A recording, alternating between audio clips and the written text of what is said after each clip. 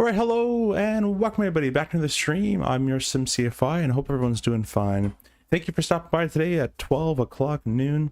If you guys don't know, I'm actually on vacation right now, and it's what allowed me to kind of stream at these more weird times for another 5 days or so. I'll be on vacation, more of a staycation than it is a vacation. But we're taking this Fenix A319 from DCA. And this is Drewski's DC with Drewski's City Pack as well, which you can find on Contrail or any other website. And we're going over to Fly Tampa's Boston. We're going to be doing this on VATSIM as well. I don't think anybody is online. Actually, I didn't connect. Let me see if anybody's online real quick. I don't think so. Yeah, there's no controllers at all. But that's okay. Maybe we'll run into some on the way. So really appreciate everybody stopping by today. I want to thank the channel members for supporting the channel. I really appreciate you becoming a member of the T-Tail Club, and also the channel partners, which you guys can see at the top right corner of your screen will be the channel partners there. So really appreciate all of you guys supporting the channel. We're on the road to 10,000 subscribers. We have a huge giveaway planned for 10,000 subscribers whenever that does come. A huge giveaway. I got some companies that are donating some products that we'll be able to give away. It's looking like it's going to be a pretty big giveaway with about four maybe 5 winners. So it's going to be pretty cool so far. But yeah, thank you for stopping by, and we will get started here. We'll say hi to the chat. We got Dilly. Hello, welcome. How's it going? I'm doing pretty good. I haven't eaten yet, which is kind of a problem, but other than that, I'm doing good.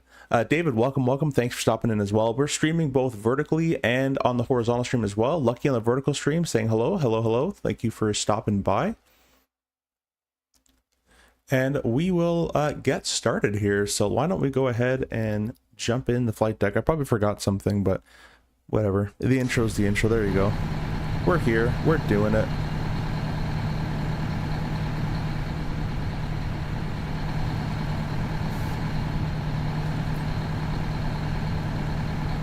Let me see if my auto FPS can work a little bit harder here.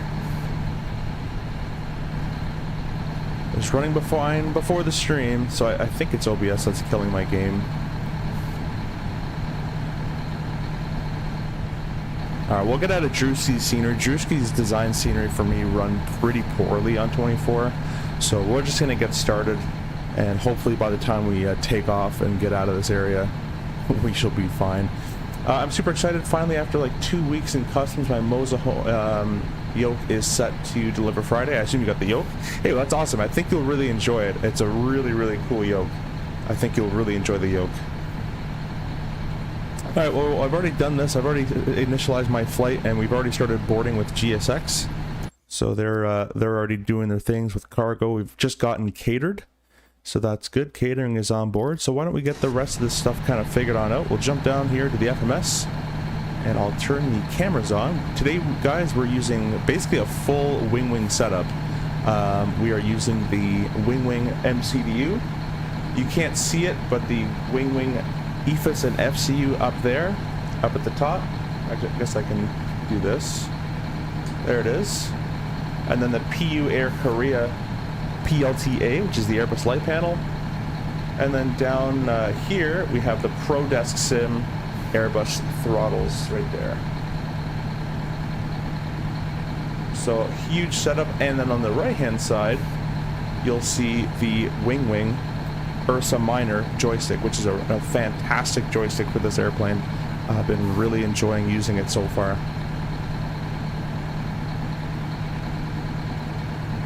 You're on the right stream now, Lucky? Cool. Yeah, we have 2 going. Yeah, we have 2 streams going. We have a vertical stream for the mobile viewers, and we have a horizontal stream. So if you're on PC or an iPad or just like this format better, go to my channel. There's 2 streams, and one that has shorts in the title is the vertical stream. So we'll get started. We're going to press the Atsu menu. I'm going to click harder. And this always happens to me. See how it's a weird format? This always happens to me for some reason. I have to unplug it and replug it. I don't know what causes that. I think what it is when I use MobiFlight and Cinemat Pro, it like kind of glitches some stuff out. But now we're all good. I'm gonna fix my oh, I didn't turn on my PU Connect software. Get that going. so my light panel can work. There we go. I hear everything clicking now. Let's turn all these off. We're just going to turn our navigation lights off, or on, sorry, and that's about it. Alright, so that's AOC menu. We're going to initialize this with the flight init page. Everything's going to pop up. We're going to be American 2134. Going from DCA to Boston. Yeah, about an hour and 5 en route, which is not too bad actually. We're going to press the init page. We're going to request the data now there. And we are 2134, and that can go at the flight number. Our cost index is probably going to be somewhere in the 20s, I'd imagine. Oh, you know what? I put my sim brief away. I'm going to go ahead and find that very, very quickly for you.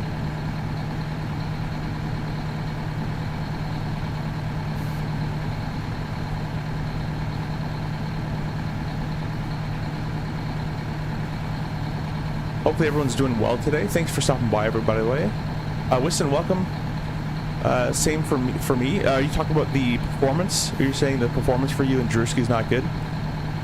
5 Snipes, welcome. Yo, I'm at school now. Well, you should be paying attention to school. Hopefully you're on lunch. 15. And then our cruise altitude is going to be 39,000. I don't know what the heck they got going there, but all right, we'll go 39,000 for a hour route. That seems a bit excessive, but sure, we can do that. Let's get the weather for DCA real quick. There's no VATSIM ATIS, unfortunately, so we're just going to get a weather request.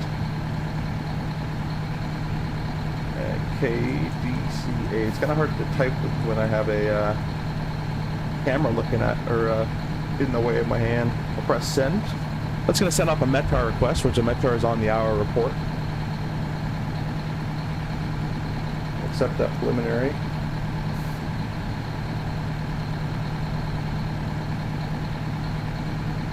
Alright, so DC is 050, 16, gusting 25, 10 mile viz, broken 32. So they're probably going to be using the 01 runway. So we're going to press the flight plan button, DCA, departure, 01. And we're going to do the Suki 5 departure, which I've flown that very many times. The Swan transition, that checks out, yes, for the flight plan. We'll insert that.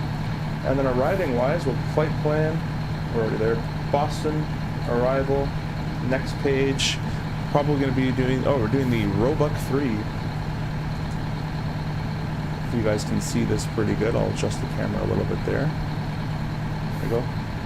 The Roebuck 3, and that's going to be via JFK. And we're going to insert that. So that's been set up. Let's go to our iPad here, and we will select.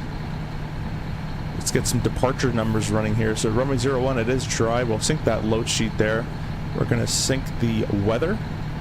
We're going to calculate that. We got 27, 27, 31. Flap 1, nose up 0.4, and a flex of 80. That's crazy. This is a short runway. So, okay, we'll go with it. Let's type this in manually. We don't really do this often in the sim world, but it's kind of fun to kind of do it, because once you have these FMS hardware type stuff, you kind of want to use it. So 27, 27, 31, it's a flex of 80, flap 1, slash up 0.4. There we go, and the acceleration height of 1520. That's the engine out acceleration, and thrust reduction is 1520 and 1520.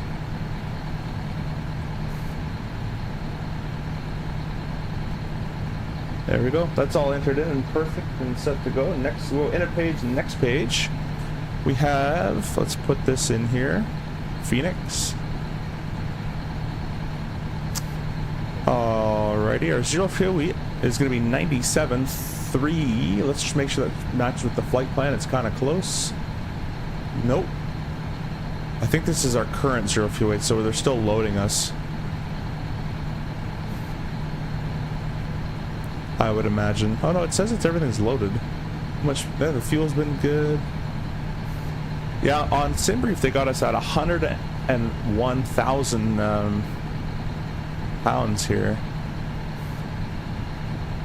for a 0 fuel weight. That seems, yeah, I selected 319. Huh. Well, we got the fuel we need.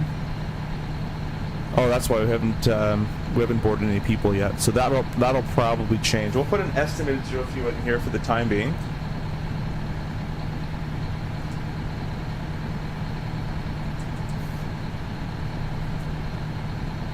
Okay, and our our block fuel is going to be 11. We're at 11.6 right now. They've actually under-fueled us a little bit.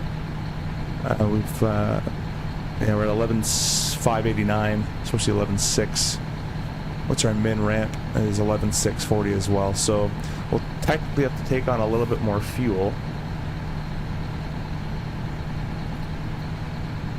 Although I don't know how to do that in the sim. So we're just going to say it's okay. Our min brake is 11.2, so we're going to hold on the APU.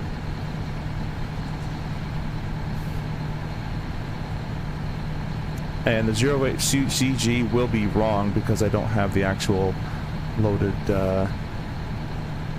numbers here. So we're going to wait on the boarding. I thought we should have been boarding already. Boarding passengers now. All right.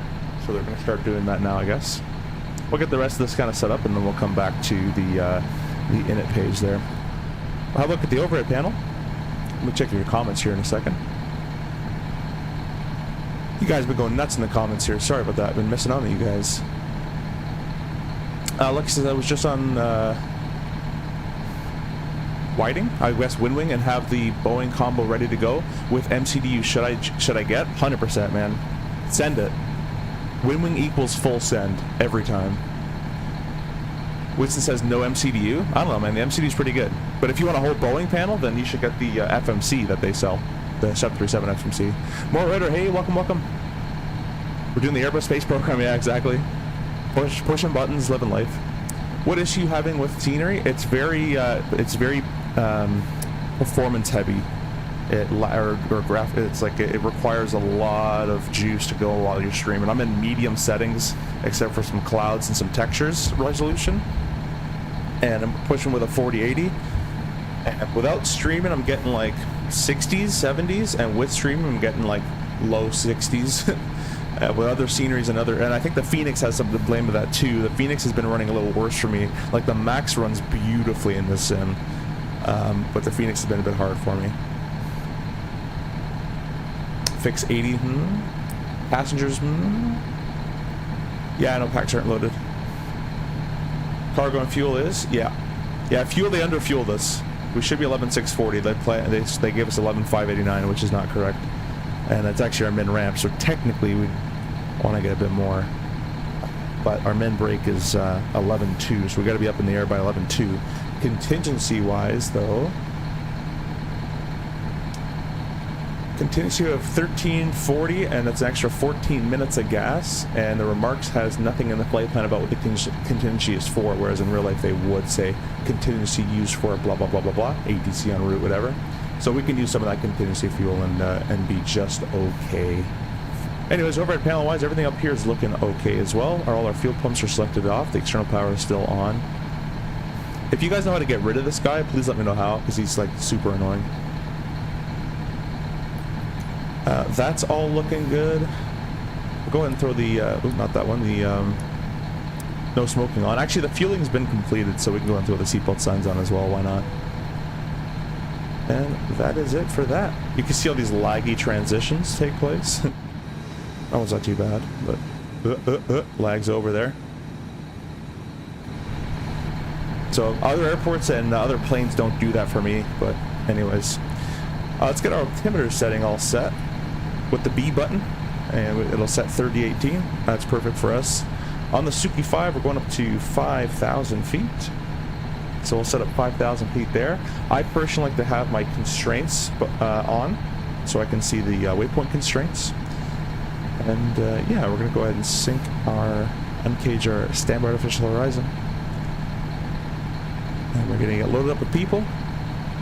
And I'm ready to go. We can talk about our departure here.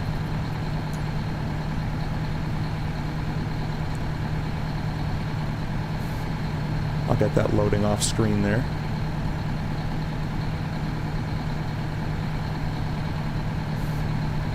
Really appreciate all you guys stopping in, saying hi.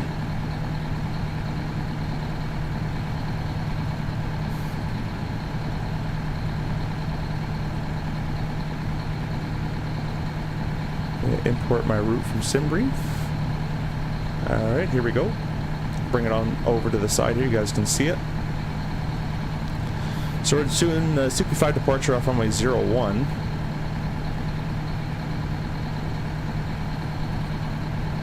And because it's runway 01, what we're actually going to do is on our heading indicator, I don't know if this is an Airbus thing, but we do this in the CRJ world, we're going to go ahead and set our heading of 329.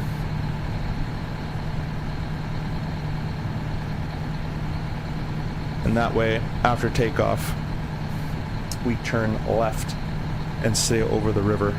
Again, I don't know if they do that in the bus. They probably don't. Probably everything automated. But we're going to do it. Let's see, track 007. Yeah, it would do it anyways, but I'll do it in the RJ, so I'll do the RJ way so I don't forget when I do it real world. And craft forever jet above 1,500 feet, below 20 knots. I've done this departure many times in real life as well. Track on 310 at Bevel, track 330 at Covetow, track at 344 Alex. Basically gonna follow this course up here. Gonna follow it on. So yeah, I'm probably thinking the bus they leave it just automatic, so I'll just push it managed heading. But yeah, in the RJ we don't do that. This is the restricted airspace right here, so we're gonna make a fix in our flight plan. If I remember to make a fix in the FMS here, but we always call this the Pilvia is the waypoint there, and we create a fix just to make us not fly over that point. Let's see if I can remember where it was. Nope.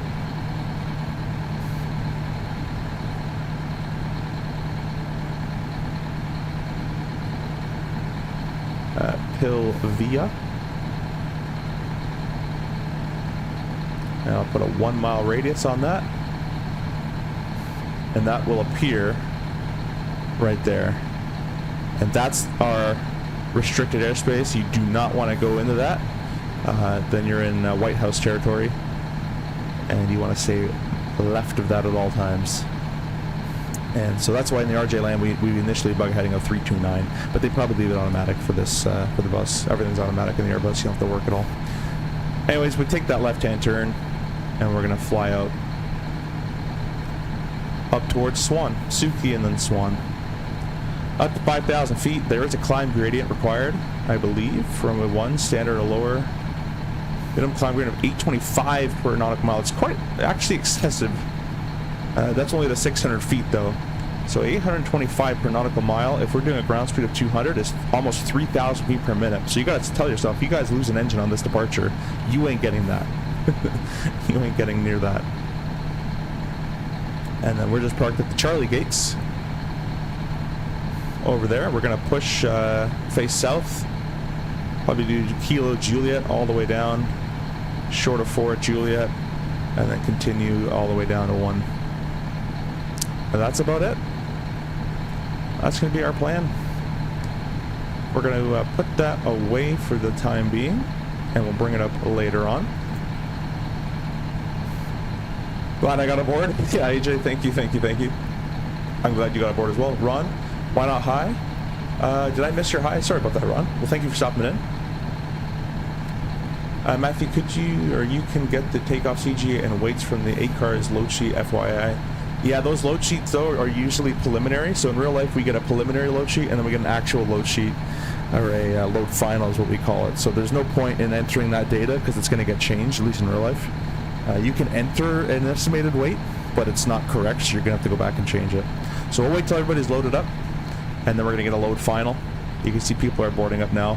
And what happens in real life is the cargo guys call in their numbers of what they've loaded to your operations center. The gate agent and plus the flight attendants will count, and everybody kind of comes together, and they send off a passenger count. And then it gets sent finally to us to create a load final. So there's a lot of moving parts in real life how to get a load final. It talks to a lot of people, and it's almost a game of broken telephone. It could become. But anyways, you can see our 048 is loading up now. So we'll take it as it goes. Major Mark, hello, welcome. Thanks for stopping by, guys. Major Mark, thank you for being a channel member, by the way. Mark is a fellow streamer and a good friend as well. I met him at the expo. Well, I met him on Discord before that, but met him at the expo this last year in Rhode Island. So be sure to go check out the Major Mark's channel. I think he'll be streaming again eventually. Bad news got held up by TSA. Good news, I made a new friend. Awesome. Yeah, hopefully it was a random check and you got to go home. On the Airbus, you just say, hey Airbus, take me there, and it happens. That's it. Press buttons. If you fly into the prohibited area, you'll get a free air show, though. Yeah, there could be a lot of smoke for some reason coming up at you at a very fast rate. I don't know what those are, right? AJ, so wait, how did you get Pilvia in there? Is this a custom waypoint that you added before? No, Pilvia is a known fix. So if I go in here, there's actually an intersection over that airspace that's called Pilvia. I just memorize it because that's just in our procedures to do out of DCA. But just click any waypoint, press fix info, and then type Pilvia, give it a 1 mile radius, and that's that waypoint right there. That's just a waypoint that exists. But good question, thank you for that. And the performance at this airport is atrocious. We're also using the Drewski City Pack, which is laggily, oh my gosh. It is all that. Doesn't really look all that great. Might even turn it off. It doesn't really do much. But yeah. It's awesome. There's no cargo, but they just left the door open. That's how they do that. Yeah. Cool. Well, soon, Major Mark says. AJ coming with a $3 donation. So many thanks for that. Do you gate agents relay lots of fat? No, they don't. For CG? No. Everybody has an estimated and an assumed weight. I actually forgot them now, but there's I think it's like 195 for a male in the winter. So there's winter weights and summer weights. So everybody has a generic weight, and that way it accounts for some fudge factor. If someone weighs, if there's many kids on board, or smaller, shorter people, they'll be deemed as 185 pounds or whatever. And if there's bigger people, they will kind of get all caught up in the fudge factor. So that's something to know is you like, and this is a lot of things in aviation, you don't actually know the real weight of the airplane. Just like when you're flying at 200 knots, you're not actually flying at 200 knots. There's a little bit of error in that, right? Because the pitot-static system is going to have some error in it, and that's why it gives you calibrated airspeed. But even in that measurement, there's going to be something on. So that's why a lot of people in the sim are very about, not to be about your numbers too hard. Obviously cross-check everything, but I don't know where I'm trying to get at this, but there's always a little bit of fudge factor built into everything here. That's what I call it. That's the professional term, is fudge factor. Emmett, welcome. How you doing? Oh, you're not even talking to me. It's all good. It's all good. Should be done boarding any second here. Got a couple more to go. Let's check that vertical stream. You guys have been chatting up in there. We only got 3 people watching the vertical stream. Not looking too hot today on the vertical stream. Usually the vertical is the one that does the best.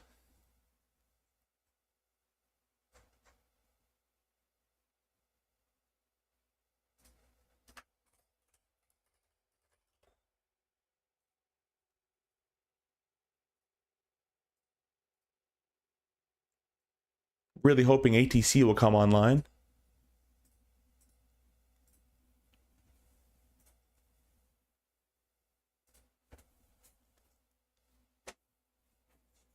All right, guys. Well, while we wait for the extra little people here, I'm just gonna go quickly grab a drink of water. A neat trick: if you take bags from cargo bay and stick them in the overheads, they become weightless. Sure, yeah. Big brain strategy. I'm just gonna quickly run out and yeah, grab a drink of water, and I'll leave you with this beautiful 319 view. 2 seconds.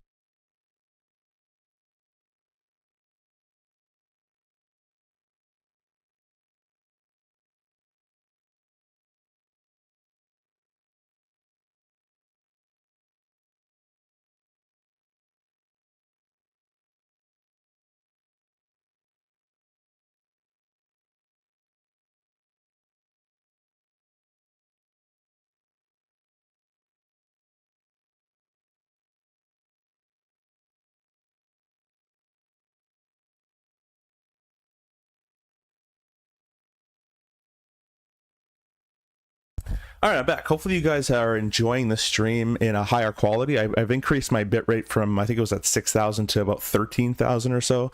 So hopefully you're getting a better experience watching that. It says, well, I'm doing fine. How are you? I'm doing just fine as well. Thank you for stopping in. We're going to get going here. I think, oh my gosh, these are the slowest people ever. The RJ board's, you know, 70 to 80s, and it takes like 7 to 10 minutes. I don't know why, but this is feeling like it's taking much longer. I'm just gonna zoom on this number. We'll wait for this number to count down.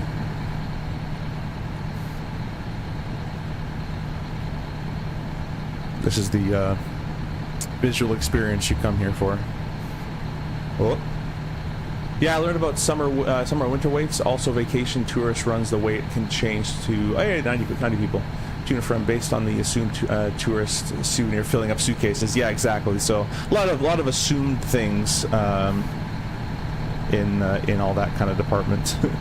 Anyways, we can go ahead and fill in our data here. Aircraft loaded. We can just send that all to the FMS and it gets sent. We should have got a load final now.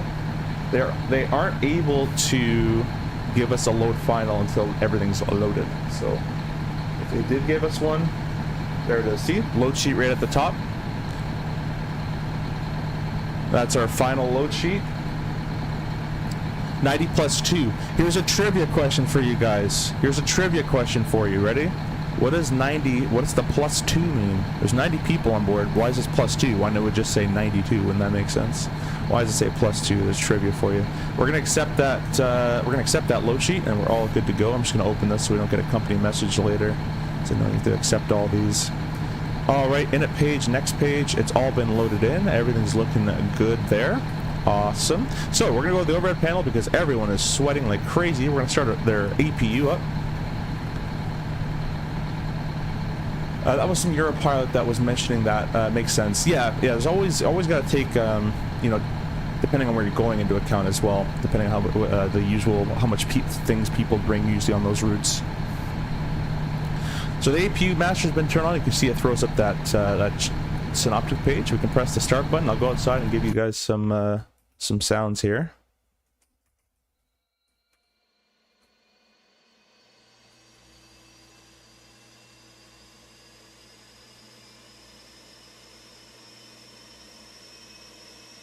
You guys let me know if the game is too low. If you guys want it louder, let me know.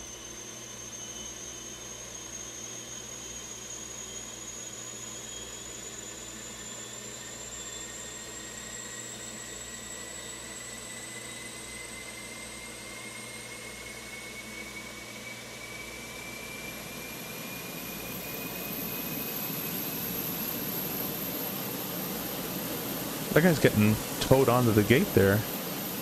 What? I thought I turned all this stuff off. I don't know why there's so many airplanes here. But anyways, that's kind of cool. Neil, you're correct. Yes, infants. That's what the plus 2 is.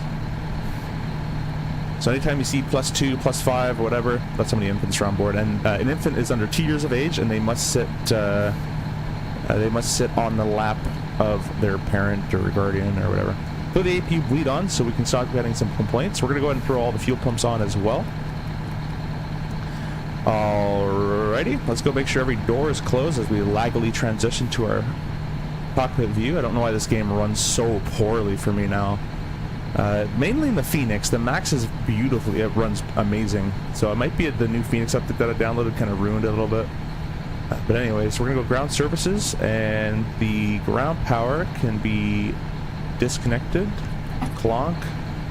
We can get rid of it there. Get rid of the PSA, get rid of the chocks. All the doors are nicely closed. So we can go ahead and tell GSX they can prepare for the push and start.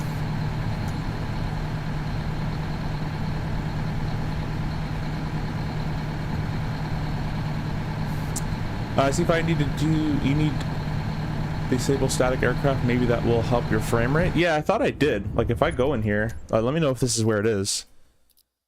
Airports, parked aircraft quantity off. Parked aircraft variety I have low, but the quantity is off. that's off. You can't turn these any lower.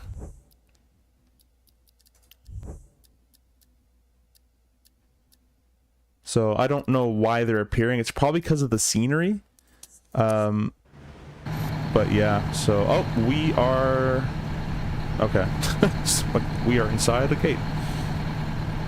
She's waving at us. This is where you go, they say ground to cockpit, and you say parking brake is on, or radio check's complete, something like that. I don't ever do it, so. Communications checks, parking brake is on.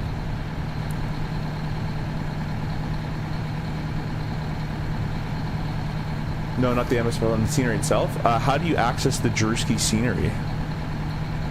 Or is it some config file that I gotta go change somewhere?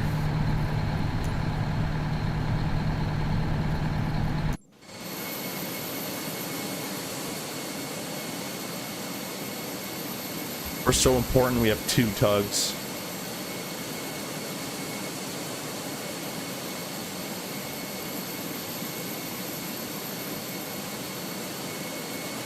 You guys on the vertical stream, I appreciate everybody stopping in. If you haven't hit the subscription button as well, we're on the road to 10,000 subscribers.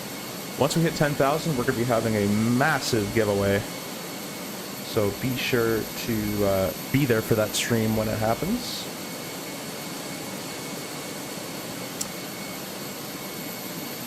All right, we're going to go nose to the left. We're going to be facing south on Kilo. We don't need the long.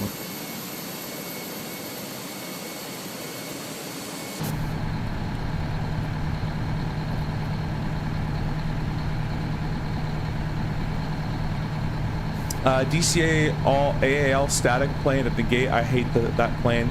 There's a .cg file that you can edit to get rid of the dumb plane that taxis in and out of the gate. Yeah, it looks cool maybe once, but it's kind of pointless.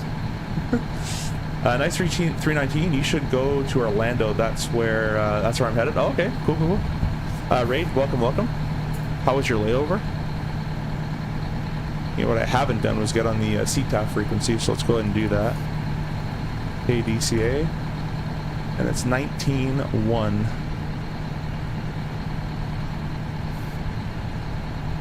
So we're going to get ready to push. 19.1 is set. We're squawking 2,000. We'll turn that in the auto position there. Actually, I think for VATSIM to pick it up, you need it in the on position. But we'll do that. We'll go ahead and throw our beacon light on. I'm going to do this with my PLTA by Pierre Korea. There's the beacon. Everything is good to go. No, and we're going to go ahead and throw the parking brake off.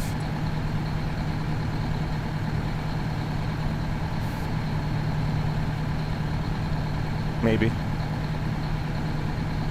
There we go.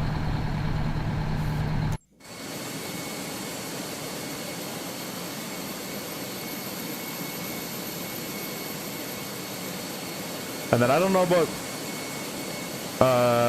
Airbus. I would assume it's the same because it's tug physics, but we don't really start engines unless we're on a straight. So we're not going to be starting these guys up until we're on the straightaway.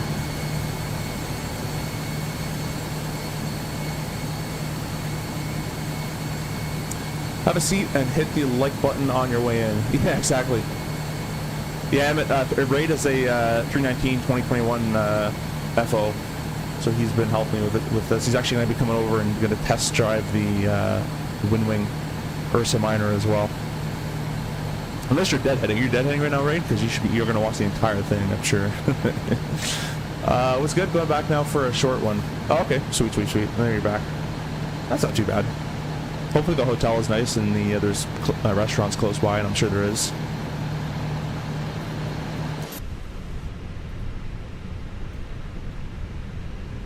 Alright, we're on the straight. Let's go ahead and turn our ignition to the start position, or I don't know what they're going to call that, but the mode selector, I guess.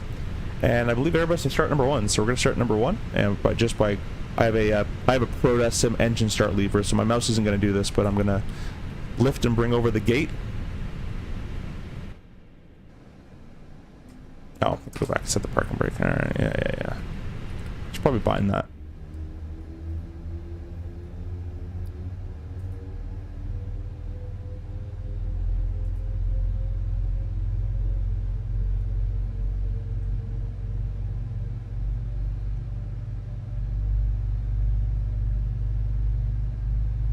Hey, Captain Hoy, welcome, welcome, welcome. Thanks for stopping in.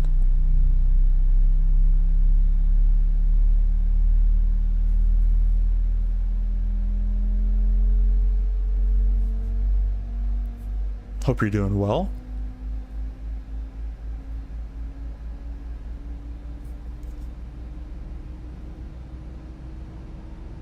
Just me or the 24 textures on the ground just don't look that great.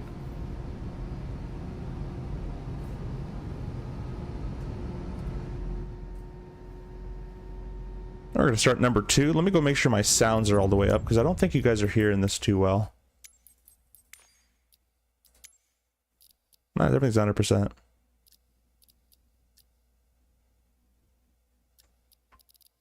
Alright. Starting 2.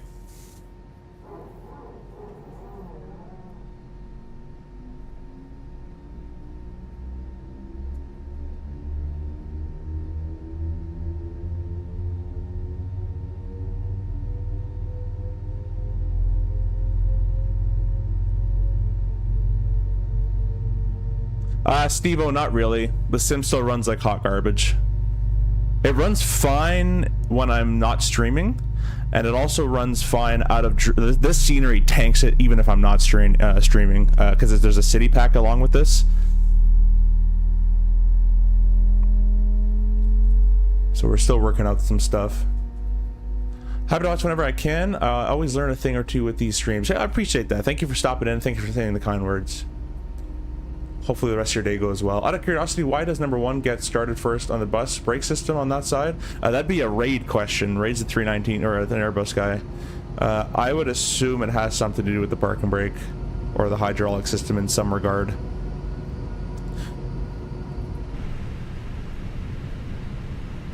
Alright, we're all started up. Let me go ahead and just adjust my chair here. I'll put the cameras on so you guys can see them.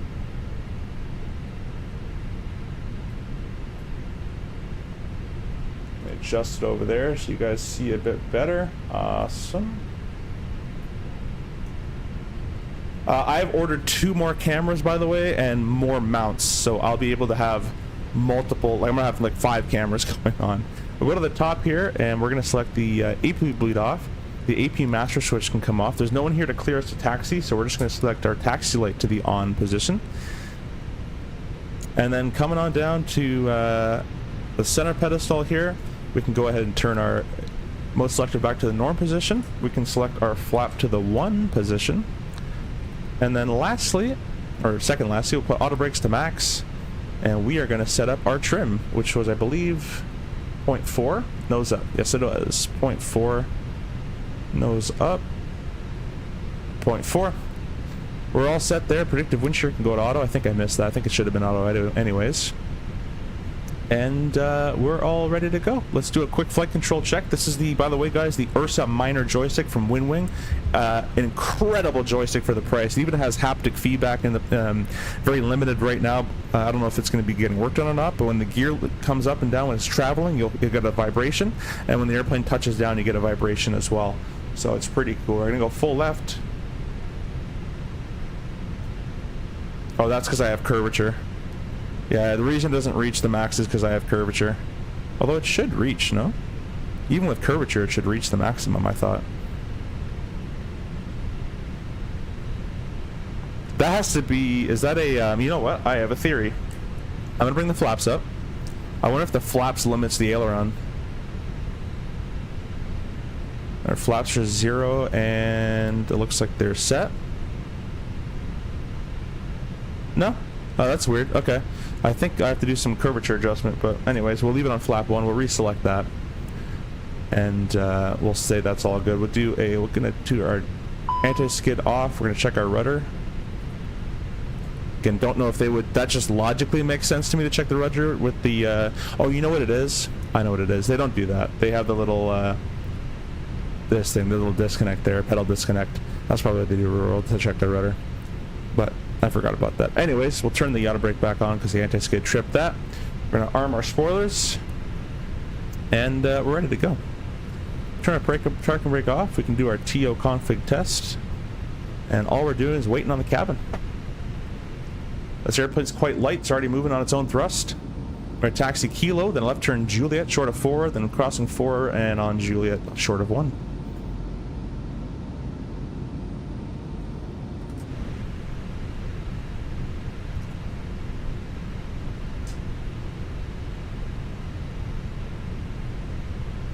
Let me go switch over to 19.9, or 19.1, sorry.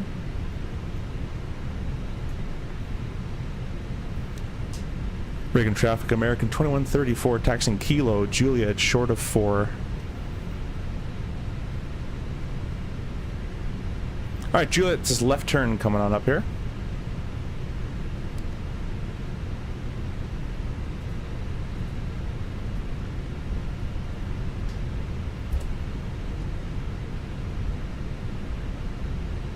Not sure if it'll work. On the Fenix support page, it says you can go to the character creation and set co-pilot to none. Oh, alright, I'll probably have to do that. How you liking the full Winwing setup? One of the best purchases I've ever made next to Boeing EFIS. Winwing has direct access to my bank account. Yeah, exactly.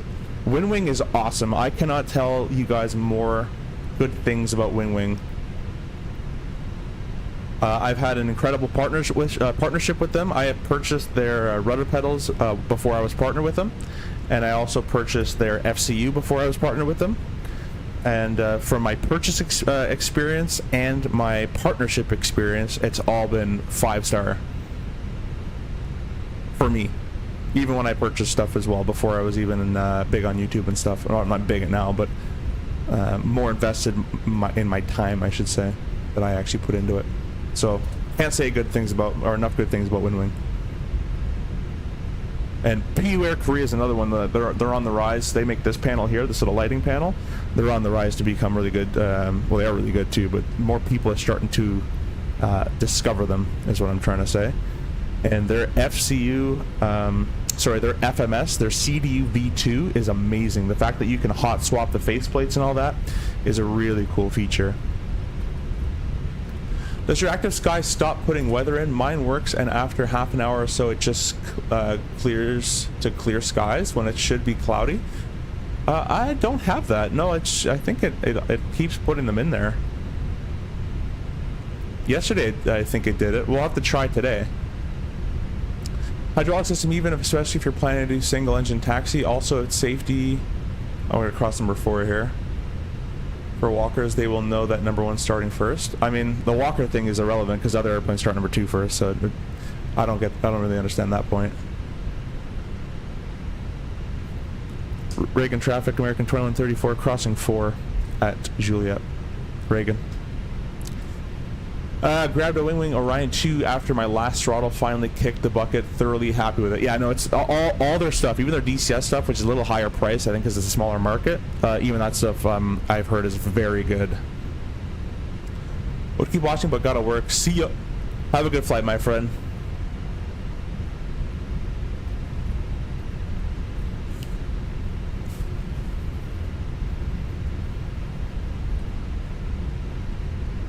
And yeah, for Winston, for the single engine taxi, like in the RJ, we do right engine single engine taxis all day, every day.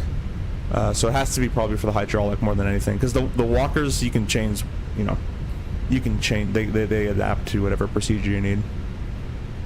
You should take a look at SL3 design compact 320 overhead. I was going to purchase it, but stopped shipping to the US. Oh, okay, that's not too good. Yeah, I have a I've spoken to a company that's I believe making me a minimized overhead panel for the 320. I just have no idea where we're gonna put that thing.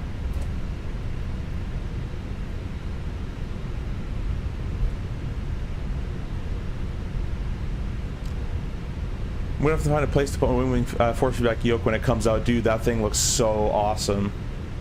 I don't think I can fit that. I would love to have it. Alright, let's get ready up here. Reagan traffic, American 2134, lining up runway 1, Reagan. Alright, we're clear takeoff because there's no one here to tell us otherwise. Turn all this great stuff on. I'm going to kind of make it more right in the block over here and use as much runway as possible. It's a shorter runway, not super short, but it's on the shorter slide for sure. Shorter side. I think I said shorter slide.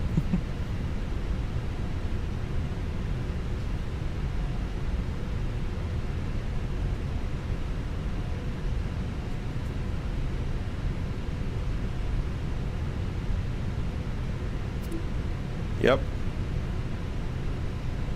It's only a 4080. Can't run the game on medium to low settings. I must have something bugged somewhere. There's no way that it's that bad. Anyways, we're all ready to go. If you guys are members of the channel, put your flex emojis in chat. If you guys are members in the channel, I'm gonna spool these engines up.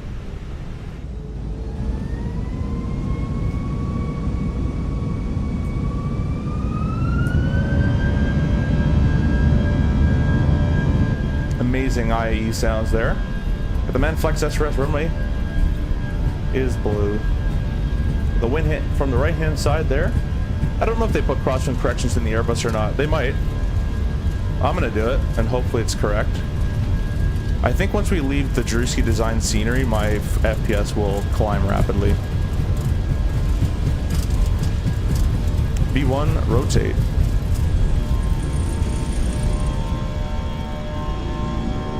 Gear up.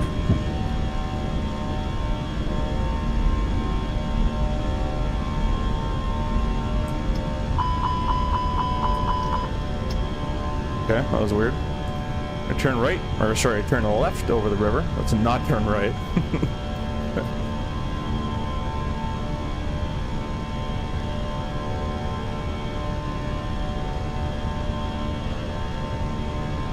And usually the autopilot would be on by this point because it's kind of heavy, dense airspace. You want both pilots to be kind of aware of what's going on.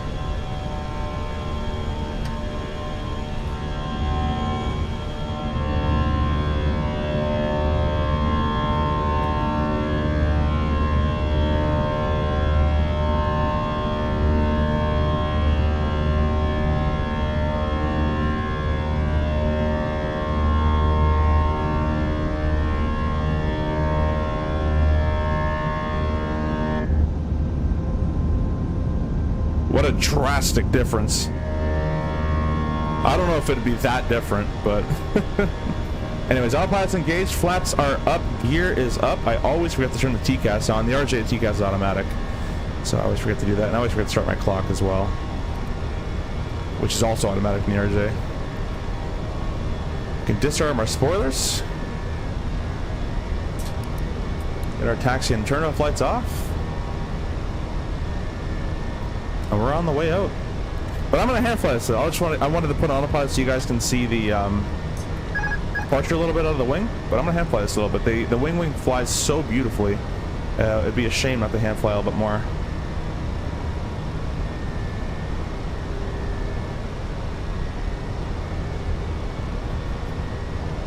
There's the correct side. Let's zoom in a little bit.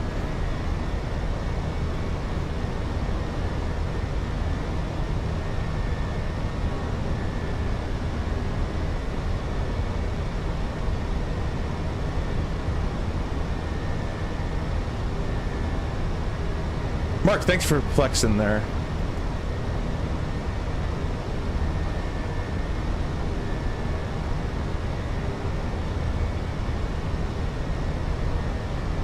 I'm gonna have to find a place. Yeah, exactly. I think I already read that part.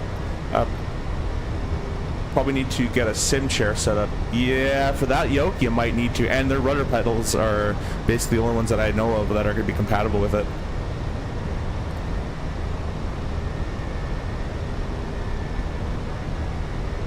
There is so much choice these days for FS hardware. Like those of Winwings do, there seem to keep their prices low for what you're getting. Sorry, I like the looks of Winwing. Yeah.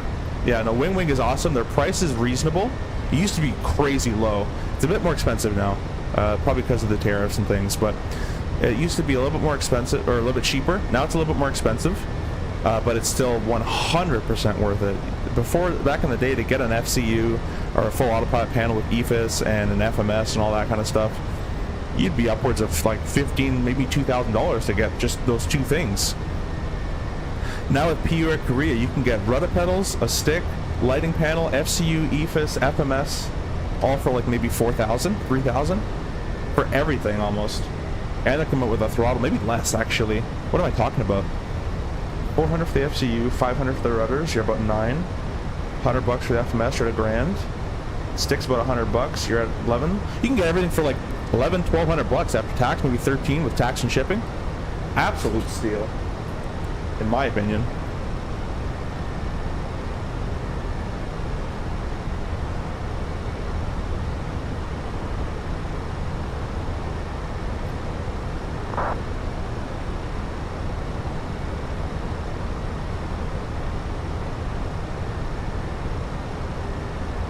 I think that's a bug. I ran it everything on low and still got that popping up.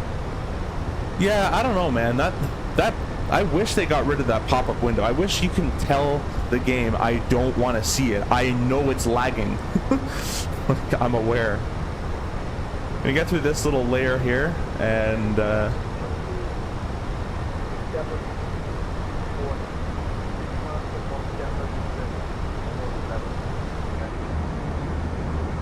and then we're going to go ahead and ditch the seatbelt signs. Angry bus noises.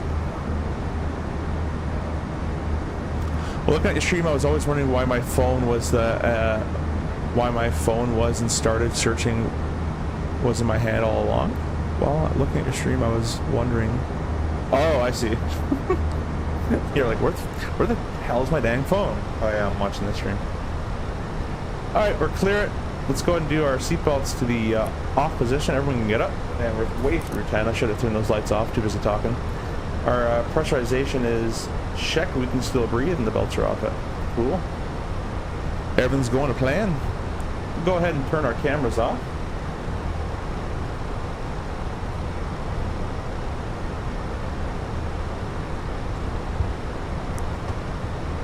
I like the new Winwing FCU, but the knobs on it are more spongy than my mini cockpit. Yeah.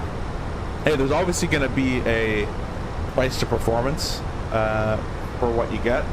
I will say that the MCP, the PAP3, the 737 autopilot panel that Winwing makes, is the knobs feel really, really good.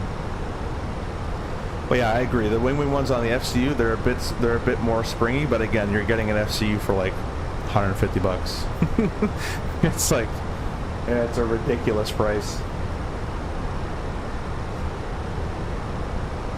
Can't really complain. If it was like 400 bucks and it was like that, you know, I would say something.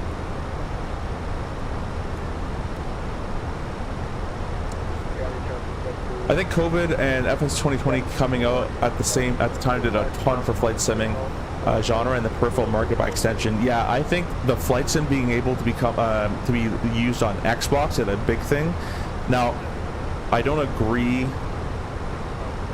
Like, a lot of the Xbox players are just kind of fooling around, and that's not my type of simulation I like to do.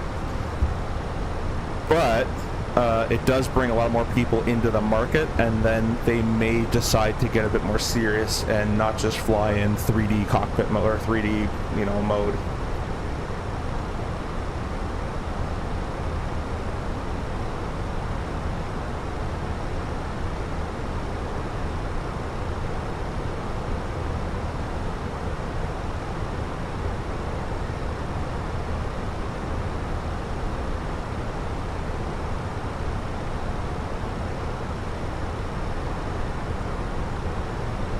You know what?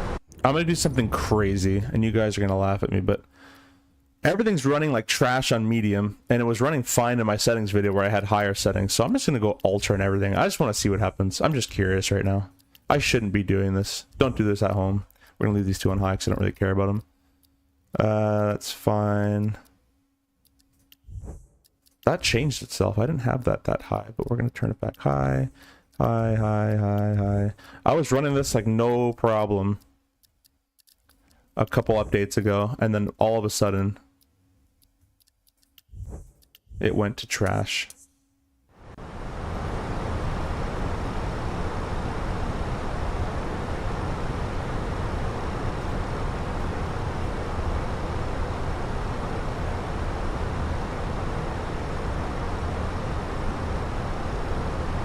Getting 40 FPS right now.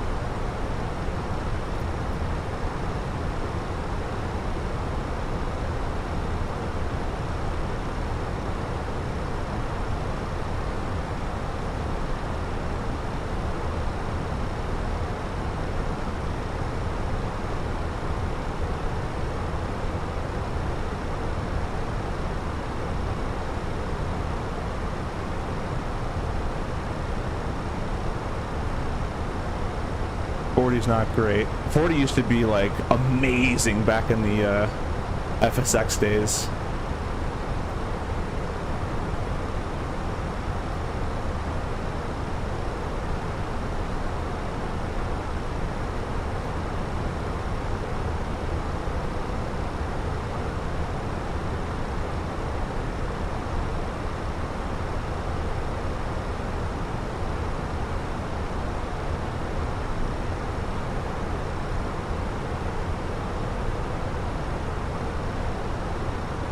Still in the 50s. Now what I'm gonna do, I shouldn't be doing this, but I'm gonna go ahead and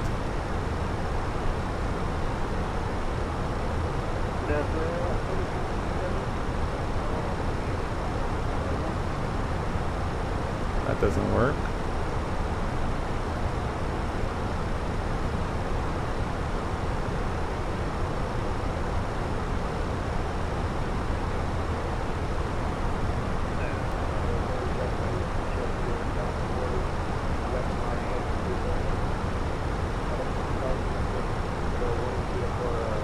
Talking about the Ursa Minor, I have had the airliner and fighter ones for months, but just recently found out I can adjust dampening. Oh yeah, cranked it up and feels 100% better. Yeah, man, I got out of the box and immediately adjusted dampener.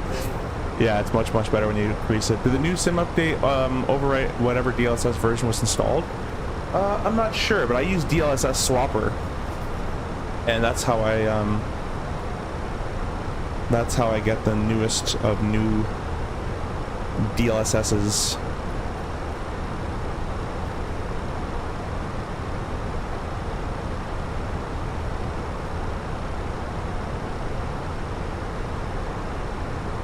I recently just installed the NVIDIA app. I'm gonna uninstall it just to get the newest driver. I know you don't have to do that, but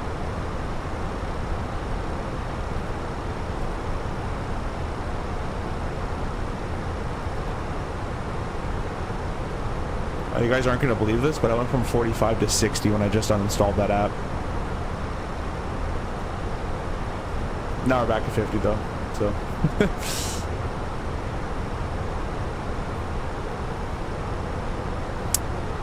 Match, hey sir, just stopping by to say thanks for your great CRJ content. Been using it to learn the plane. Hey, well, appreciate that. Thank you for stopping by. Thank you for subscribing and being part of the channel. Really appreciate that. I just don't like how the frame gen has taken over as the solve for low frames instead of core sim optimization. 100%. Frame gen was never needed before, and it shouldn't be needed now with the performance and hardware that we have. Why do my auto brake get set to low? That's weird. CRJ is great change of pace for the overly automated Airbus. Oh my god, yeah. The if you can fly the RJ, you can fly anything. I'm gonna die on that rock. Is a lot of work. It's the hardest airplane. It's not the hardest airplane to fly, by no means. But if you can fly it, it makes you that much better. I'm gonna turn auto FPS off. And again, I shouldn't be doing this mid-flight. This is a no-no. Never do this mid-flight. This is very bad. I'm gonna go over here. I'm gonna set these to 200. These changed again. We're gonna set everything to ultra.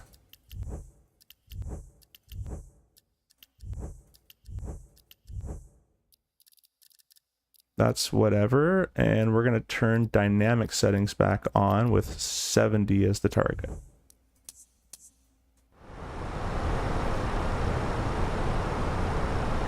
We're gonna run it like this, and we're gonna see what happens. Hopefully it still looks good on the stream.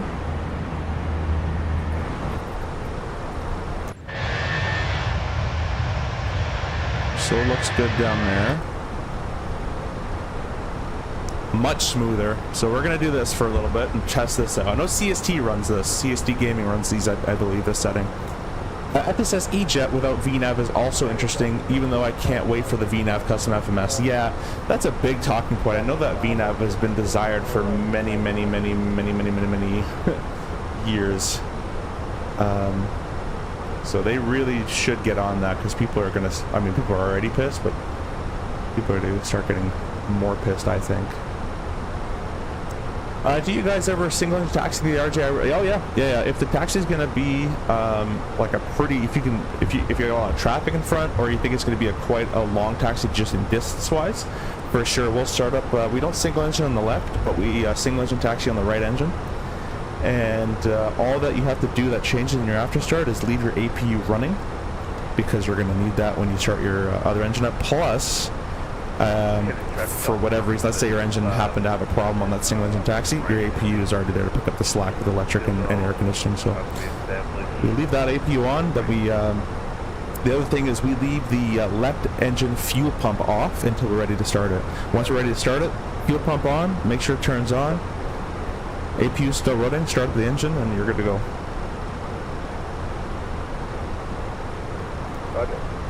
People were pissed about the FSS last year. Oh yeah, people will remain pissed, I think, at the FSS. So I know to set a wing view for. Oh, let me go ahead and set a wing view over here. Actually, I'll make this wing view a bit nicer. Okay, traffic check group down 40 at 6 mile runway 4 right, scatter check. I'm going to get off the CTAF frequency here, as we don't need to be on it anymore. We're going to start setting up for our Boston arrival.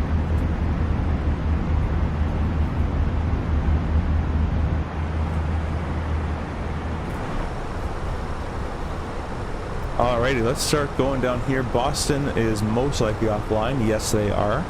We're going to go down here. We're going to press our MCD menu, then our ATSU, AOC. I don't know why I have to go through these menus every time. I would probably in real life you don't. In real world, like if I just press the MCD, this is RJ, this is not Airbus, but I would imagine the Airbus would do this too. You press MCD and ACARS, it goes to this like the last screen you're on in the ACARS menu. Not I have to go through ATSU and then AOC and then every single time. Weather, KBOS. Another thing that the RJ has, which I'm sure this one has as well in real world, is the ability to select auto updating ATISs, which is kind of cool. It'll just keep sending you the newest one. Let's get off CTAF here. Looks like dynamic settings is working very well for us performance-wise. We'll just have a look at the terrain later. Hopefully the terrain stays nice looking. 0707, 9 mile viz. That's what that's saying. Let's take a look-see on Navigaph.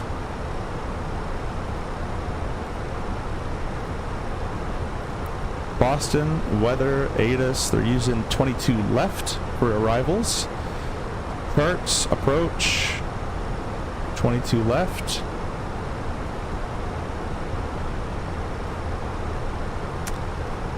That brings us to an MD of 216 on the ILS. That's not too bad. 200 above ground as usual on a Cat 1.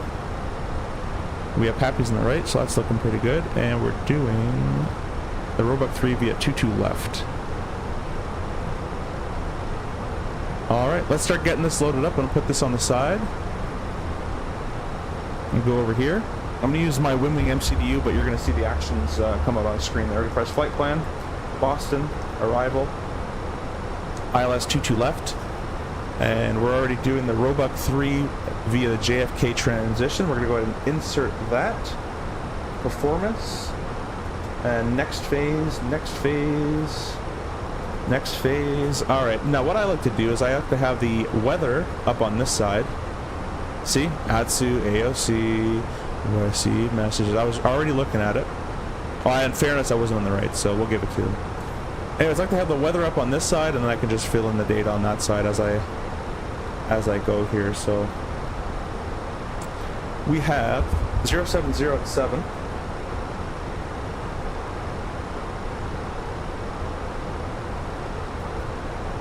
And then we have a altimeter of 3030. Didn't type.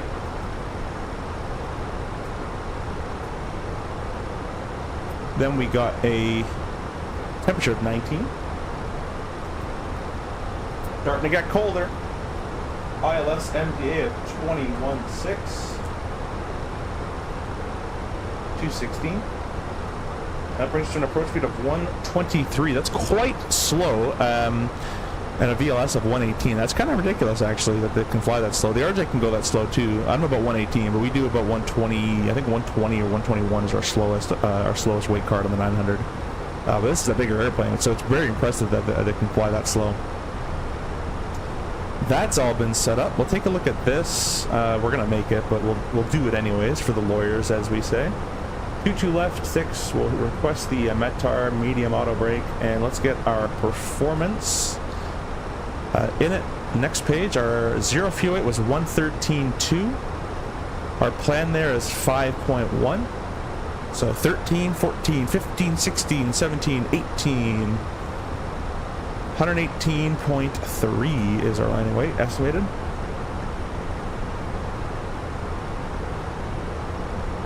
Enter that in there. Medium auto brake brings us to that. Let's what about a low auto brake? Yeah, we can do low. How much length are we rocking with here? That's probably a joke in there somewhere. 22 left. Oh, it's 10,000 feet. We're gonna use low. Low is more than acceptable for that. We'll save those brakes a bit, and then we're gonna give you a departure briefing here, or wow, give you an arrival briefing here shortly. One of the only times I had to train someone on X-bleed starts, we shut down the APU, and right when we got out of the alley, of course, I read it wrong. Of course, the number 2 gen crapped out. Complete AC failure. Yeah, exactly. We actually have, at our company, we have a supplemental checklist, and cross-bleed starts are on there. It's quite nice. So there used to be memory a long time ago, apparently, but now they're all on the checklist. So we just read it. FO on the ground, FO will read it, and PIC will action it. Quite nice, actually. Wait, that probably sucked. Had to get a ground power cart. Actually, I guess you probably get a ground power cart brought to you, or you probably just got towed back on gate. Hopefully you're just next to the gate. And hopefully not out. Actually, already. Sorry, I don't know how to pronounce your name, but I'll call you Gigi. Hello, welcome, thanks for stopping in. FYI, the CRJ is on sale at Aerosoft store. If anyone's... Oh yeah, that's true, the CRJ is on sale. Aerosoft's having a massive sale right now, guys, so go check that out. Sorry, I've been not looking at the vertical stream too much. Captain Morpheus says hi. While I was just using Navigraph before for the weather. Didn't realize ASU had weather too. Yeah, it's all there. 128 for +5. Yeah, that +5 thing is an Airbus, I guess thing. In the RJ in real world, we don't add those +5s or anything like that. I don't know if they do in the Airbus either in real life, depending on the company.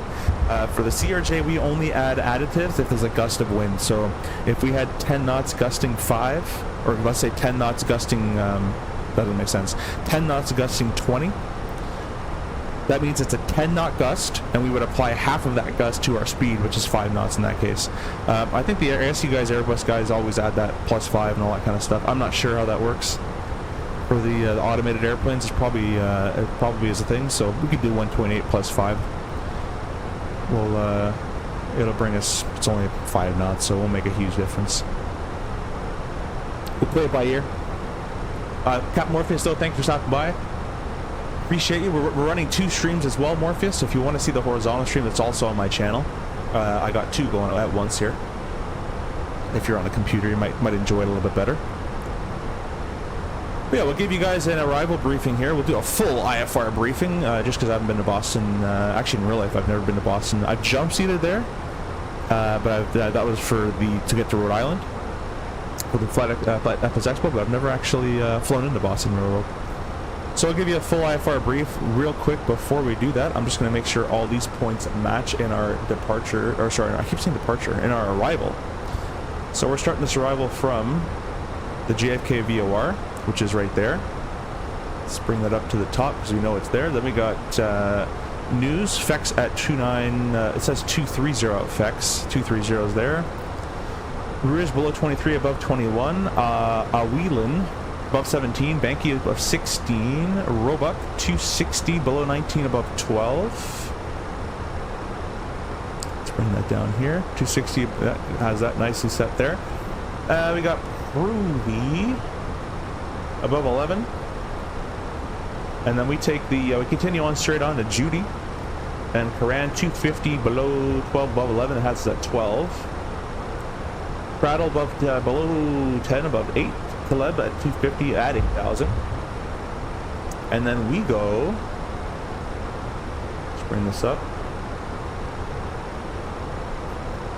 We take the right hand side here to Ethan, and that's at 250 at 5,000. And then it goes over to Pitrick. Take that left hand turn. Pitrick 220 at 5. That's all in there on the approach.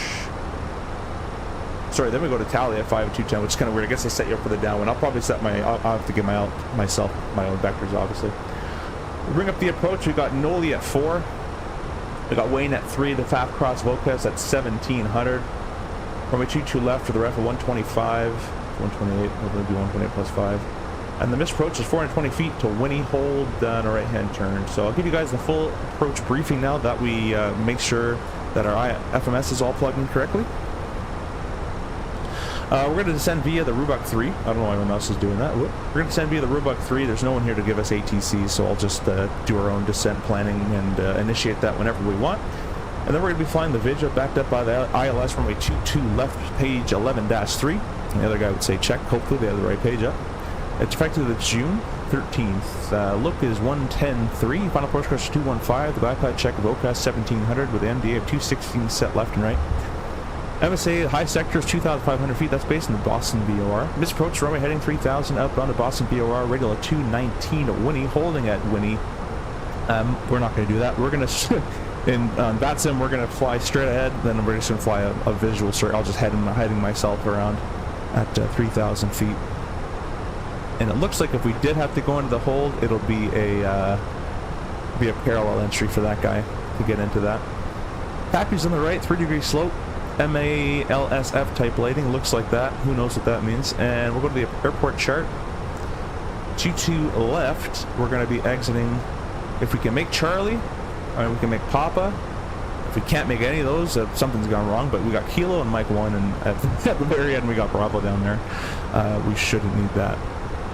Most likely we're going to take Charlie and Papa. Fuel-wise, we're predicting to be in Boston at 5.1. The OFP min fuel at Boston is 4,000. So we have 1,100 pounds of extra gas. If there's no traffic there and no ATC pops on, we can do a very quick spin around for a circuit and get around and try again. But if we get close to that 40, we'll call it 42 for fudge factor numbers. We're just going to go to the alternate. And we'll decide... we'll get going, yeah. We'll just get going to the alternate. KMHT is the alternate. Don't actually know what that is. They have these weird alternates. Why wouldn't I just pick freaking like LaGuardia or something? Manchester at Boston Regional Airport is the alternate. Okay. Cool. You guys have been thoroughly briefed. Any questions? Any concerns? Threats? Whatever you guys want. We are on taxiway Lowell, new student, and very much a, sorry, we are on new, we were on the taxiway, new student and very much a cluster. Yeah, probably. Our crossbleed was read and due as well. Okay, that's good. That makes it good. I don't know why I can't read right now, but it was required then an item on the OE. I prefer to keep the APU up while singling and taxing. Yeah, 100%. If you can do it, then why not, right? I guess you guys, is it required to do it while taxing, or could you do it just after push or something like that? And you probably have to get, clearance obviously for a crossbleed start after push, but yeah, that sucks. That sounds like a 200. I don't know why, but I'm getting 200 vibes from that.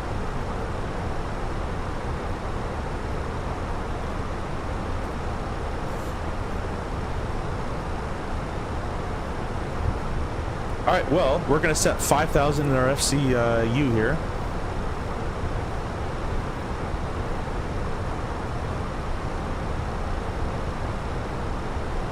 And we are ready to descend. Once that top of descent arrow comes in, we're going to click our knob in here, push it in, goes into managed or VNAV mode. Low auto brake on that. And we're looking good.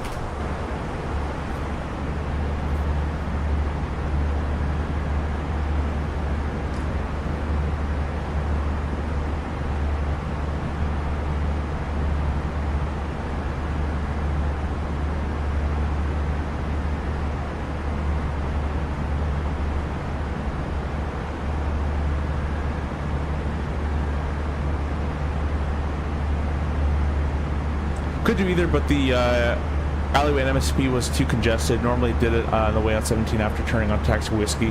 It was a 900, if you can believe it. Oh, okay, wow. That's, yeah, that's not really common on the 900. A full AC failure. That is quite crazy. That would be a pretty bad day if you went up with that one. It happened to you midair. By the way, guys, thank you so much for the subscriptions. We're up to 9,187. You guys are killing that subscription goal there, and we are doing really, really good on that. So really appreciate that. We are getting closer and closer day by day to that 10,000 mark, and we're gonna have that big. We're gonna have that big giveaway. We're gonna be giving away a.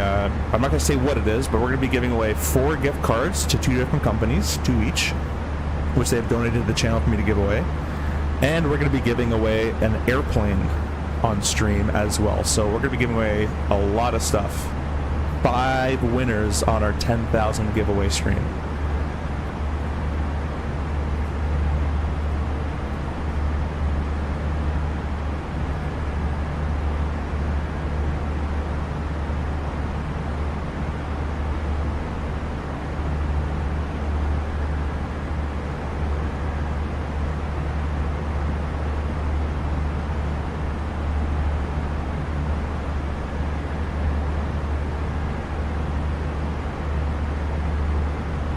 Hoy, thank you for that. Appreciate that.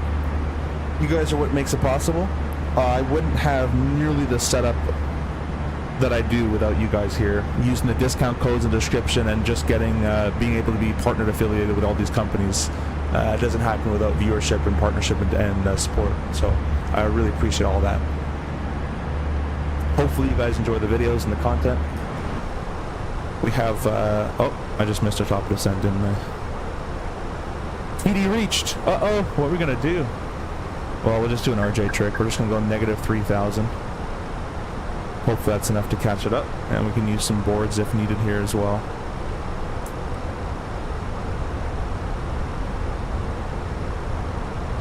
Ooh, look at that low speed queue come up. That's really cool. As I add spoiler, look at this low speed queue come up. As I add more and more and more spoiler.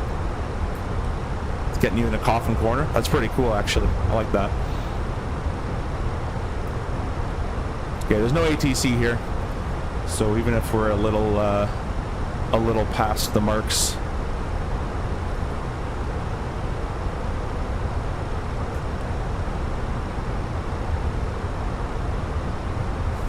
I was too busy talking. It's okay, we're gonna CRJ this up.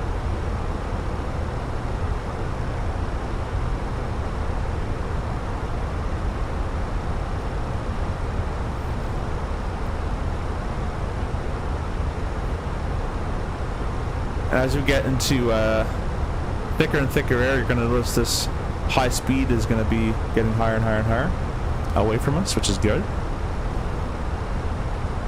As the critical knock gets more far away from us. Will you post in your Discord what day the giveaway will be? Yes, 100%. Yeah, we're going to be, I'm going to be probably, I'll probably be like 9,960 area or something like that, and then we're just going to do it when I'm around that. And we'll call it 10,000, and hopefully we'll get the rest in the stream. Maybe, and so because well, maybe we'll wait actually till we're at 10, and then I'll give you guys like a week to get ready for it. I'll post it way in advance.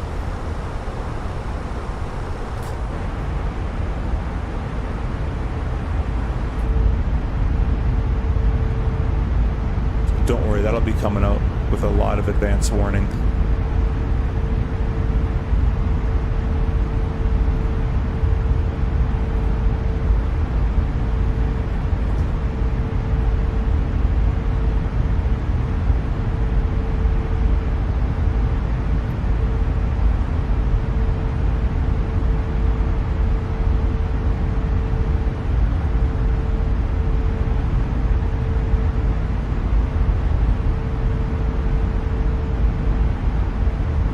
It's a nightmare to get like cameras set up.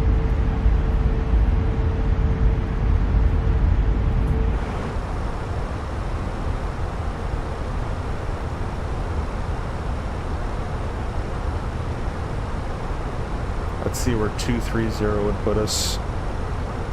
Which is right there. Oh, let's talk about, we're still on descent path then.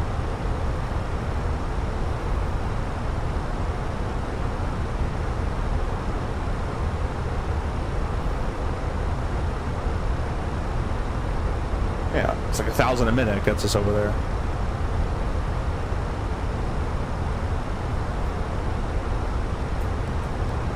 Gonna get rid of our spoiler. New cruise out 5,000.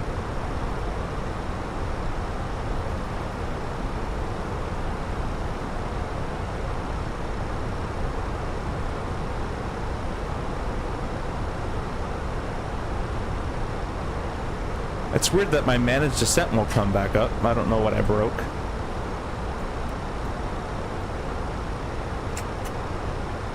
I broke something.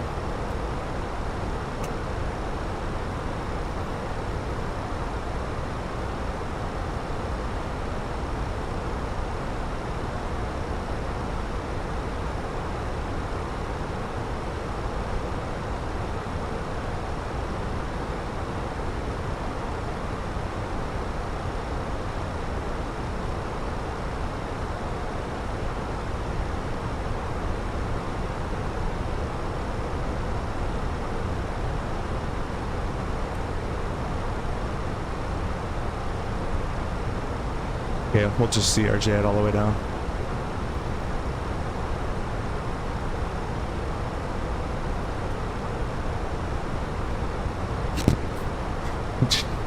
I'm not even gonna read that comment, JD. Hope you're doing well.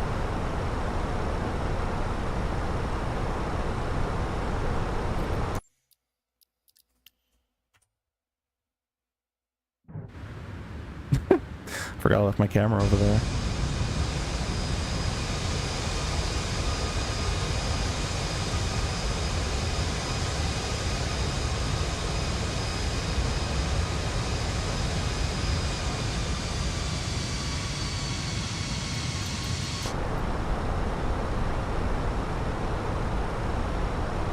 There we go, there's descent mode.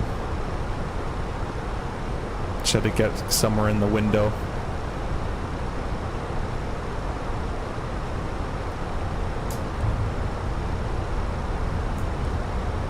Bring those beautiful spoilers back out.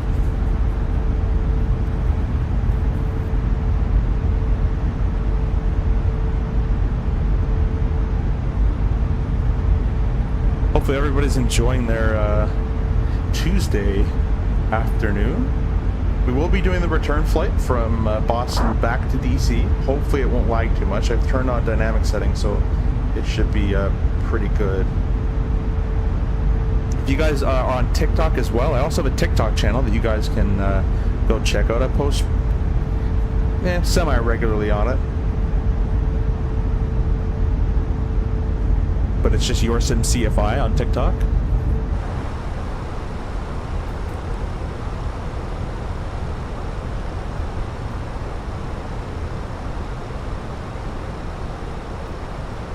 I mean, the descent mode kind of blew through that constraint that it literally had right there for itself.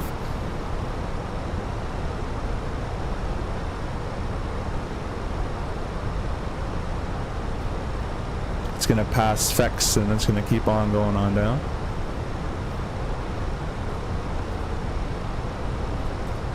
But if the VNAV screws up, that means you screwed up, because you are in charge of the VNAV.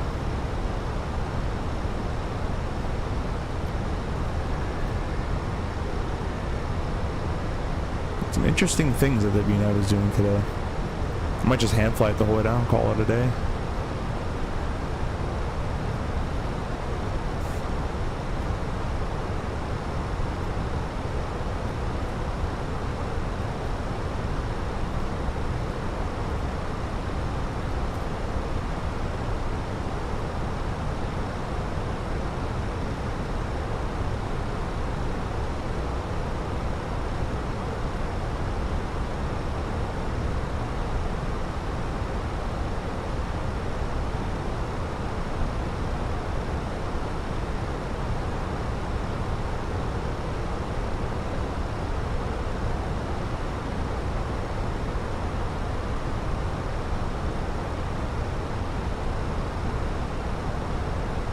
don't know what's happening to those clouds. It's some very, very fast cloud forming. Don't worry about that. Yeah, I don't know why it, well, I do know why it rushed to get down. It's because it had to get down for that 23,000, but that's a pretty low restriction. I don't know why Boston built it like that. They have obviously a reason for it.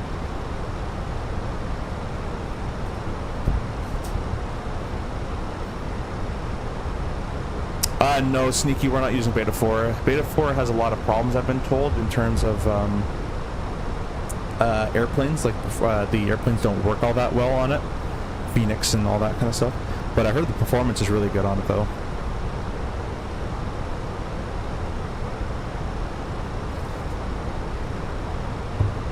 Let's get Boston CTAP all up and running. Boston.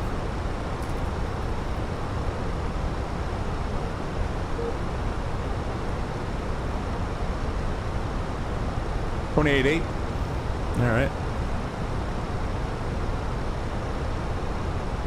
Wait. Yeah, 28.8.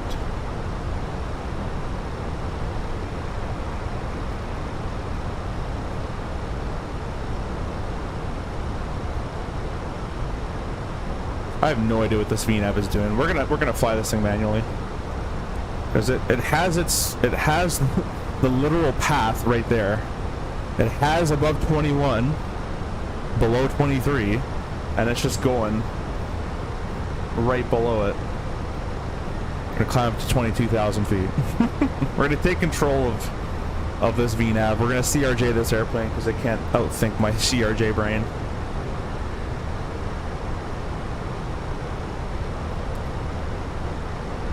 But I don't know what sort of path it's on, if it's in managed descent and not doing it. But anyways, yeah, performance is amazing, but most planes are broken. Yeah, kind of sucks. I really do want to change to it, but watching these streams make me want to quit my job and find something in aviation. Yeah, hey man, if you can find something, you don't have to be a pilot. You could be maintenance. ATC is quite difficult to get into, but it is a rewarding career, I've been told. There's that path coming back on live, but we're not going to care about the path. There's no point to be descending anymore. I mean, we can go down to 21 if we really need to, but we need to be below 23, above 21. We're in that window now.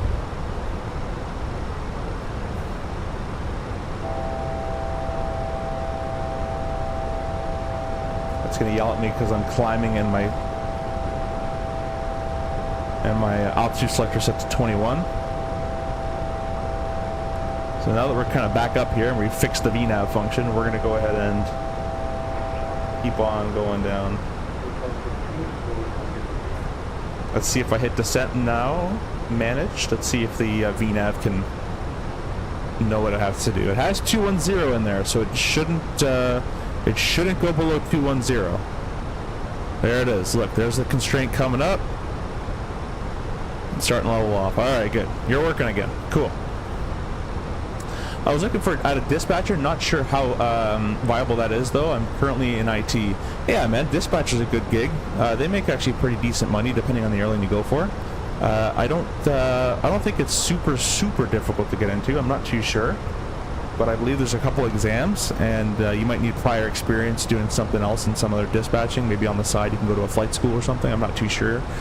But yeah, did the CRJ get the big flight model update? Yeah, the CRJ's had its big flight model update for about 5 months now or so. We actually, I was the main tester for that one from the data that I provided in terms of, well, I didn't really provide data, but I just provided my input of what it should feel like. But yeah, that's been out for a while. Version 2.1. Just make sure everything is updated. If you bought it in the Aerosoft store, make sure that's updated. Contrail, make sure that's updated. So just make sure on the most up-to-date CRJ. Uninstall, reinstall, do whatever you need to do. IT project management. Oh, then you can afford a Scholarchy Designs A330 cockpit then. God, I'm very behind. Oh, it's all good. No worries, Sneaky. You're gonna enjoy it. If you've never flown it, if you have the TCA yoke or basically any yoke, fly it on default sensitivity, reset all your curves and your sensitivities, and maybe 0.1 0.4 dead zone, and that's all you need. And I helped design it that way so it's as close to the real plane as possible. In 24, the flight model needs to be adjusted a little bit, as 24 has changed flight models in general.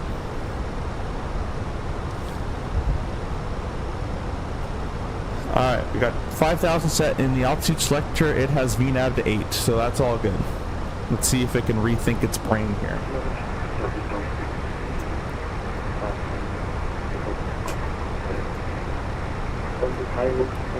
Gonna rearm our spoilers. There it has appeared.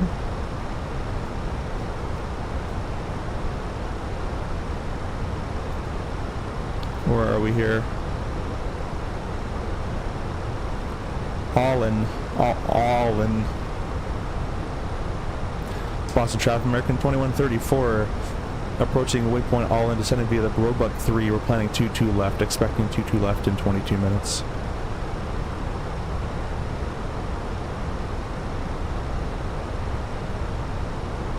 Technically, yes, but I can't afford losing my wife. Yeah, financially you can afford it, but emotionally you can't, I'm sure.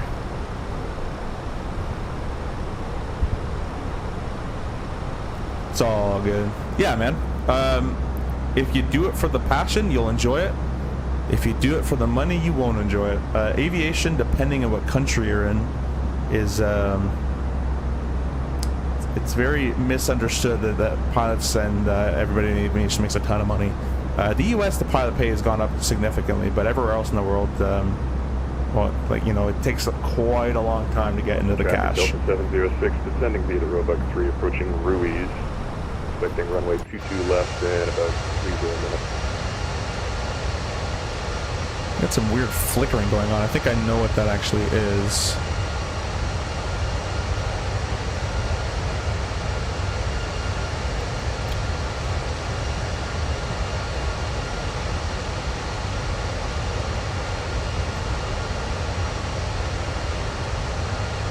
Sorry, on the vertical stream, I didn't see that.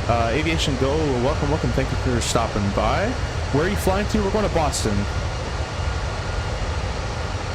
Boston.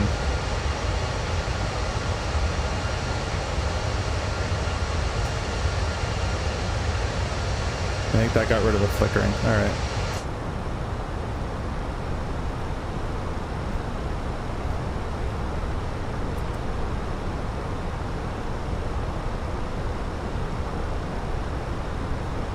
Very nice gentle descent path we're doing here.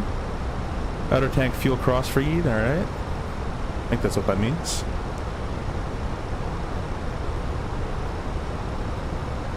Well, you know what, Captain Hoy, this is what I do. Anytime I buy something for my sim, like the Moza or whatever, my girlfriend's like, what the heck did you buy? So all I do is I say it's for work. And two parts to that. One, I can say YouTube, but more of, so it's for work, I can practice for, you know, flight tests and whatever.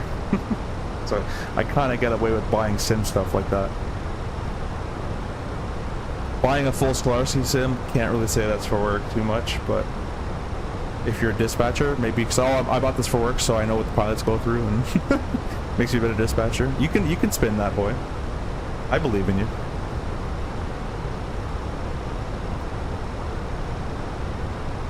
Yeah, exactly. That's how I get away with that.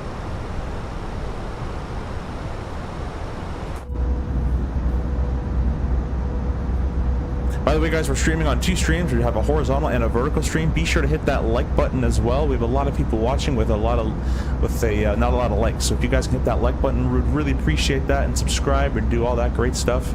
If you guys want to save some money, we got discount codes in the description. It'll help the channel and it'll help you. You can save money on Contrail, ProDesk Sim, Tobii Eye Tracker, PU Air Korea, tons of stuff down there. Pimax, tons of stuff to save money on down in the description. Tons of codes. Steve says, looking for an opinion. I'm flying Part 91, which I believe is the US saying for self-paced right now, but at the point I can go to the regionals and fly a CRJ at a US airline or fly jets at a Part 91. What are your thoughts? I'm getting tired of on-call. Oh, I thought Part 91 is self. Oh, sorry, Part 61. Yeah, I don't know your parts over there, but anyways, I would go. I can go to the regionals and fly the CRJ at a US airline. or fly JetSport 91. It depends what lifestyle you want. I would always recommend the airlines to be the safest option because you'll get benefits and a pension and a schedule and all this kind of stuff. But if you're flying corporate, you have to be very oriented in the passenger service as well as the flying. So you got to be approachable and talking and all that kind of stuff, and that kind of side of the job. Where the airlines, you just close the door. But and you have to. I think corporate, depending on who you go as well, you might have to be a bit more on call as well. As you had your day off or something, and they can call you, hey, we're going to Tahiti or whatever. So I would always suggest airlines, and airlines will usually lead you to the next major. That's my opinion. But if you like that corporate world, then all the power to you. It all depends on what you want. All right, we're going 30-30 on the altimeter, which is 1026 hectos.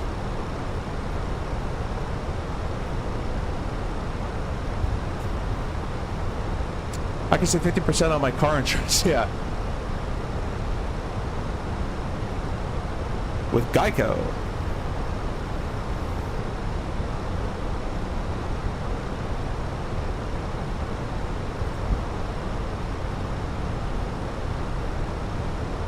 Don't know my camera turned off there, but turn that back on.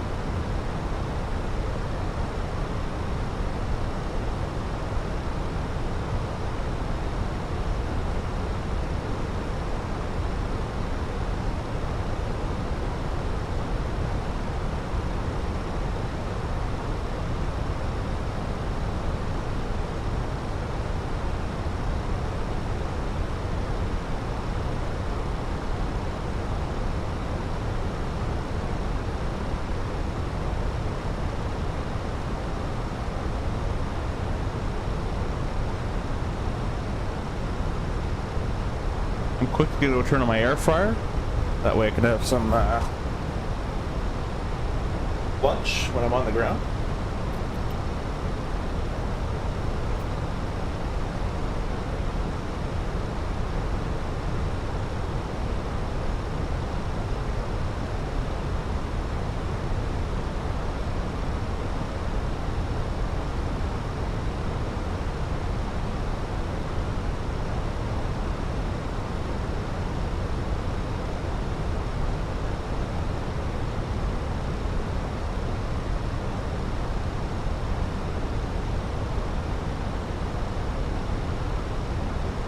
Alright, we're going to get flight recorder started, so we have a... Actually, no, we don't need that, because we're going to be going back to DC. More drag required. We'll give you some more drag there, Mr. Airplane.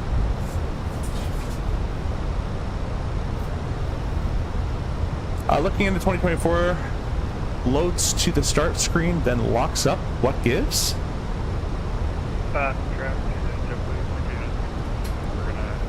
Loads up to the start screen and crashes. I had this bug in 2020 a million times, and the only thing that I would ever be able to fix it was a complete Windows reinstallation. Now, I'm not going to say to do that just yet, but what I would say is, you probably already did it, is delete everything in the community folder, see if it works, and if that works, then you're going to have to go one by one and see what causes it, unfortunately. I would start with that. Captain Ahoy coming with 10 gifted memberships. Holy crap. I really appreciate that, my friend. Thank you for stopping by. Thank you for watching, and thank you for so much support there. If you guys got a membership from Captain Hoy, be sure to say thank you to him. That is absolutely incredible. Welcome, welcome, welcome all guys to the T-Tail Club.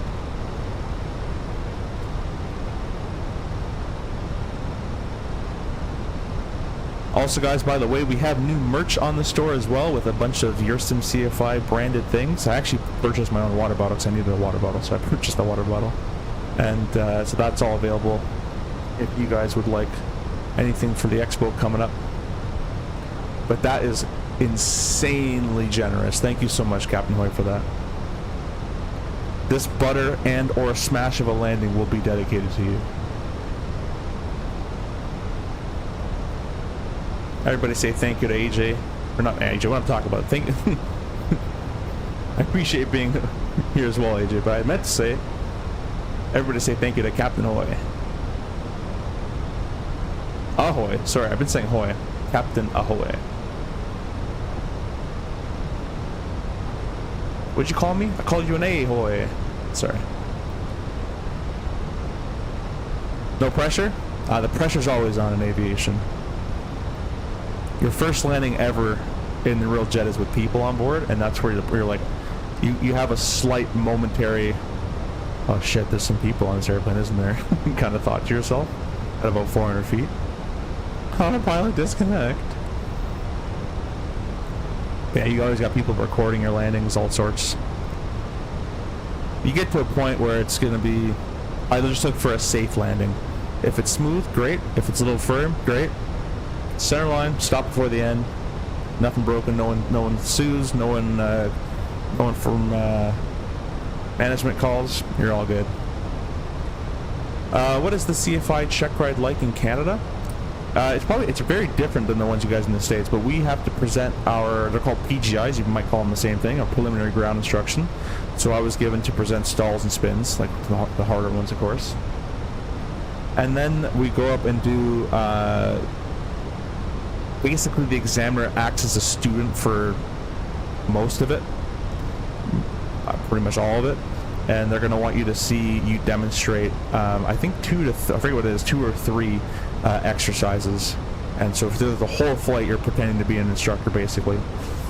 And that's kind of it. So you have an oral portion and then the flight portion. On mine, I did range and endurance, steep turns, stall, and I did something else, but they're only allowed to count 2 for the actual test. If they wanted to do a nice explanation on it. Doesn't mean it has to be a super long explanation, but they want a very, if it gets the point across in the shortest amount of time, you're good to go as well. They don't need to see like 30 minutes on this. They'd actually rather see less is more, as long as it makes sense, though.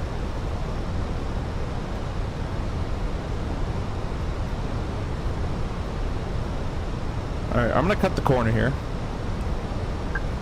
because I don't want to go all the way around. And I'm gonna go direct, let's see here.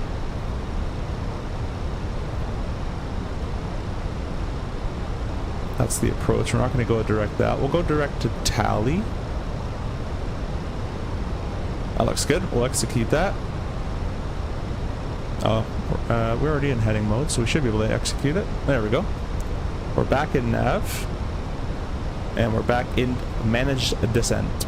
We're through 10,000 feet. Let's go ahead and get our lights on. Ding our bells there for the belts.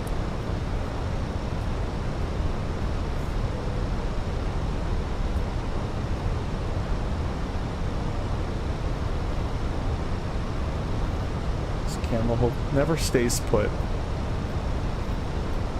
It's on a weird kind of clamp mount, a bit of an arm. I'm buying new mounts though for the stream because these are kind of they're good if they're set. But sometimes the weight of the camera takes over. I heard that as long as your chief pilot doesn't know your name, you're good. That's basically it. Yeah, I actually met the chief pilot once, and he was talking to other people, and he didn't know me, so I'm like, oh, we're good. We're good. Or if you say your name and he goes, oh, hello, like if he says, you know, he or she says like kind of like they know you, that's not good. But that sounds so much nicer than ours. My oral was 7 hours and flight was 1.5. Yeah, that's, in my opinion, that's stupid. That's just kind of ridiculous. But hey, each country does their own thing.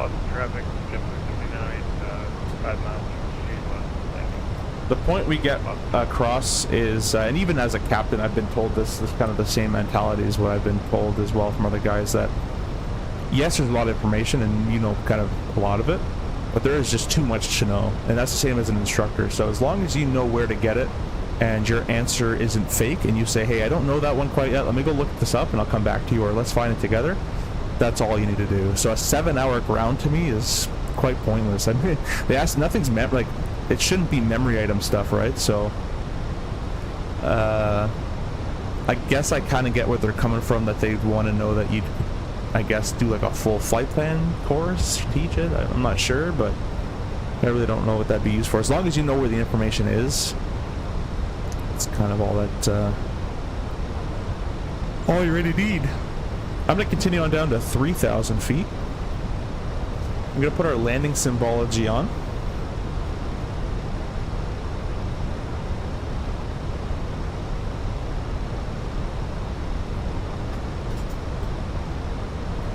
But hopefully it passed. I'm sure you did. You also made that show card. Oh, Peter, you're flying with us? Awesome, awesome. You're probably the one behind us. Appreciate that, my friend. Thanks for flying with us. We're going back to DC as well, if you can come with us. I'm actually going to get that flight plan ready to go here.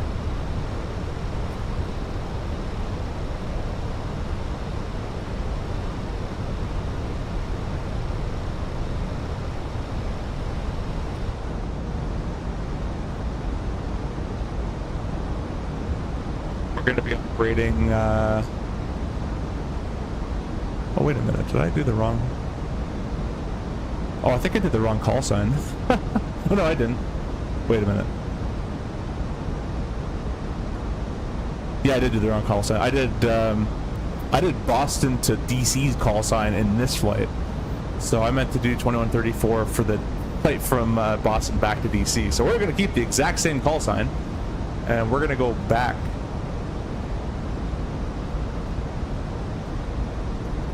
to DC. Unfortunately, it's not going to be the Visual 19, but that's okay. It'll be probably the Mount Vernon Visual Runway 1.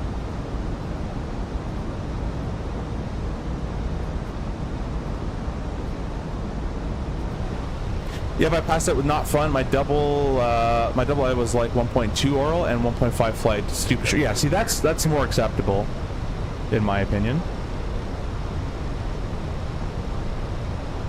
Alright, I'm gonna quickly go put my food in the air fryer. We'll be right back.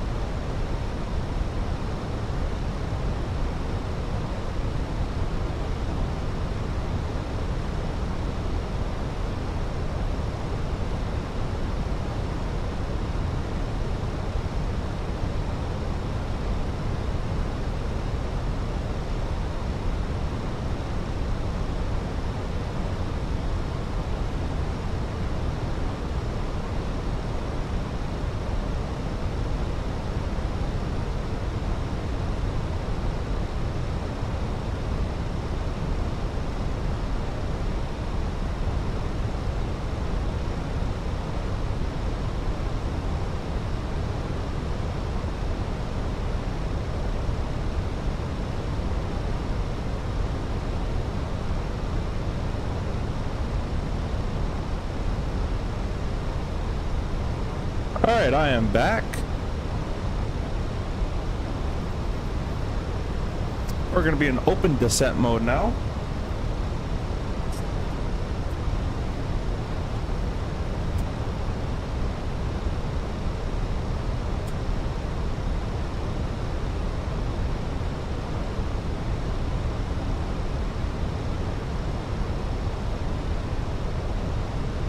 And what we're going to do is we're going to go heading mode. And we're going to go and do direct. I think it's Wayne. No, it's Nally. Or Noli. Radial in. Set or direct. Go back in heading mode though. There we go. And we're gonna go ahead. Oh, still one open descent. Yep, I don't want you to slow down too much there. And we're gonna go ahead and turn inbound here. Probably could have cut in obviously a lot shorter, but I was getting my, putting my food in the air fryer. Sorry, all traffic following me.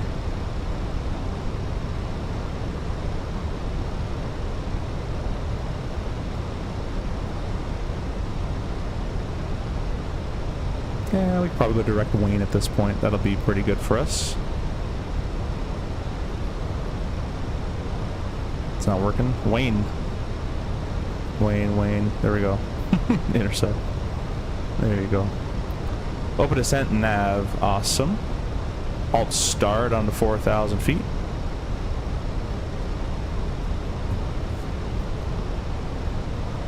And we'll continue on down to 3,000 feet. We'll do a vertical speed of 1,000 feet per minute.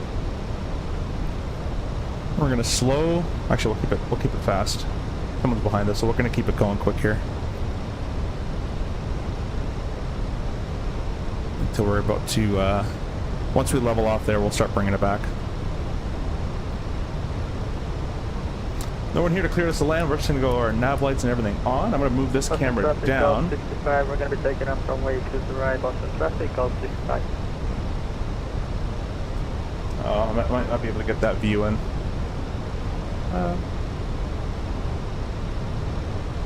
Kind of. There you go. There's the thrust view there. Pretty bumpy down here. Boston traffic's American 22134. 12-mile final, runway 22 left. Boston. Alt star, we're going to slow this sucker down. Now we're going to press the approach button. Boston traffic, call 65. Just to let you know, guys, they're safer on the runway. There's a what? They're safer on the runway. Oh, I have all that stuff turned off. We're good. Locust star.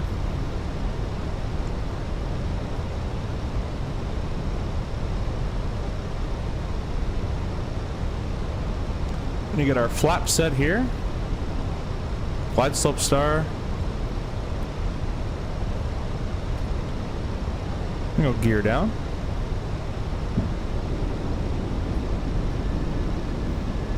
And we're gonna set our missed approach altitude, which I put away the chart. It's probably 3,000. Glide slope captured. 2,500. Check visual landing.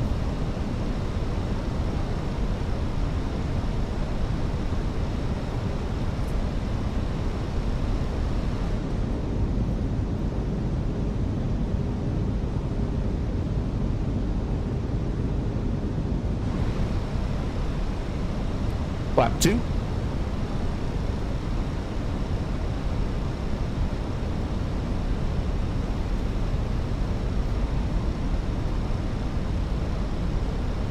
Arrow A350 says hello. Hello, thanks to you for stopping in. Hope you're doing well, my friend.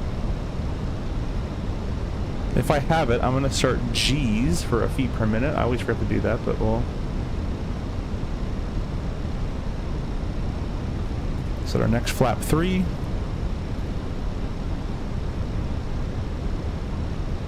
Don't think I have it actually in here. G's.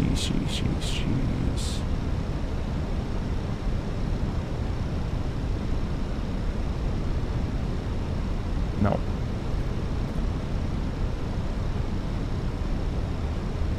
Alright, no feet per minute count, that's okay.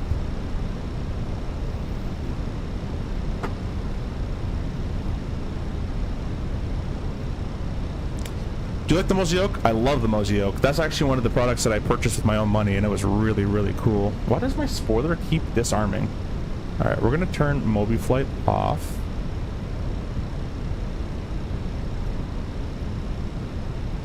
Boston traffic, Delta 706, turning 17-mile final, runway 22 left, Boston. Full flat.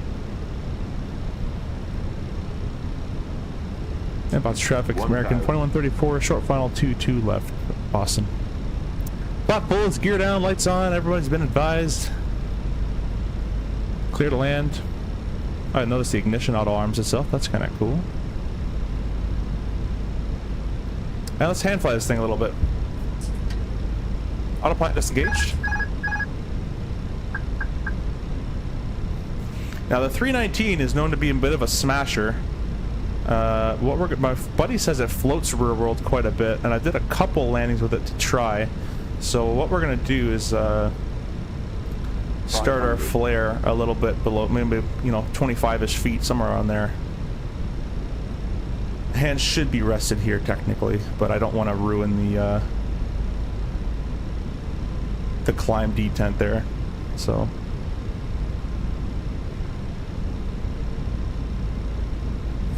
100 above.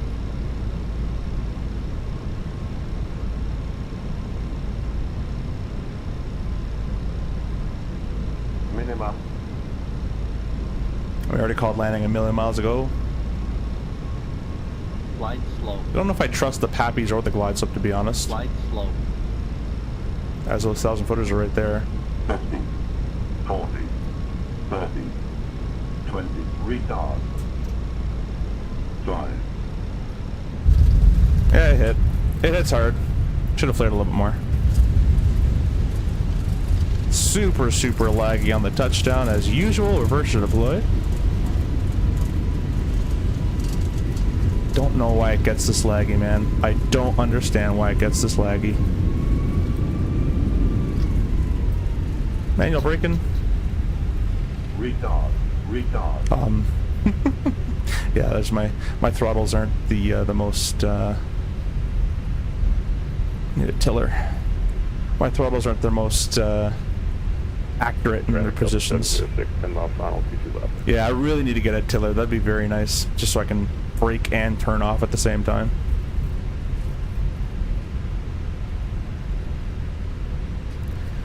And boss traffic, American 2134 clear, all runways, boss. Not going through our flaps up. Is it fine? No, it's laggy down here too. Yeah, man, I don't know. Like, it's very off-putting. It's like, it's unmotivating to fly when it's like this, so I may have to shut her down and I gotta get this to run better. I just honestly don't want to fly when it's like this. It's just miserable to experience it. No one else knows other than a flight simmer. Boston traffic, American 2134 is crossing runway 22 right, crossing 22 right, Boston.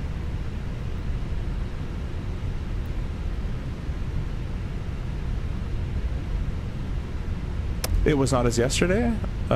Sorry. Anyone know if this issue has been fixed with SU4? I don't know. Sneaker, what are you talking about? I missed that, sorry.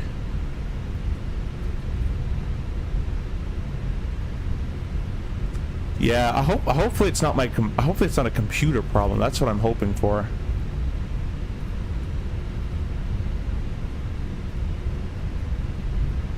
We're gonna pick a random gate and we're gonna go in there.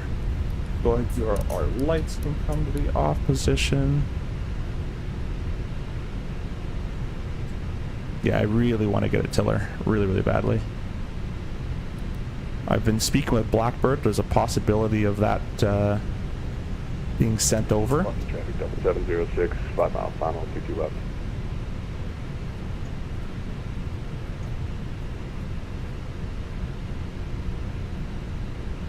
I'm trying to do, sorry, I'm off the line here, but oh, that's a little better. You know what I did? I turned my performance cores on. We'll try to do the next flight, and we're just going to keep it on performance cores and see if that makes a huge difference for us. I don't see our buddy coming into land here.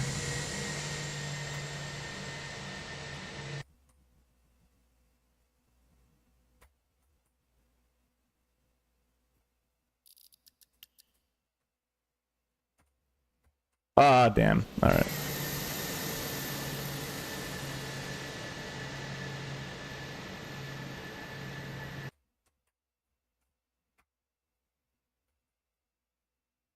Maybe we both have computer problems. Yeah, I've been really heavily researching into the 5080s, but I'm gonna wait until the 5080 Super comes out. Okay, we're gonna do that. We'll have it set up for Peter landing, and we're just gonna go ahead, turn off follow. We're just gonna go ahead and turn into the gate here. AP bleed can be turned on. Now the lag is still here, so yeah, I was gonna continue, but I just it's so unmotivating to fly when it's like this, and I don't know what changed either. There's Peter coming on in.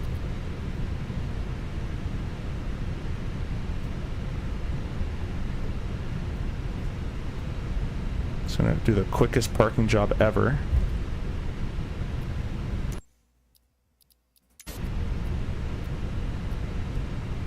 Yep. On, off. If you tried auto FPS, yeah, it makes no difference to me. It's lagging everywhere. It's a bit of a harder hitter one, but it might have been X-Plane too. Sometimes the elevations are different. Nicely on the ground. Yeah, auto FPS, dynamic settings, you name it, it doesn't work. Now what I'm going to try this with you guys on stream. I'm going to leave, and I'm going to disconnect from VATSIM. I'm going to go free flight, and I'm going to change the Fenix, and I'm going to do iFly, and we'll just pick a random livery if I even have one installed. I should, yeah. All right, we'll press save and continue. We're gonna go back to Boston. And I'm gonna put us at the gate. Whatever, doesn't really matter, I guess. And we're gonna see the performance. I'm thinking it's actually a Fenix problem that I'm having, because Fenix, it seems to run badly for me. We're gonna give it a try. The iFly like runs beautifully. At least it did. So if the iFly is not running properly, then I know there's something else going on here.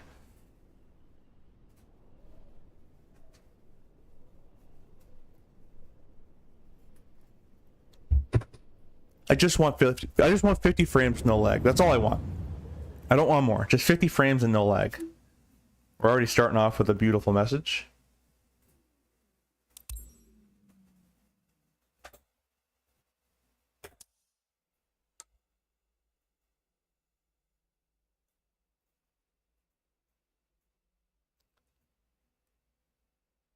No, I don't have an MD-88 model match. I guess not. I mean, it's not as good as it used to be, but it's still good. Much better than the Fenix was. Yeah, look how nice and smooth. Now I'm gonna connect to VATSIM, and let's see if VATSIM is causing the problem.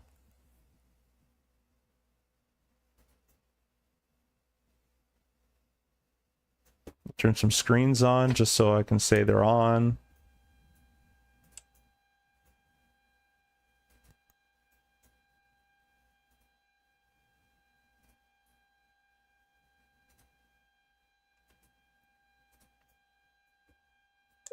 There we go. So now there's screens on.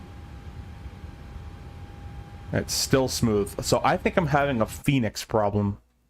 You can see how smooth this all is. On stream, haven't changed my stream settings. We're back on VATSIM.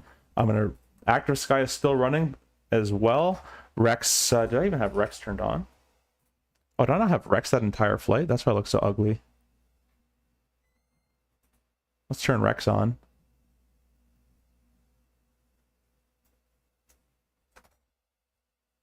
Still awaiting simulator. There's Rex. Now it's looking a little bit better. And we're still buttery smooth. Over here, over here, over here. So I think we're going to be flying the max a little bit longer. You know what? Yeah, if you guys want to wait with me, it'll take maybe about 5 to 10 minutes. About 5 minutes. I'm going to have to change my whole setup to a 3.7 setup. But if you guys want to wait with me, then we can do the max. You guys let me know. Because the max runs beautifully.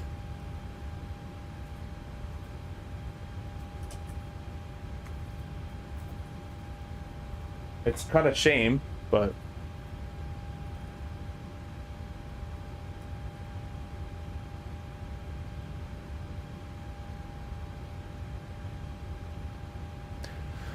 ...2024 still needs to cook a lot. I'm nowhere near convinced it's stable enough. Every push ends up breaking something while fixing two. Yeah, I hear you. But other people are having good things. Maybe because of the 4080. Maybe other people have like 4090s or something like that.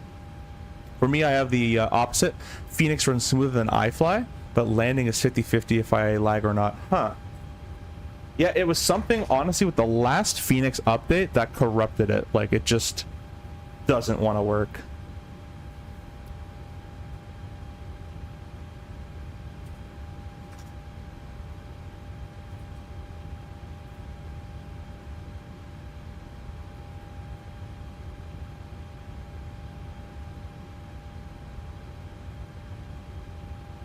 I'm gonna turn force.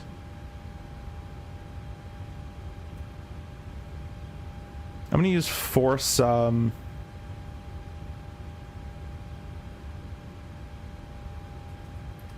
Use display safe mode. What does that do?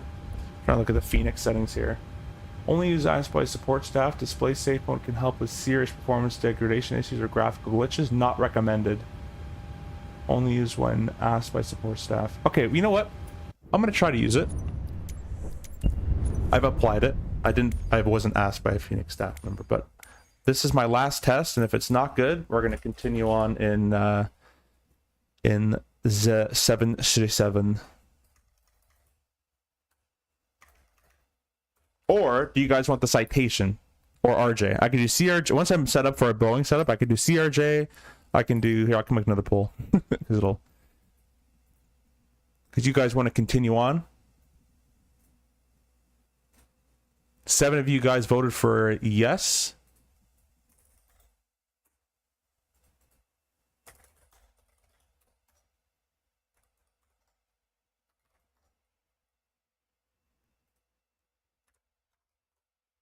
All right, there you go. I'm going to try to use this CPU rendering thing and see what happens.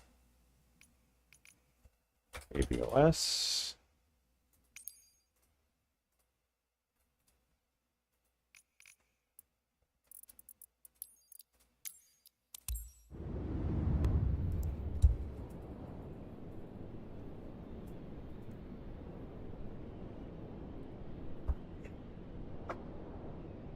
We're just going to see if that mode did anything to it.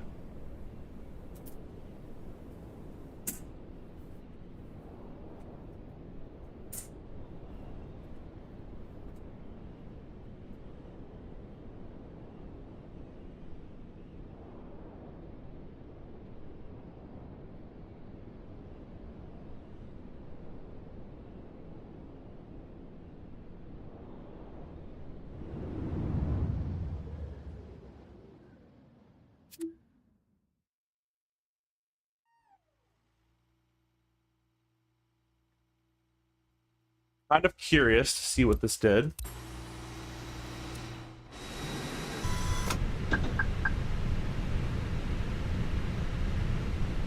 Oh. Well, we're smooth.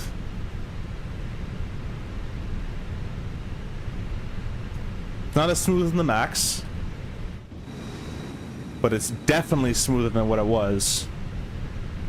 That's for sure. So I'm gonna end that poll. You guys are wanting the RJ, but I might just continue on to the Fenix as I'm already set up for this. Joey, welcome. Just joining the stream. Did I miss anything?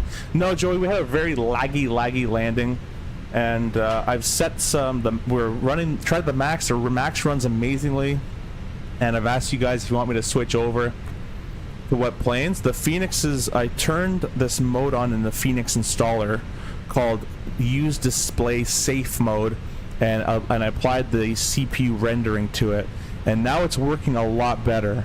So because I'm already set up for the Airbus guys, I think I'm just going to continue with it,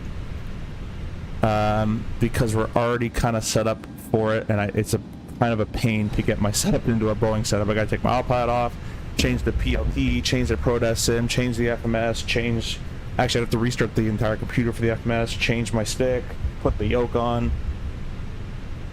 So it might just be easier just to continue on if it runs well. Before I head out, what did you change on settings? Just want to try it. I changed in the Fenix application, not the installer, the application. I turned flight deck displays, use display safe mode, and force safe mode CPU rendering, and I applied that. And it's not as smooth as the Max, but we're a lot smoother than what it was. For sure. So let's go ahead and get set up for our next flight here, which is Boston back to DCA. I'm going to pre-file this back on the network here. We're going to reconnect to VATSIM.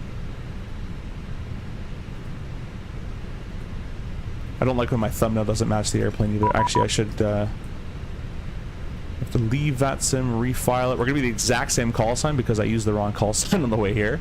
So now we're in the right call sign. Send it in the Fenix? Cool, I agree. That's what we're going to do. We're going to send it in the Fenix. It should be smooth. We're going to do another trial run over to DCA. And DCA is a hard airport for me to run. So we're going to try it out because everything's already set for me up in the Fenix. And it's just so much easier. But if you guys all voted for the RJ. So I think an RJ stream is in order. I am planning that for our 10,000 subscriber giveaway stream. Will be the RJ as well. So let's go Fenix. Tap on sim brief. We're not going to do a full GSX load. I'm just going to go load. We're going to do an instant load just because it's quicker. And we're going to go ahead and connect the GPU. Sorry, GPU's already connected. I'm remembering that we just got to this, got to a gate. I don't think I'm parked in the right section, but that's okay. What gate did they park at? Let's see. American 2134. Park at Bravo 15. Why don't we go over there? So reposition aircraft. Bravo 50. It says too small. Stall. No, we're fine. We're fine. Fine airplane. Relax. Relax. All right. Let's go to the INI builds manager because I'm a bad streamer and forgot to get my GSX profile for this. Hey boss, we'll install the GSX profile. It is installed. We'll click GSX and we will select a restart. On here, I'm just going to reset everything. So, oops, reset all, buy flights, import, mass balance, load, and we'll do instant load. And now we're basically where we were. We'll hook up the air and we'll put the chocks and cones on. Alright. Still smooth, kinda? Yes, kind of. Alright, cool. Make sure my lights are set up the way I like. I'm just gonna reset my lights here on my PLTB. Alrighty.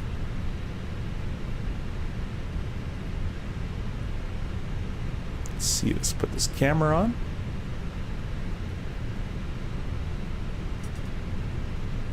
There's the Winwing MCD right there. Take a look down here. Press menu, ATSU, AOC. What I can also do to help this out is put these back on medium.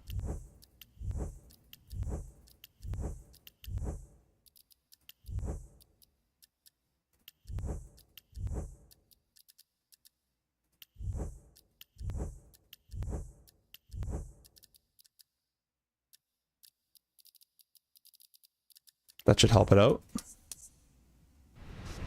Alright, we're going to press flight in it. Stall. I didn't mean to do that. Let's do that again. ATSU. AOC flight and in it. Oop, went out for a walk around. Didn't mean to do that either. That's relatively smooth, I guess. It might be worse in DC. But as you guys can see, that max, it runs so much better in my system, and I don't know why. Captain Minnesota, hey, appreciate that. Thank you for becoming a member of the T-Tail Club. Thank you so much, as we're, yes, hunting right now. Really appreciate that. Thank you so much. It's Captain Noise says, have a great flight, brother. Thank you so much. Appreciate that. Before I head out, what did you change? Oh, I read that one. Yes, already read that one. Cool. More rushes. I'll head to DCA with you. Oh, awesome. Cool. We're just setting up at Gate Bravo 15. Look into the program called Process Lasso. It allows you to, yeah, I used to use it as well. I'm using Quick CPU to do all my CPU stuff right now, but and I'm running on performance cores right now. But yeah, Process Lasso is good. You can also do high priority and all that kind of stuff too. Average Aviator, welcome. Thank you for stopping in. We are FPS hunting right now, and I've deduced that the Fenix is causing some problems on my system, whereas the Max doesn't have those problems. So that's about it. Probably the next stream will be on the RJ or the 3.7. But we are flying back to DCA after a little hiccup.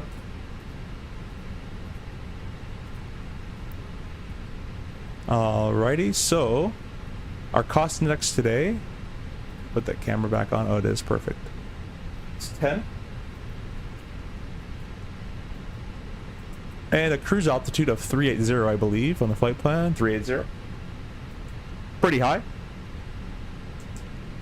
Flight plan, Boston. We're taking this SOX 7. SOX, because of Boston, that makes sense. Red Sox. The departing runway, let's see here on Navy Grief. Pull this chart up, and we're going to get the ATIS out for you guys.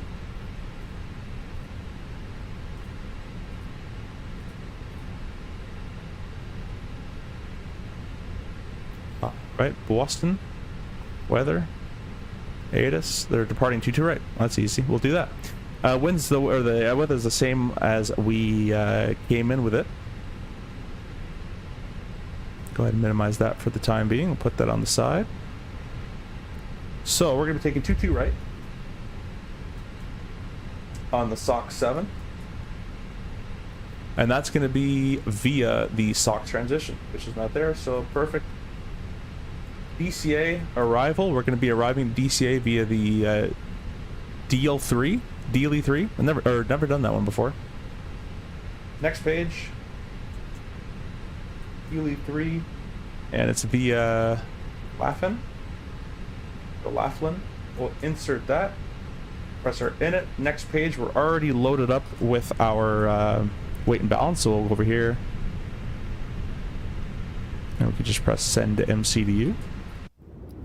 And there's still that lag in that transition. I know it's not a big deal, but it just irritates me. I don't know why. We'll try 80 on that. Anyways, that's all been set up. Per page, we're gonna go over here to the iPad or the EFB. 22 right. We'll sync that. We'll calculate, and we'll send it. We're basically good to go here, guys. We're gonna go out in the overhead panel and start our APU. Master switch gets turned on. Start switch gets turned on. Our seatbelts can get turned on. Our no smoking lights can be turned on as well. Don't know why this no smoking is an auto position. Anyways. I'm going to set up our Boston CTAF today. And that frequency is 28.8.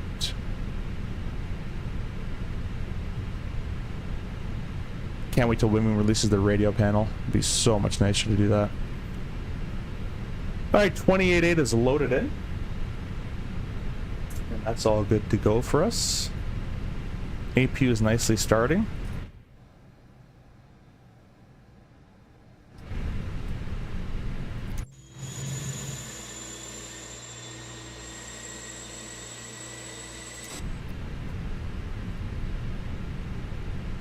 Aviation Harvey, hey, welcome on the vertical stream. Thank you for stopping in. Thanks for watching. Appreciate that. Hope you guys are doing well. Thank you for all the subscriptions, guys, as well, and the membership. Captain Minnesota, once again, thank you for becoming a member of the channel.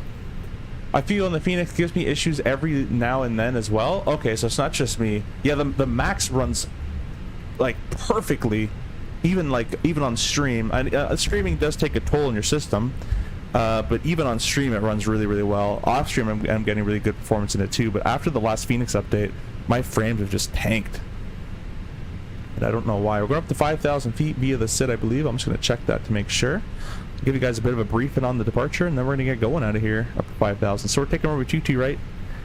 Heading at 215, intercept 142 to cross TJ at above 12, at or above 1200, and then at or below 210 knots. Then a depicted route to SOX. It's pretty simple. We do have a do not exceed 210 until 520 feet restriction, which is interesting, but sure, we can do that. We are parked here at Bravo 15. We're probably going to take Alpha, or that should be Echo Alpha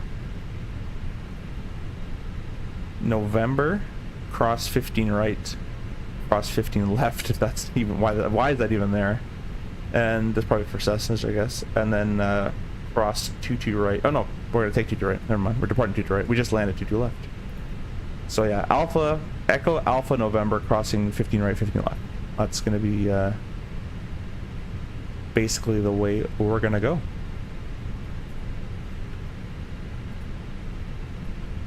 What's my favorite plane, aviation, Harvey asks? The Concorde. If it's airliner wise, Concorde is my favorite.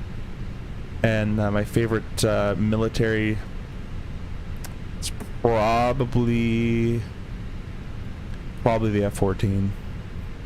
I know it's kind of basic, but I love it. And I don't care. Anyways, we'll turn the APU bleed on. We can get rid of the external power. We can get rid, or we can turn on all our fuel pumps. We can turn on our beacon light. We can tell GSX that we're basically ready to push here. That was the wrong thing. I didn't want to use that one. I don't want the jetway.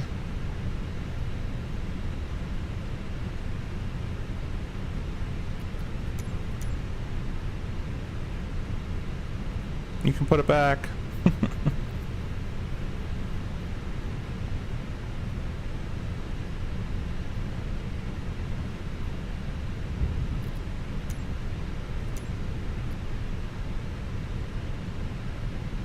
Oh yeah, I gotta do the other stuff.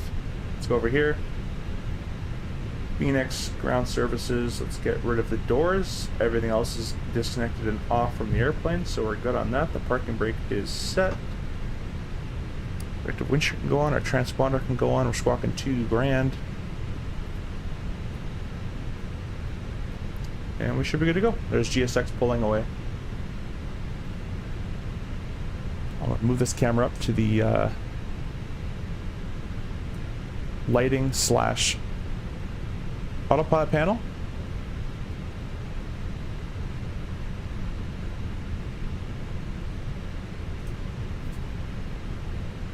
Oh nice, yeah, it's fine. Plane is a plane I'll take any. Perfect. Yeah, Concorde and F-14, definitely the favorites there.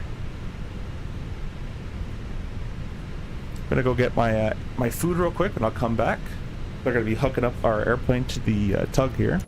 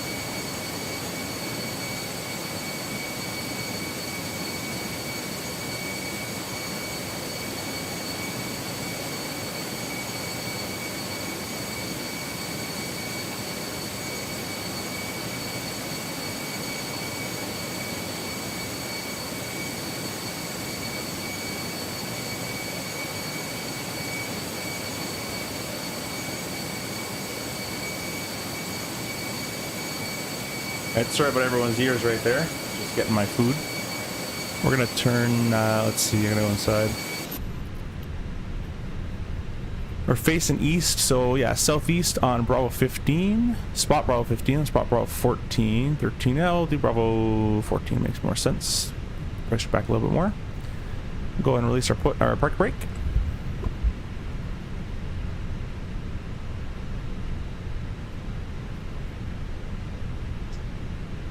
And again, guys, usually real world we don't start our engines, well, obviously until they would tell us to, but in the sim they have us do it a little too early. Usually we'd only start our engines once we're on a straight, so if they're turning us, we don't like to start the engine there because the tug might struggle with that. So we're gonna wait until we're on the straight. Delta8, welcome. Thanks for stopping by, guys. He also a streamer as well, fellow streamer. Go check out his channel. Did I finally make it for one of your lives? You did, yes. We are live in Boston. We're having many performance issues in the Fenix and update 3. My 3.7 Max runs so much better, but I hopefully have it kind of set properly now to where it should work. I said southeast, didn't I?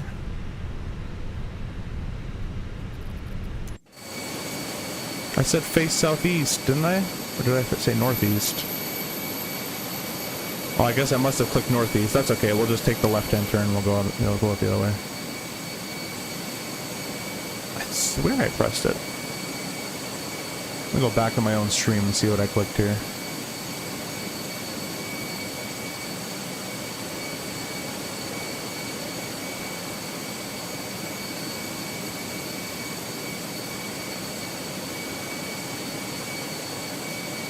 Oh, I clicked northwest on 14. I thought they were all southeast. Yeah, that's my mistake. Oh well. This is how I fix this. Don't do this at home.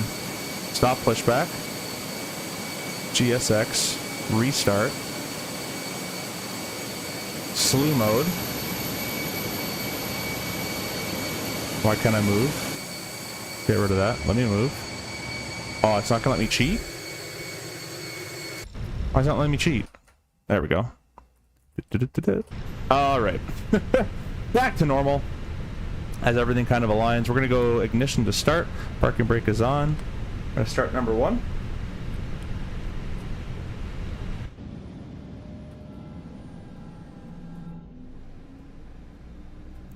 Glad I could finally make it. I hope to jump back into flying soon. Been away for a bit. Yeah, I haven't really seen many videos and streams out of you. But hopefully you're doing okay and the computer is doing fine.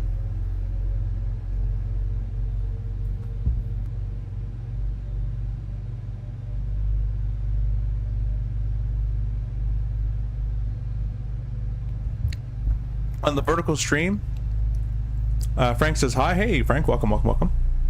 Aviation Harvest says I'm eating fried chicken and chips. Oh, that's pretty good. I'm eating I have these I had these frozen Italian sausages that I thawed out yesterday. I'm eating that in a burger bun, so I ran out of hot dog buns. A little spicy though.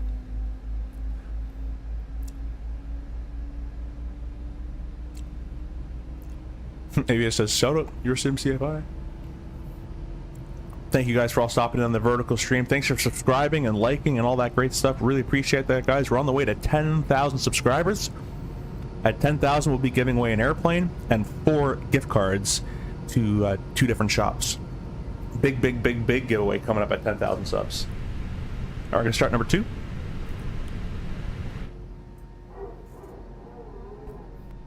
I'll let you guys hear the sounds.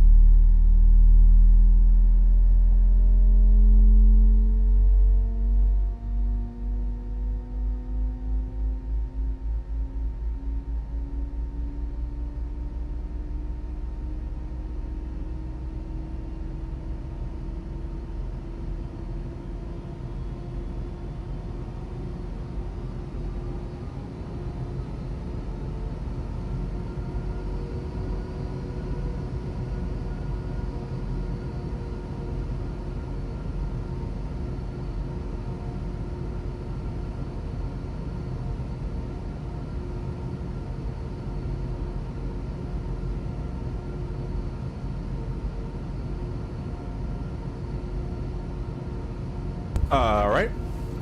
Delver says, for sure, man, 2024 looking better and better. May have to finally make the swap. Yeah, I've installed 2020. I've completely uninstalled it. Both engines are up and running. We can go ahead and turn our ignition back to the norm position. Our APU bleed can get selected off. Our APU master can be selected off. Delta 1271, taxi runway 22 right via Bravo. Auto rigs Charlie, max. Mike. Flaps. I believe it was so the they want flap 2. All right. And then it's going to be a nose up trim of 0.6. 0.6. Clear that. We'll click our pedal disconnect. We'll go full left in the control. It doesn't go full left because of my settings. I have a curvature set up, and it kind of ruins it.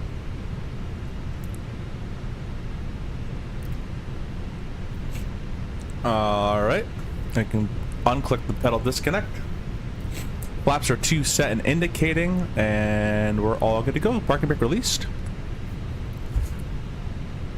Boston traffic, American 2134, taxiing runway 22 right via Alpha, Echo Alpha November, crossing runway 15 right, 15 left, Boston.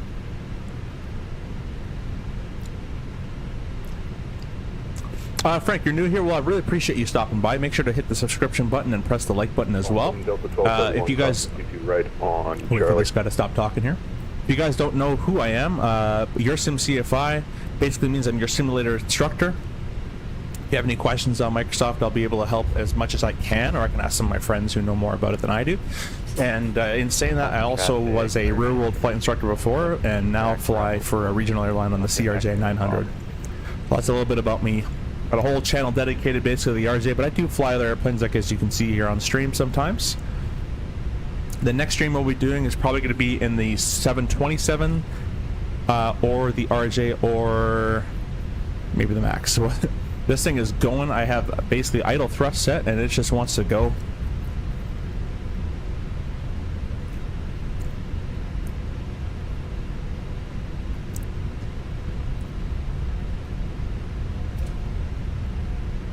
Actually, we're gonna take, probably should have taken Bravo, but we'll take Alpha here.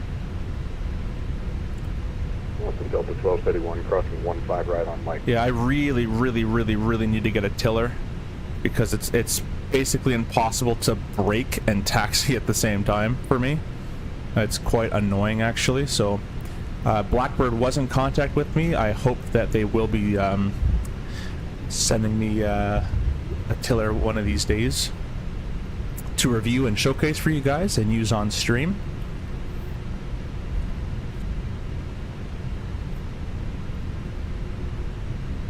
Thank you. I appreciate that, Aviation Harvey. We're trying to get to 10,000. Once we get to 10,000 subscribers, we're going to have a huge giveaway. 5 winners at 10,000 subscribers. All right, let's go ahead and arm the spoilers.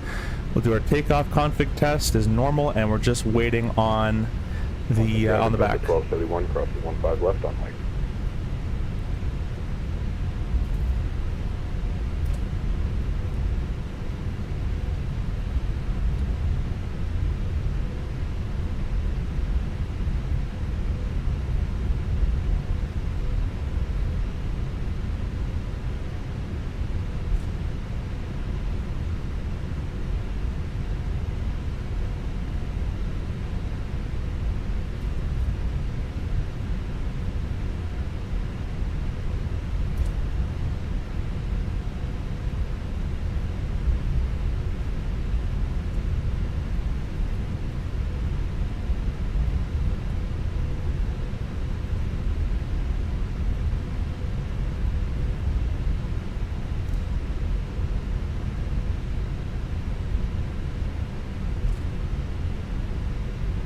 That's an Air Lingus in front of us. That's kind of cool. They fly 321s here. I thought it'd be like a 330 or something. We're going to be crossing the runway where he just crossed at runway 15 right at November. Really appreciate all you guys watching and stopping in to watch and subscribing. Sorry.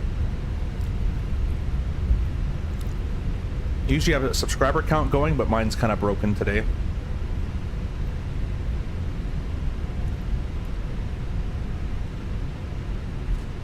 But we started the stream at 91.77 and we're at 91.95.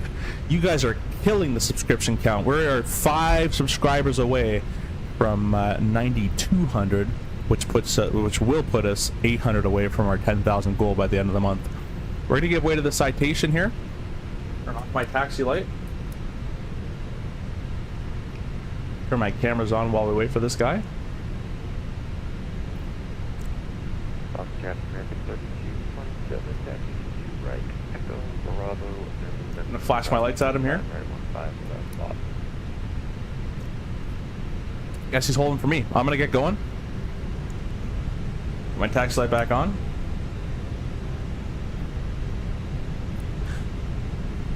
Make sure there's no one else to the right that I can't see. Traffic, November 2 Kilo Towers crossing 15 right. Oh, okay. Literally what I was waiting here for. And Boston traffic, American 2134 is crossing 15 right behind at November, Boston. I think that was on purpose. It's an inactive runway, but because it's VATSIM, we're going to select our strobes on here. Clear left, clear right.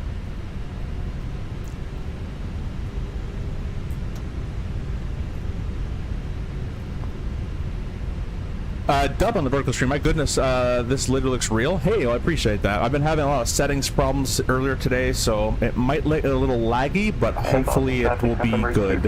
Crossing 15 left now in Boston traffic. By the way, guys, if you guys want to see a bit of a daily life as a regional pilot, I do have on my channel a day in the life video where I take you along with me on a 3-day pairing. Actually, it was a 4-day pairing, I think. We went to New York and DC and all these kind of places, so be sure to check that out.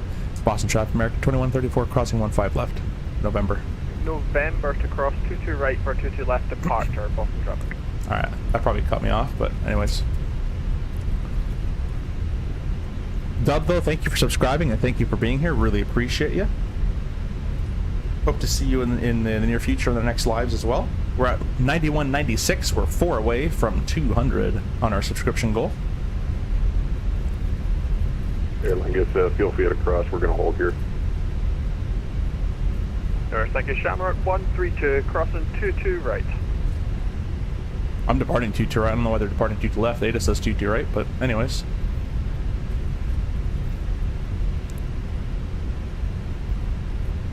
Did I read the ATIS wrong? I don't think I did.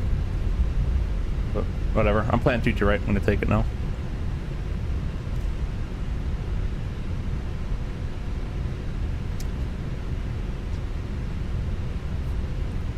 Boston traffic, Shamrock 132, vacated 22 right. Vacated. I mean, Is 22 right not the active runway for Boston today? I believe it is. That's what I'm taking. Roger that, November 2 Kilo Towers lining up runway 22 right, Boston traffic. Yeah, ATIS was right for departure or left for arrival, but really doesn't matter. Roger that. Alright, the takeoff distance. yeah. Yeah, I could not take off on 22 right with my weight. God.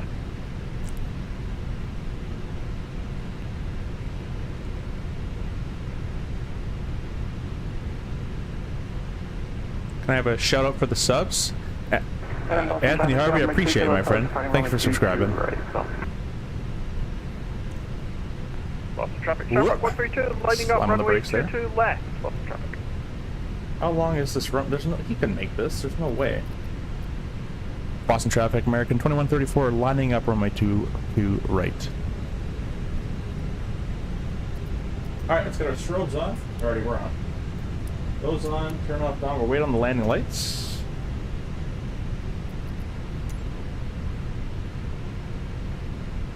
Sorry, I just want to.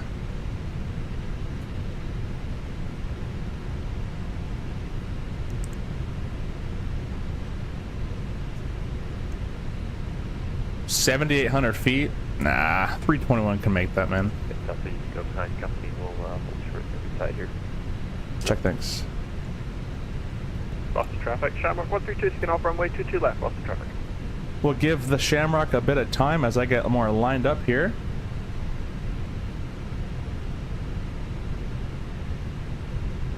Yeah, I can't wait to get a tiller. That'll be very, very cool. Lining up 22 right. Excuse me.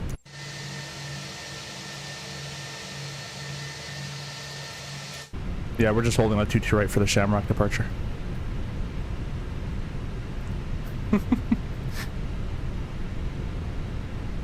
Because we're turning left, so I don't want to turn left into that guy. Alright, let's get going. Boss traffic, American 2134 rolling 22 right. Shamrock in sight.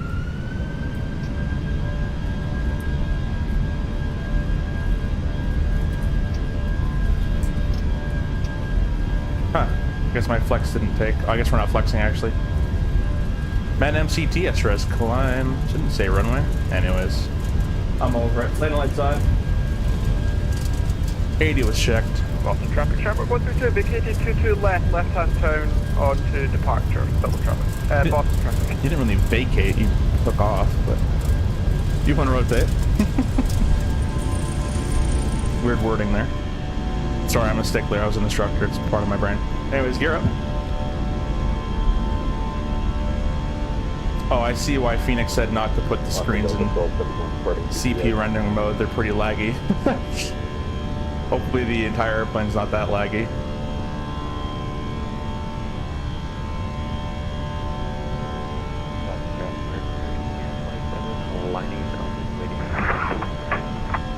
What was that? What was? I think his mic fell off his head.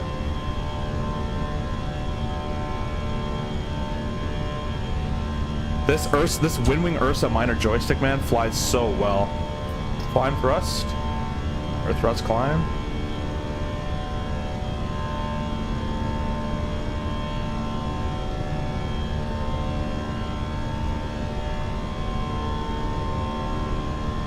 All right, those screens are quite awful to look at.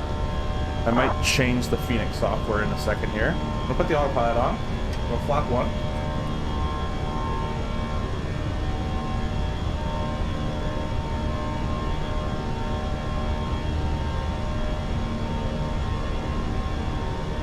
Turn the CP rendering part off.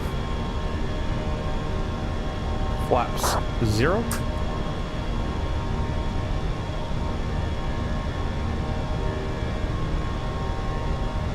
We're gonna go a little bit higher here. We're gonna all in 3 and 0 because there's no one here to tell us otherwise. And we're gonna go turn off the taxi lights off. There we go.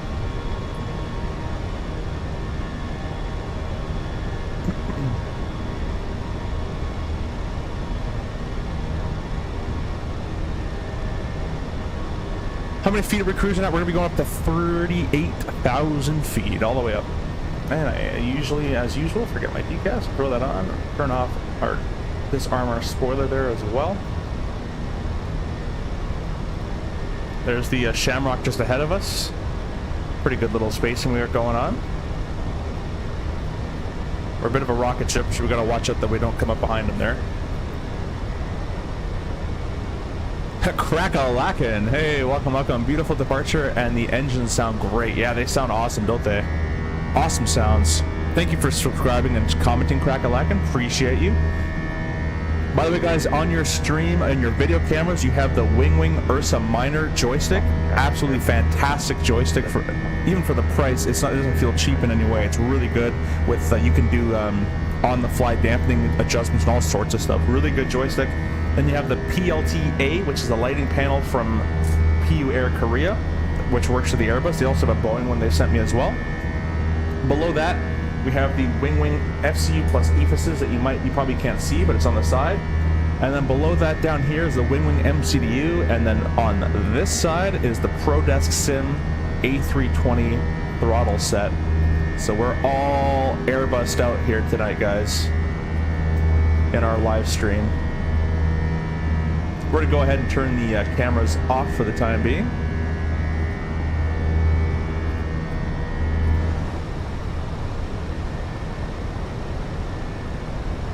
The Shamrock is continuing off to the south there. We're going to keep going over to the southeast as we're going over to DCA.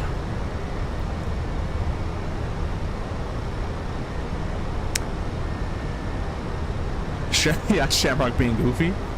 Yeah, he's taking off. We vacated the runway. I'm like, vacated means you're still on the airport surface, but you're off the runway is what vacated means. I mean, I guess you can say you vacated it when you're off the runway, but it doesn't mean that in AV. Like most 98% of people will say vacated, but they're still on the airport. Like they're going to be taxiing. They vacated runway 22 left, but they're taxiing somewhere else. Everything. If he's going to Ireland, he probably is really heavy. Yeah, maybe. 78 feet, 100 feet. I don't know. I think it could probably make it. We could jump into 321 and load it up in max to see what it can do. But a flap 2 departure in 321 with toga thrust, packs off. If you really need it, probably do it. But I don't know. I'm using TLAR. That looks about right. I think it could do it, probably. Hey, at least the guy is making calls of that. So yeah, that's it, man. Right, AJ? I'm being picky, but that's from a flight instructor background. And looking pretty smooth. We're gonna go ahead and turn the belts off. Our displays are very, very laggy right now. The reason for that is before I started this, or during the midpoint of the stream, I changed our Fenix settings to do CPU rendering on the screens, which was a wrong choice, but honestly, it does actually, FPS wise, is very, very nice right now.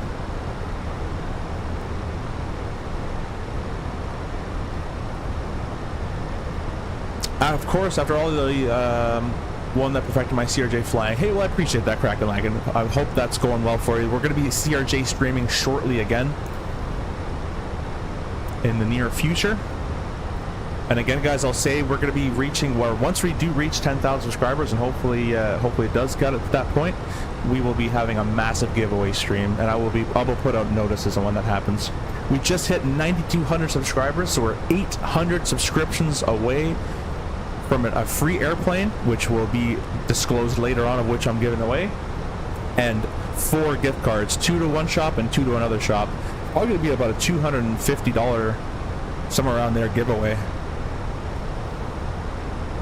Is there anyone on the plane? Well, I mean, virtually, sure, we can say there is. I can tell you how much we got. I think we got a full house today. Side stick fault. A fault has been detected with your side stick controller dead zones. Please calibrate your controller. Visit the... Huh. Interesting. That's why it wasn't working.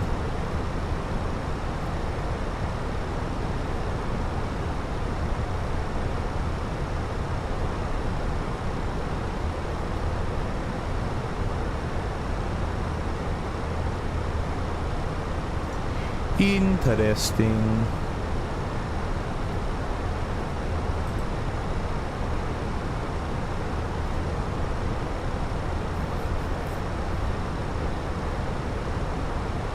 It's probably because I did the Winwing update.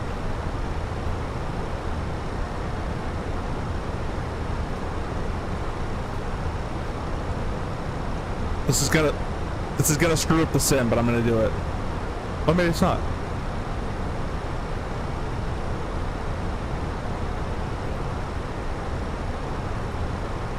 There we go. That probably works a bit better now. I just had to update it through the Sim App Pro software. We're blasting through 18 grand there. We're going to go and press standard on our EFIS panels here. Standard pressure region.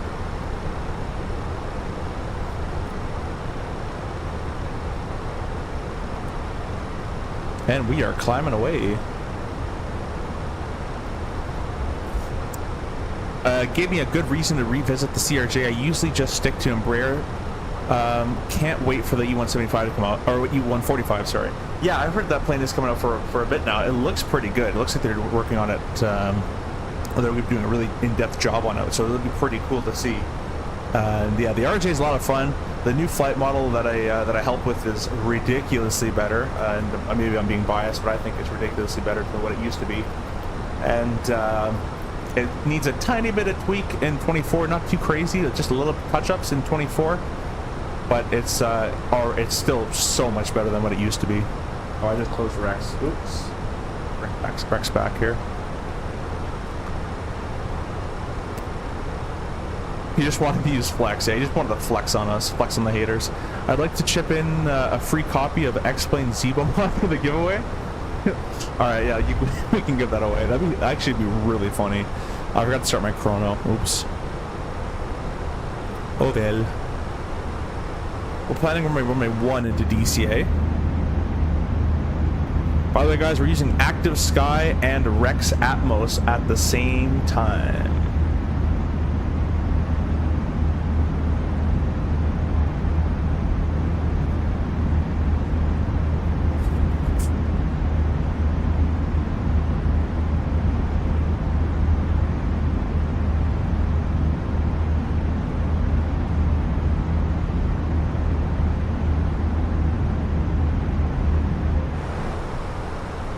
Oh, a little bumpy here. Let's put the belts on for 2.5 seconds.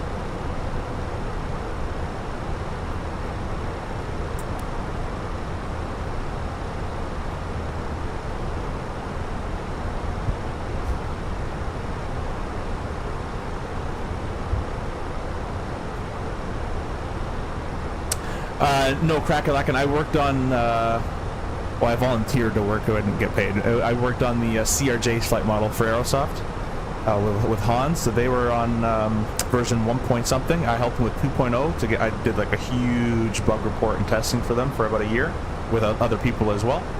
And then me and Got Gravel. Got Gravel is a flight modeler for like flight physics modeler for Microsoft. He doesn't work for Microsoft. He does flight simulator modeling for companies that hire him. And I worked side by side with him for about 3 hours a day for about a month, testing the RJ, the CRJ, to get it to where it is now. And it got to a really good point, and then Sim Update 3 kind of ruined the physics a little bit, but we'll just go back and touch it. It's still really good, but just a little bit of touches here and there. Nothing too crazy.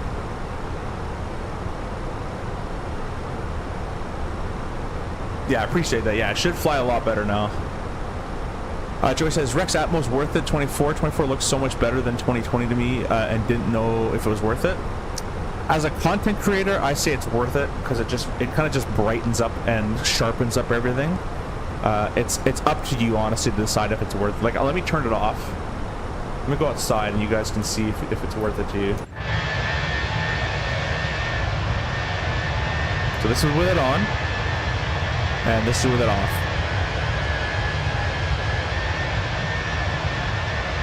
See how they kind of look a little more palish, you know. So I'll put the environment back on, get more of a haze layer, and then I'll put the Atmos back on.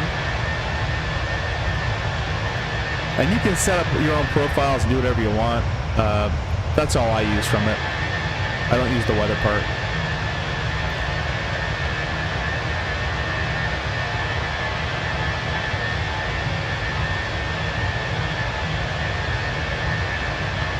That I wouldn't use. I'm just looking at different Atmos settings here.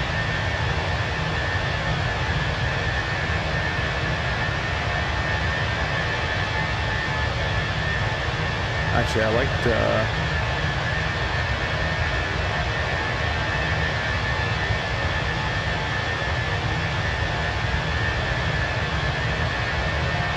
think it was this one. Oh, mind that. Actually looks pretty good.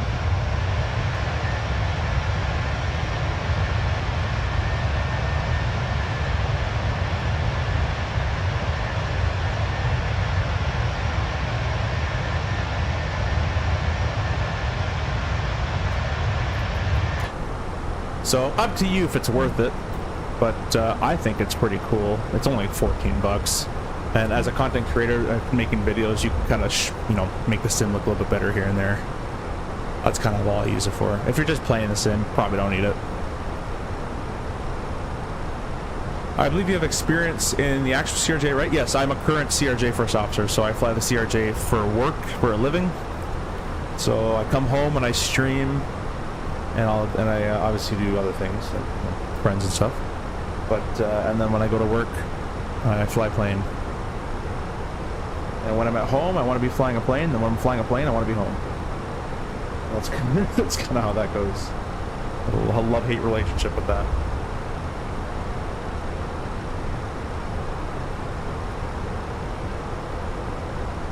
Please, bro, can you move your camera a little bit back? What do you mean, it was too loud?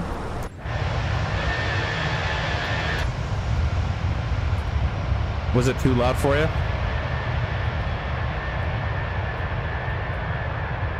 Sorry about that. Let me go ahead and lower the there, I just lowered the game sounds a little bit for you.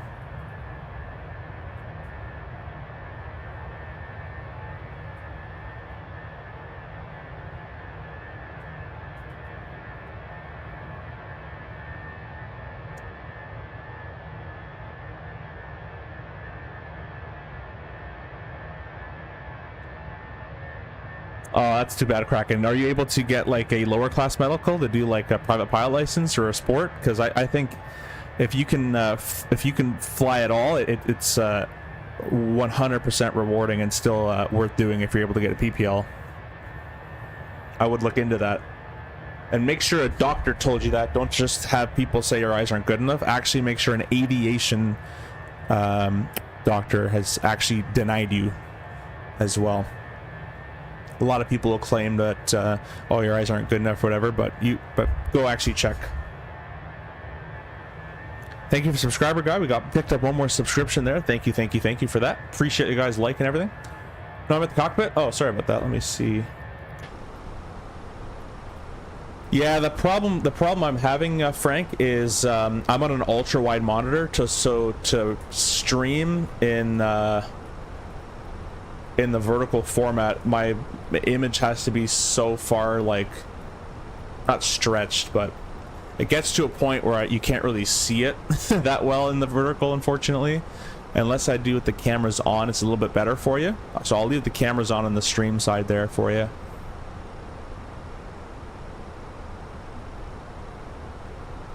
If you have any questions, by the way, guys, on the hardware we're using today, be sure to ask as well.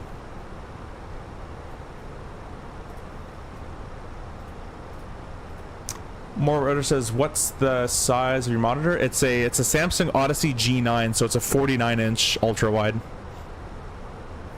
If you guys go to the Discord, I'll post a picture of the screen setup here.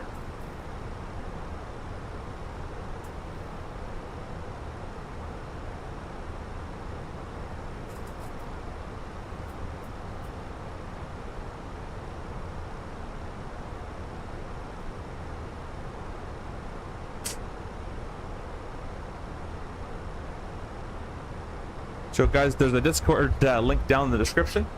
Go ahead and join that. In the general section, you're gonna see me. I'm just gonna post. I'm gonna go ahead and post a little bit of my setup there.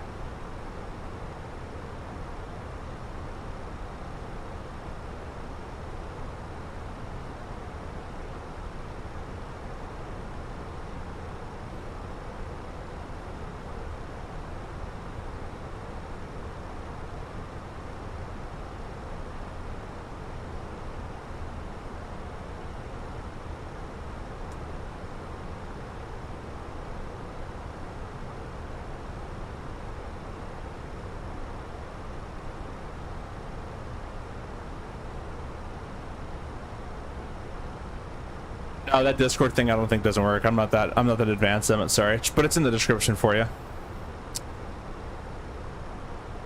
How are the CRJ displays on it? On 24 monitors, they are a bit difficult to read at times. I think I have mine pretty well set where I can read it pretty good. They could be a little bigger, but that's the nature of the beast, unfortunately. Left eye is 2100, but right is 2020. Oh, okay. Can you correct that with contacts, glasses, or surgery at all to get it closer? Because you can have it correct. You can have it 2020 with correction. But again, have them tell you no. You may pass the test. We're level here at 38,000 feet. We're gonna start descent planning. into DCA. It's going to be most likely the Mount Vernon visual runway 1.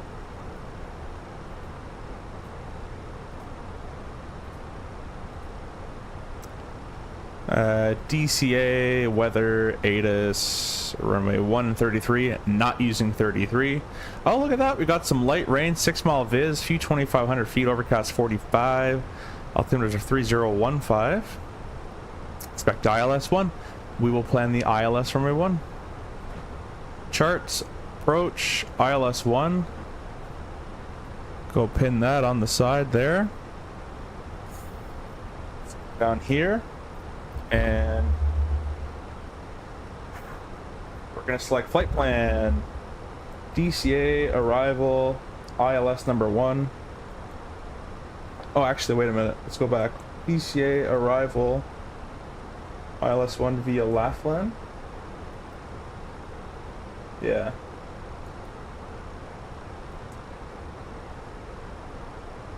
Approach vias. Oh, there's no via. Alright, I thought there was a via. That's all good. Back in 1398. Taxiing runway 22 right. Oh, Bravo. I guess we can go to en route there. Boop.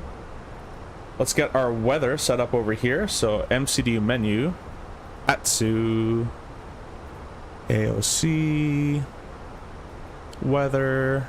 There's no VATSIM online, so we'll have to get a METAR. Unfortunately, there's no ATIS we can get from this. But if there is VATSIM online, you can get the ATIS through the FMS.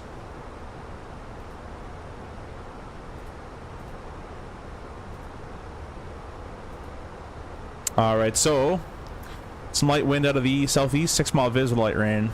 Standard day over there. Pretty typical stuff. Got a QNH altimeter of 3015. And temperature 19 degrees. Let me move the Navigraph out of the way there. Yeah, 19 degrees. 030 at 14 is the wind.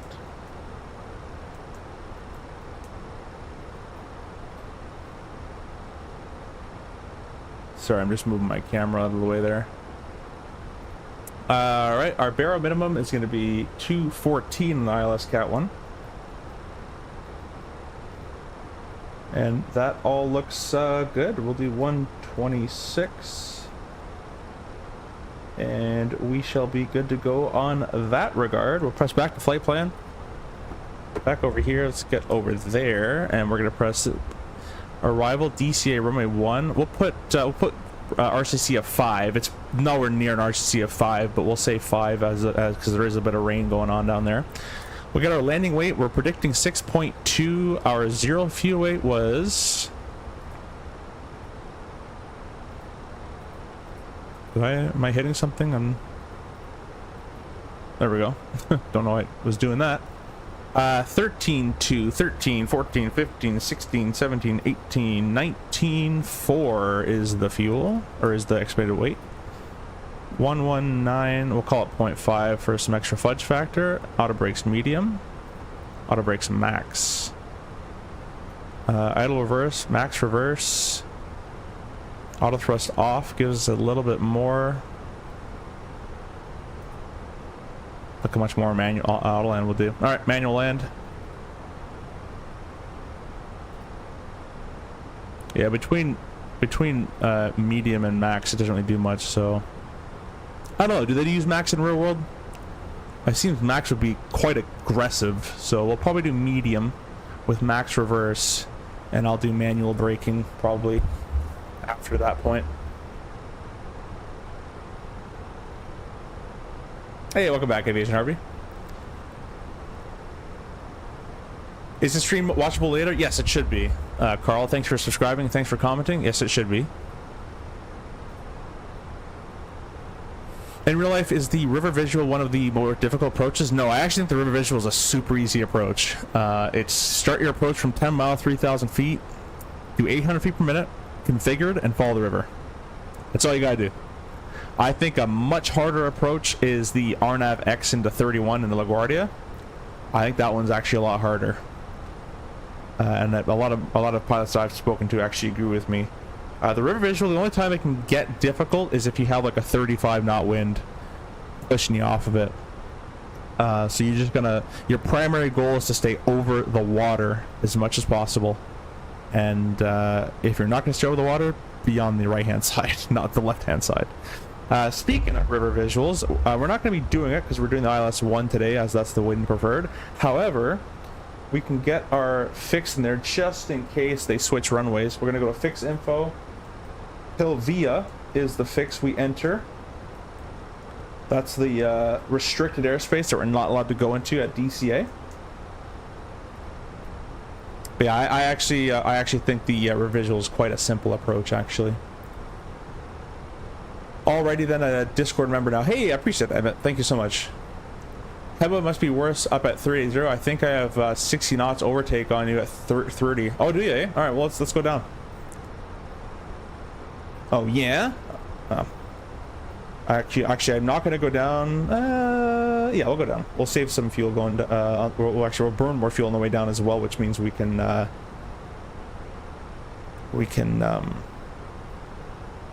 a lower landing weight.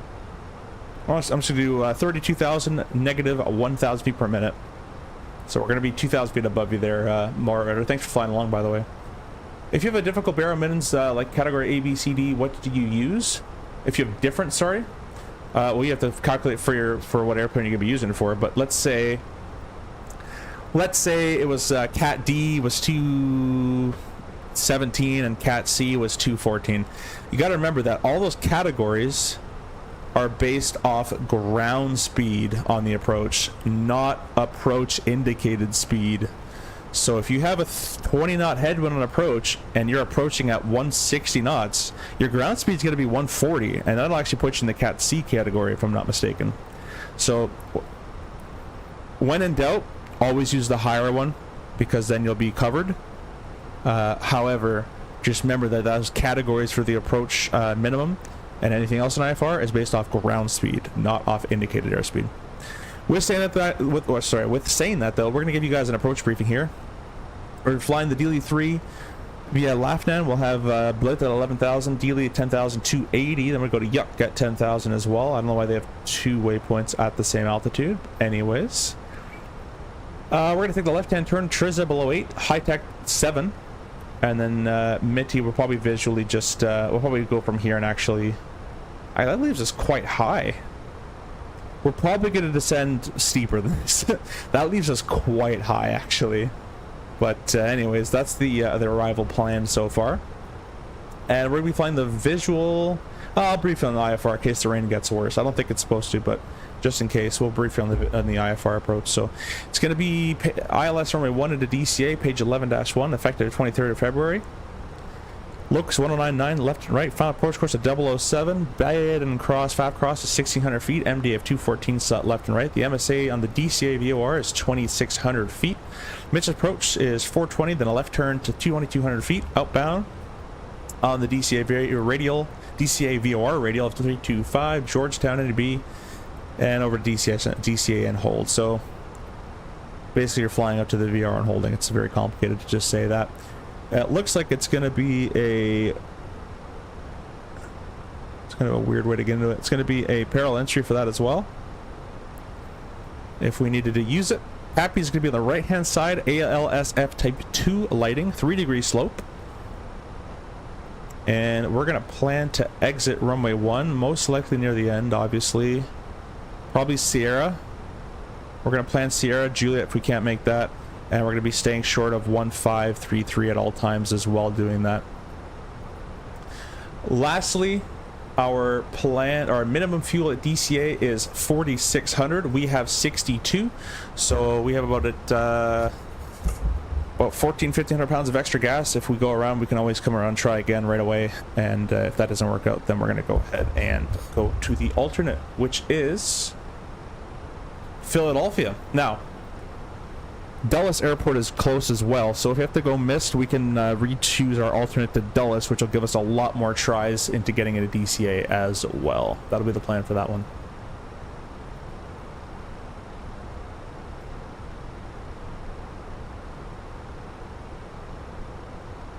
You just passed? Here, I can speed her up. I'm doing my flight plan speed. We'll speed you up to 0.8.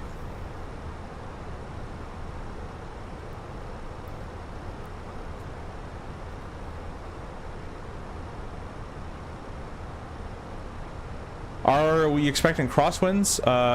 Probably. Who knows? Everybody, I noticed in the flight sim community is a little scared of winds. It's, you know, you can read a wind on the weather in real life, but the weather you're reading isn't actually happening. You just, you know, it gives you an idea of what's happening, of course, for clouds and such, but wind is so dynamic in real life. It's changing by the second.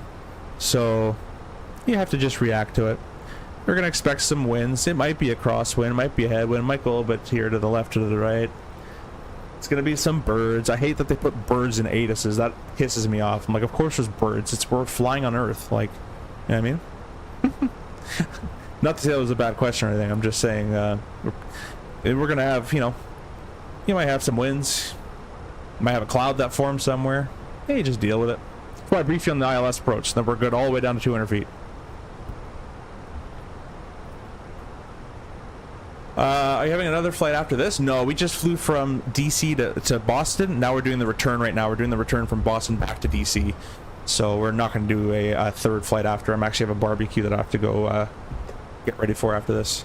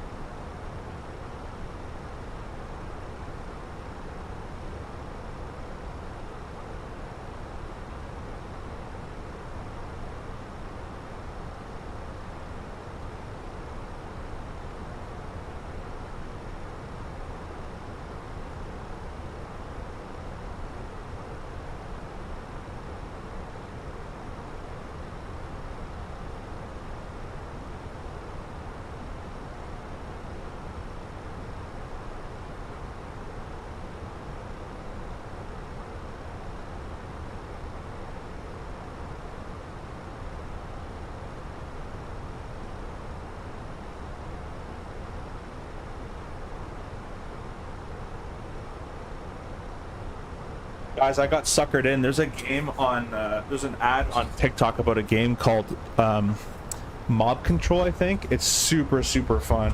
And I've been like playing that like crazy.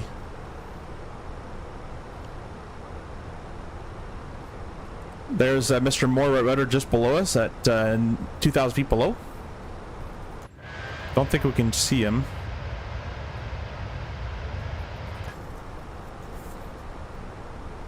It's about a 10-mile in front. In that case, let me, I'm going to slow it back down to 7.6. We'll have a little bit more spacing. We'll be good to go.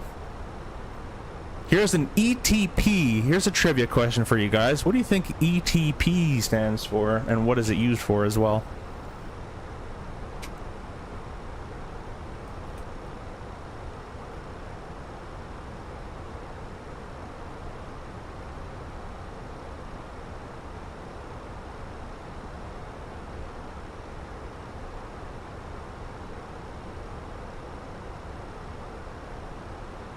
Got 80 miles top of descent.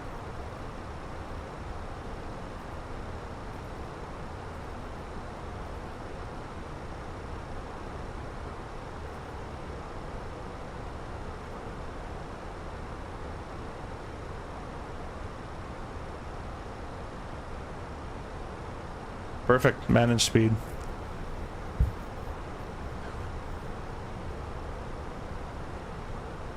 Yeah, you can go ahead. It's all good. Unless you want your landing on the stream rudder, you can slow her down, and I'll keep 7.7. But if you don't care, feel free. Go ahead. I don't mind. No worries.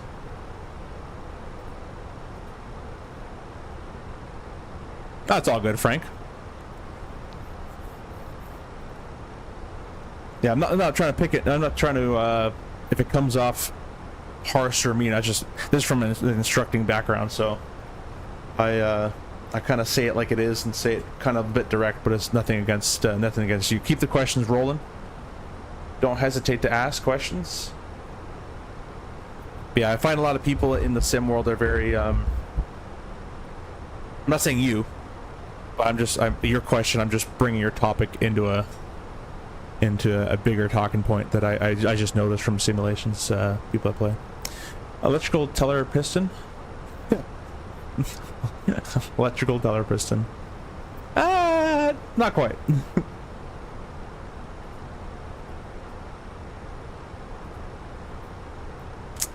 So Neil has it right. Equal time point. I'll say it again. And Neil answers, point en route where the true midpoint is calculated to be based on weather, height, speeds, time to turn around, etc.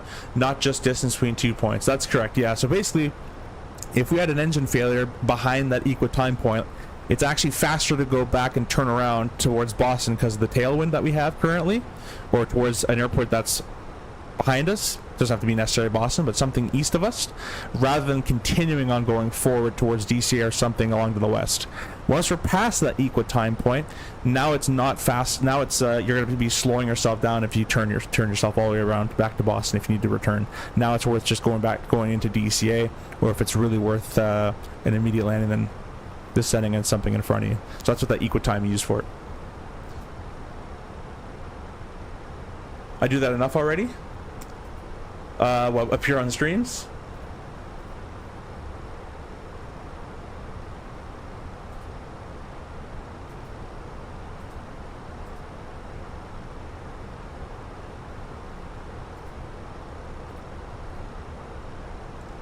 Again, guys, be sure to go check out the channel partners at the bottom of the description there, or in the description for you. You can save a ton of money on things you probably buy regularly, like things on Contrail. There's a discount code for that. ProDeath Sim, tons of stuff in the discount codes down there for you guys to use. Helps the channel, helps you save money. Win, win, win, win, win.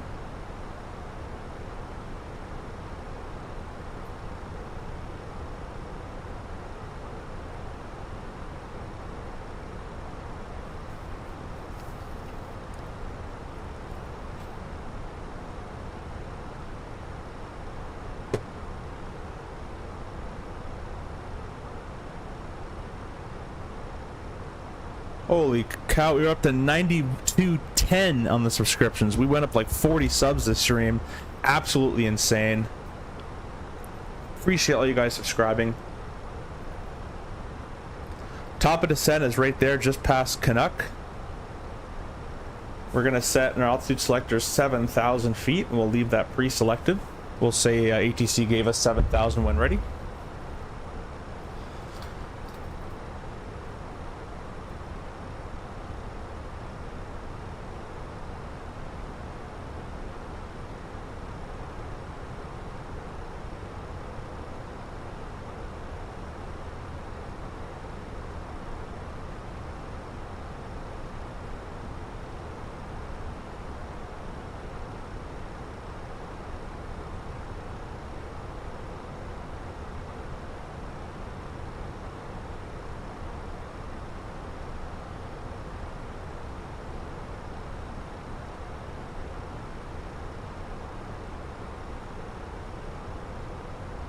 Do you prefer Airbus or Boeing?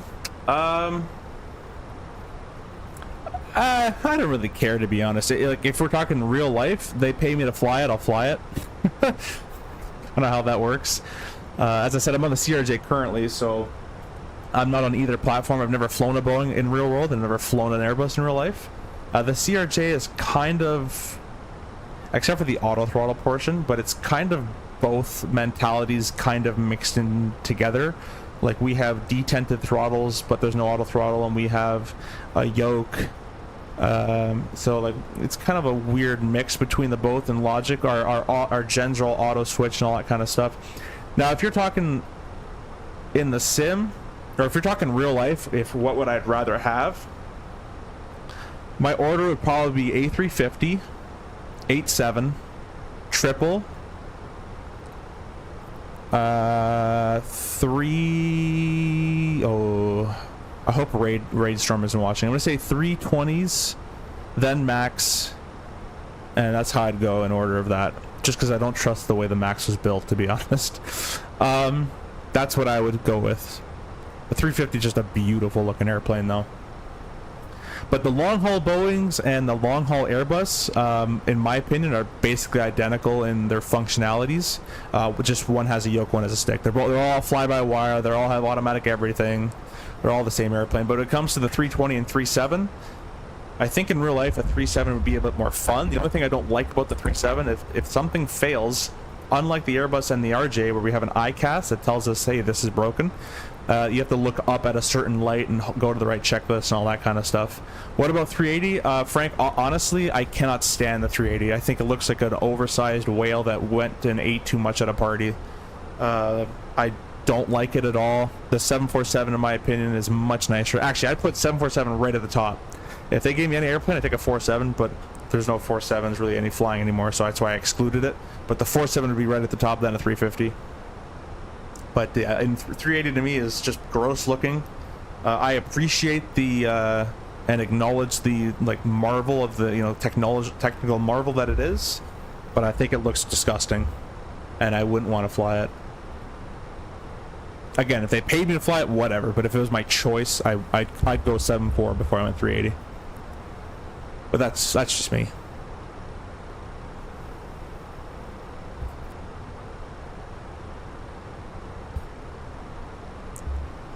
Plus, it's not fun sitting behind a 380 after it took off. You have to wait like 7 minutes for that thing, for all the wake to clear.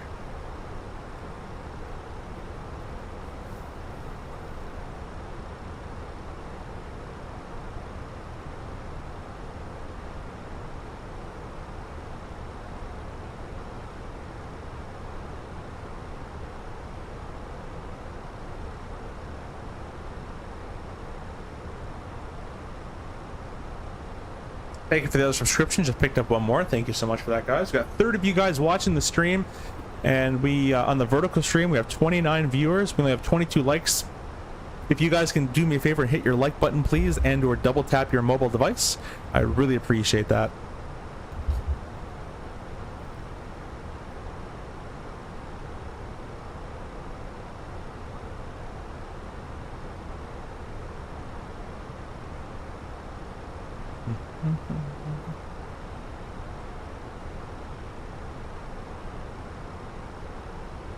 You love the view? Cool, cool, cool. Sweet. Yeah, and if you guys are looking for good hardware, man, this Winwing, if you fly Airbus a lot, this Winwing is amazing. The Winwing Ursa Minor stick even has a magnetic little cap. You can have a little hat switch there for trim or whatever you want, but the real Airbus has no trim on the stick, so it's just like that. This is actually the left-hand joystick, but I'm using it as a right-hand joystick, and it actually flies. You can honestly use this with both hands. It feels like almost like you can do it both, so it's really, really well designed. I don't know if it's a one-to-one replica. I'm not sure. I think they got it very close.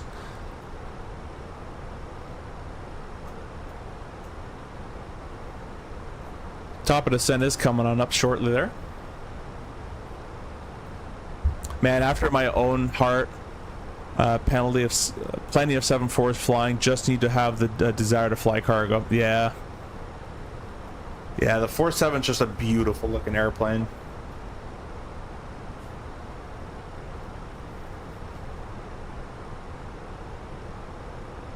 Again, guys, I'm also on TikTok. TikTok is your SimCFI, so be sure to go check out that. I post things here and there, mainly YouTube though, and Discord.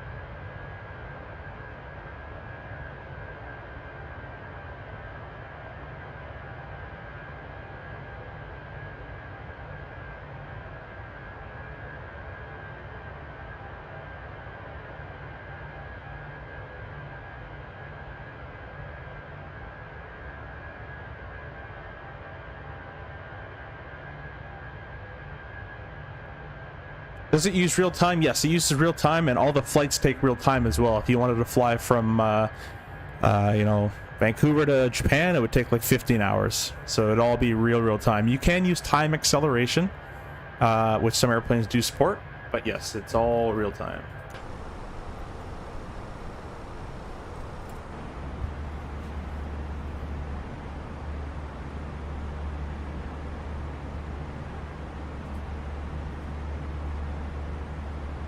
Joy says, looks like it will be rainy approach in a DCA. Yeah, some high cloud, a little bit of light rain. It seems like it's a stable layer, just kind of spitting out here a little bit in there. Nothing too crazy. I've been in much worse.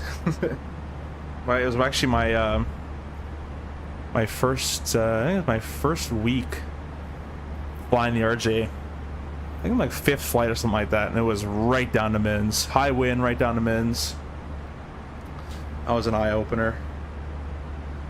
But you just do what you're trained to do, and anytime it looks, as long as you're within limitations of the airplane and weather and all that, and you're descending on an approach, all that's going to happen is you're going to get to the minimum, and you're either going to say I'm landing, or you're going to say I'm going around. So, you know, look at the weather, assess the risks, have a plan to beat the risks. But if you can't, then have a plan to get out and know where you're going. And as I gave you guys in the briefing, if we go miss, we have enough fuel to come back and try one more time, and we can also make Dulles our alternate, and that'll give us tons of extra gas to keep trying at a DCA. We're not really going to get to that point, but if it does, we have tons of gas there. So always have a plan ahead, and if the weather's not looking good, today is fine, but if the weather's not looking good, just know you're going to go down to the mins, the MDA, the minimum, whatever you want to call it. And if you see it, great, land. If you don't, go around. Vseth, hey, welcome. How long have you flown the RJ? It's come up to about 2 years. October will make 2 years in the CRJ.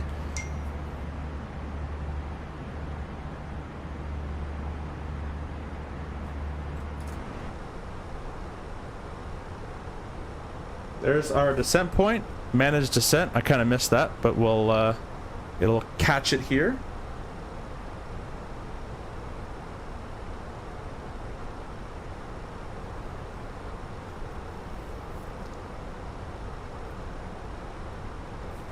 Again, guys, if you're wondering why my screens are all so flickery right here, is because our I flew. Well, it's weird. What's that sound? Okay, I flew from DC to Boston, and I got terrible performance. So then I went on the Fenix installer, and I turned the screens to safe mode and CPU rendering, and that's why everything is very laggy and choppy on that, but everything else is beautifully smooth. So I've changed it back to normal, but it won't take place until I restart the airplane.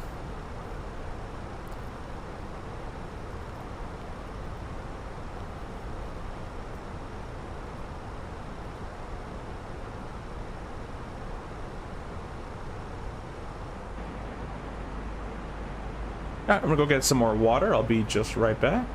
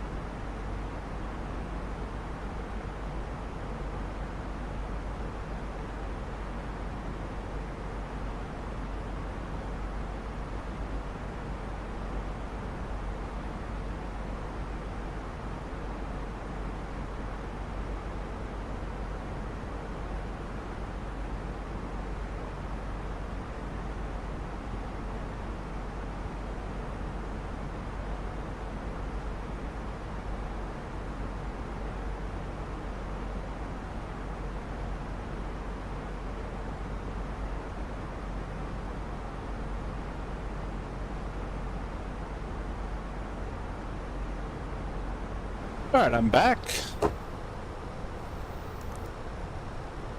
And I think Morit Rudder did a bit of a dog leg, and he's behind us now.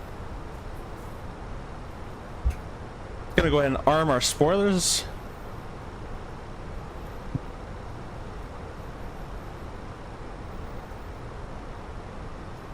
Should break out around 4,500 feet or so is what they called for. How long do you think it will take us to land? Another 25 minutes or so. Go down here and check for more accurate if you'd like, though. It'll be at 1955, and the current time is 1940, basically. So, yeah, 15 minutes. Around there, 15, 17 area. I'm going to start flight recorder so we have a replay to watch.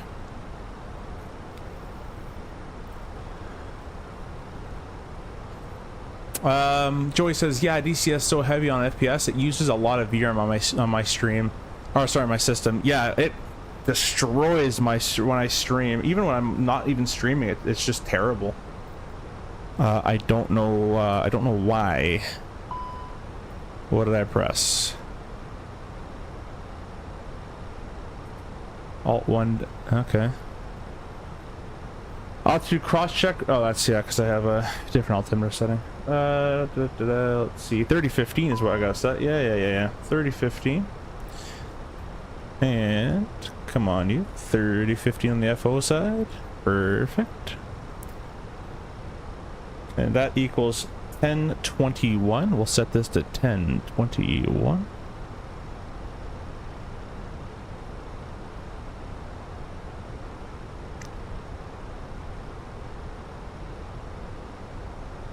Awesome. I'll put the cameras back on for you guys. We're going to be landing here shortly. As I've said, I've just purchased some new cameras, so my hope is to put 4 cameras along the bottom of the stream. Sorry, I'll have one for the throttles, one for the FMS. I need to buy another one. One for the FCU and one for the side stick. Still out in front, I think we have a trailer. Oh, okay. Cool. We got another one coming up.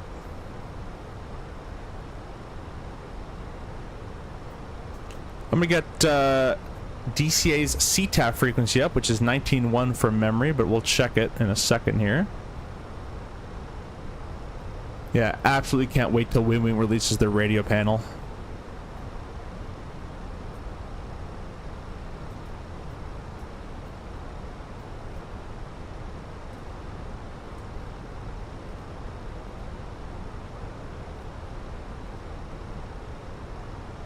Wow, we've had no ATC this entire flight. 19.1 is the CTAF frequency.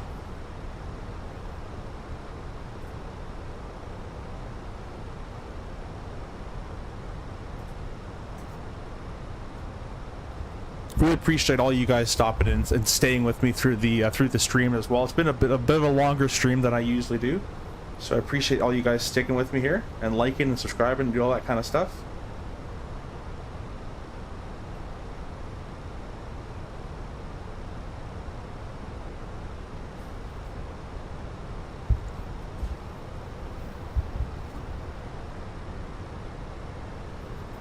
The VNAV is very interesting. We're coming in the clouds here. Temperature is 22 degrees on the TAT, so we do not need any anti-icing systems.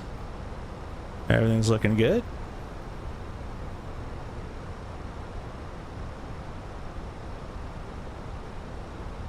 Reagan traffic, Southwest 2969, 20 miles, ILS runway 1. Reagan.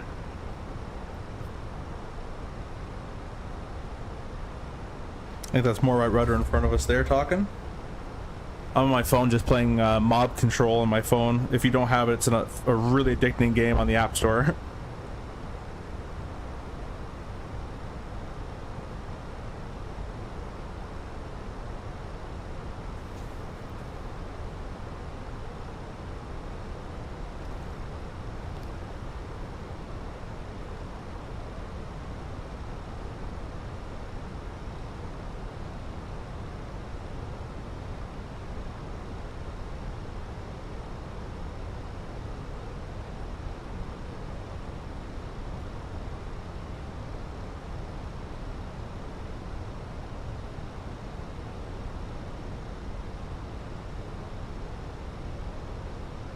Breaking traffic, American 3227, route 42 to the east, inbound to land, runway 1 at DC.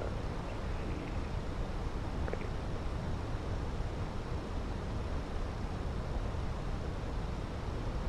Breaking traffic, American 2134, 50 miles to the east, descending via the DLE-3, expecting ILS runway 1, Reagan.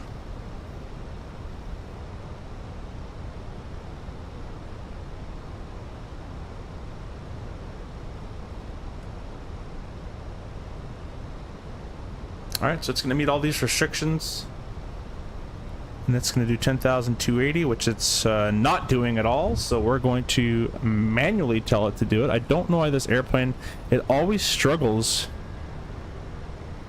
with these speed restrictions. I don't know why it can't do it.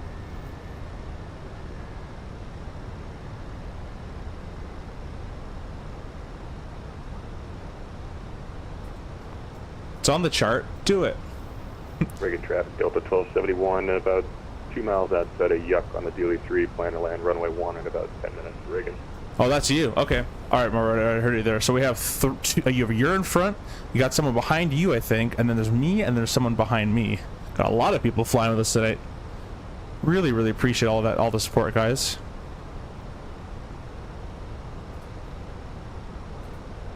Will it take up to 20 minutes to land? About 13 now will be on final. Maybe about 11 minutes will be on final now. And then, yeah. So you can start a timer and see how close we get.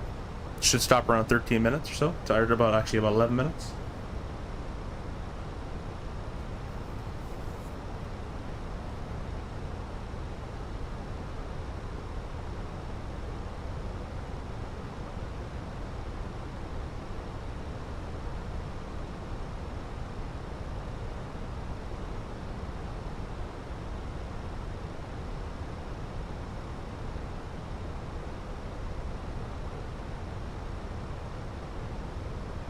Breaking traffic, southwest 2969, 10 miles, runway 1.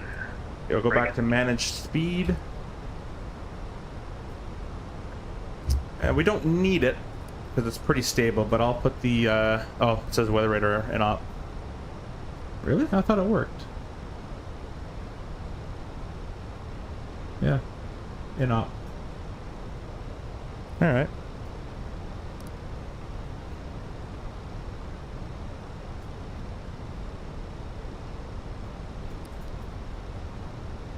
That's too bad. Alright, we'll just go put terrain on. What's the weather down here now? It's still 19 degrees, no anti-ice is required still. I only have 16 minutes to go to bed. We're going to go as fast as you can. You should be able to catch the landing. We're going to be landing in about 10 minutes now.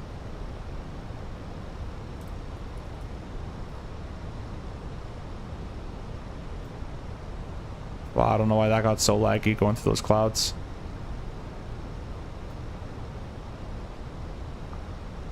Anyways, we're going to turn on the seatbelt sign here. It's active sky doing some stuff here. I'm going to close active sky and yeah, I'm going to close active sky. It's kind of doing some weird stuff right now. I'll reopen it later if needed.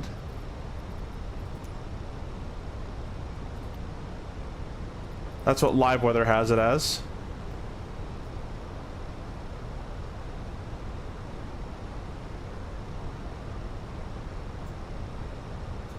That doesn't look anywhere near what active sky had. Turn active sky back on.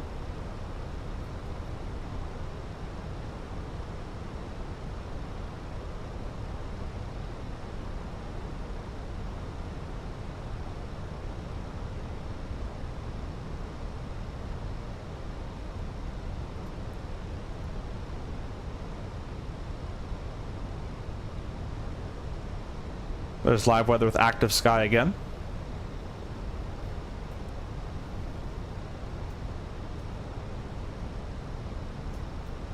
Yeah, I don't know if I trust active sky too much. It's a little bit interesting.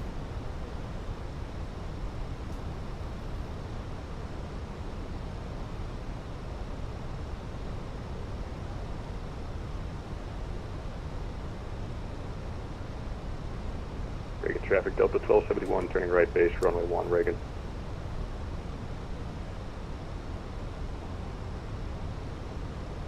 Again, guys, sorry for the glitchy screens animation there. It's just because I changed my Fenix setting, but it will be changed back once I stream the 320 again. I noticed that the weather radar doesn't work in safe mode in the. Oh, okay, that's what it is. Yeah, because I did go to safe mode. That's why it's like this. I turned that mode off, but it won't take place. It won't take place until I restart the plane. So.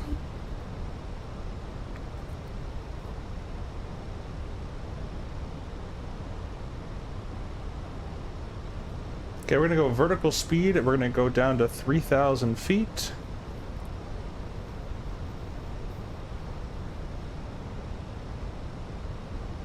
And we're past Litic at 7, coming up, so we're gonna start descending a bit steeper. 13-mile final, runway 1, Reagan. We're actually gonna go open descent, 250 knots. Reagan traffic, American 2134 descending 7,000, descending 3,000, extended left, correction, right downwind, runway 1.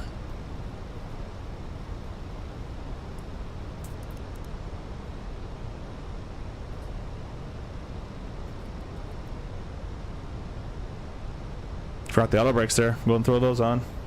Gonna need those.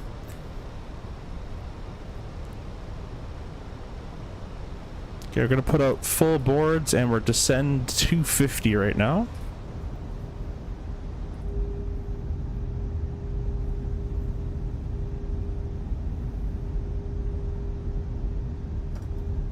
I appreciate every single one of you guys watching and commenting and subscribing and all that great stuff. I hope you enjoyed this longer stream. Again, guys, be ready for our 10,000 subscriber stream. That should be coming up shortly. Hopefully at the end of the month, we're gonna have a huge giveaway. We'll be giving away almost $200 worth of stuff. Southwest 2969 is clear runway 1 and taxiing to parking via Juliet. I put landing symbology on. I'm gonna put the heading mode. We're gonna go down here. Traffic Delta Till 1271, Direct. final, runway 1, Reagan. K-turn. Radial in. Insert.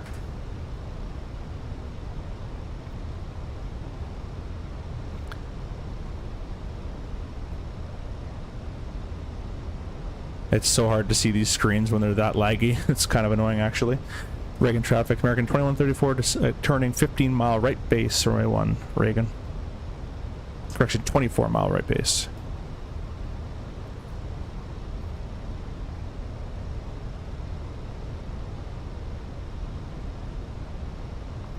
Okay, we're gonna start slowing down. Actually, keep 250. There's probably people behind us that want to get somewhere. We'll keep it quick.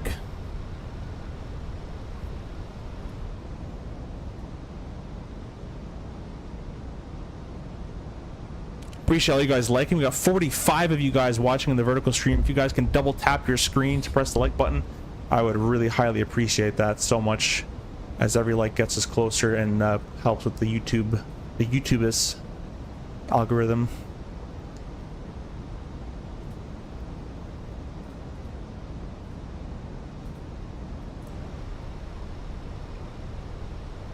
We're gonna blow through the loc here, but then we're gonna come on back.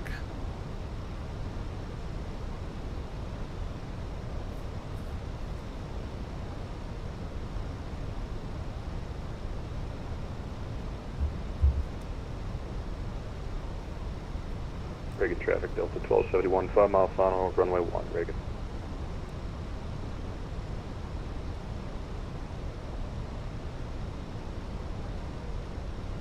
Gonna arm the approach shortly.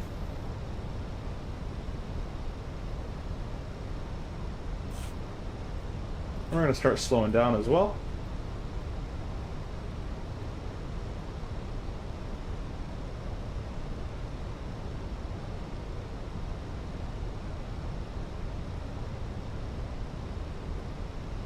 All right, loc glide slope arm.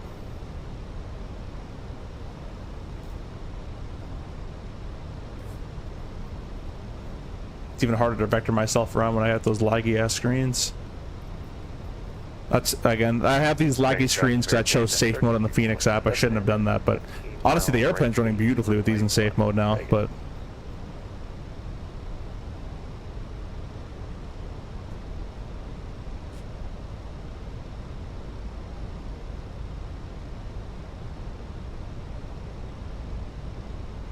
select flap 1.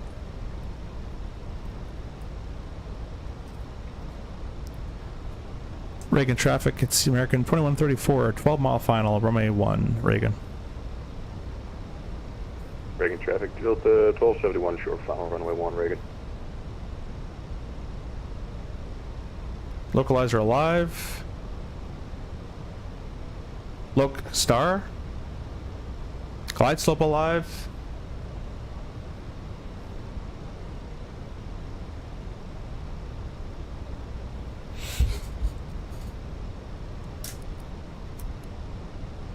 Turn all our lights on. No one here is clear as to land, so we'll clear ourselves to land. Give you guys a view of the throttle. This is the Pro Desk Sim throttle kit for the Honeycomb Bravo.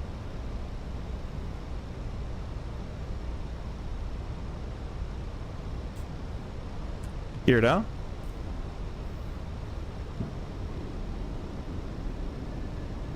Slow to 180 here. Flap 2.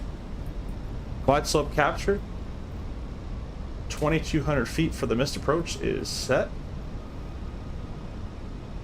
Break traffic, American 3227, 16-mile final, runway 1, Reagan.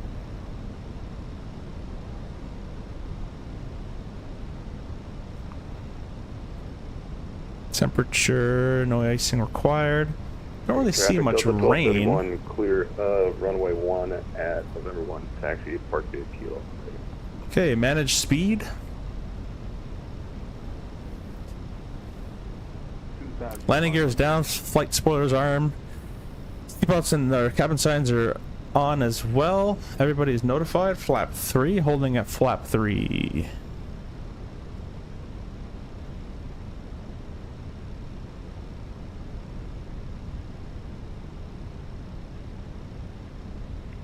Yeah, we got a significant wind from the right-hand side there.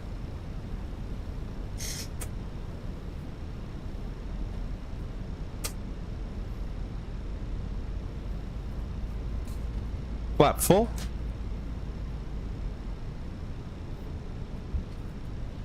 And we're gonna bug, it says 132, that should work nicely for us. Yeah, it should work pretty good. It's auto giving us that +5 there. I swear I armed the spoilers. We'll do it again. Flight spoilers armed. Everything is green. Landing checklist completed.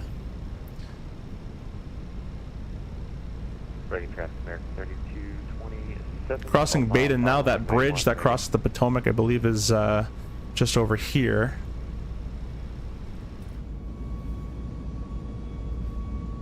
Reagan traffic, American 2134, crossing Baden, 4-mile final, runway 1, Reagan.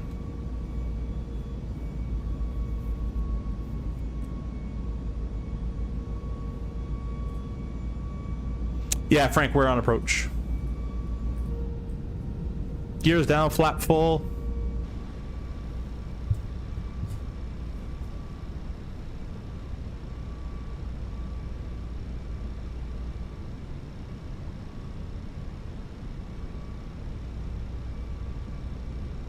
I don't know if this weather is what actually is happening. This is not what the METAR or ADAS or anything reported to be what's happening, but there's the bridge in sight just passing under us there. Right there, you can see it.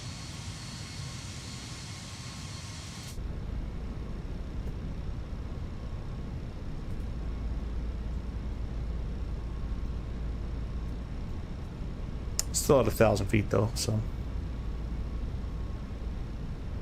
1,000. Check, stable. Whoa! Weather just changed.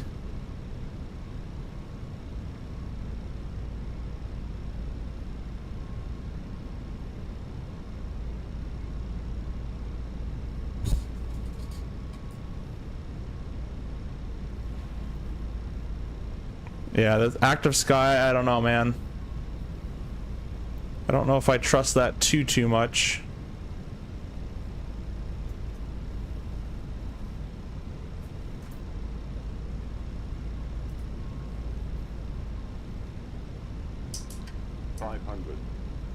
Autopilot disengaged. These flight directors are going to lag behind, which won't be too fun.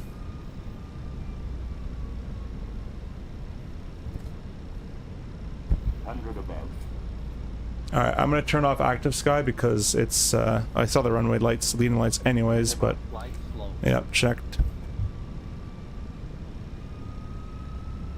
Yeah, we're in a visual landing now. Whoa, okay, never mind. Yeah, the weather wasn't that bad as the ATIS reported. That was full IFR.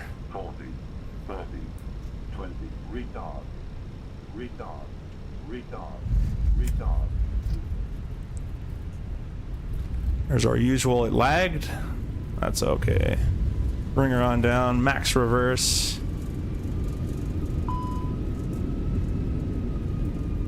Yeah, I know the auto throttle's the auto throttle's disengaged. Thank you, Airbus. I thought I clicked my brakes hard enough, but clearly I didn't. Everything went wrong in that one. You got it 500? Yeah, I was gonna get like a low IFR. I was basically a Cat 2 almost.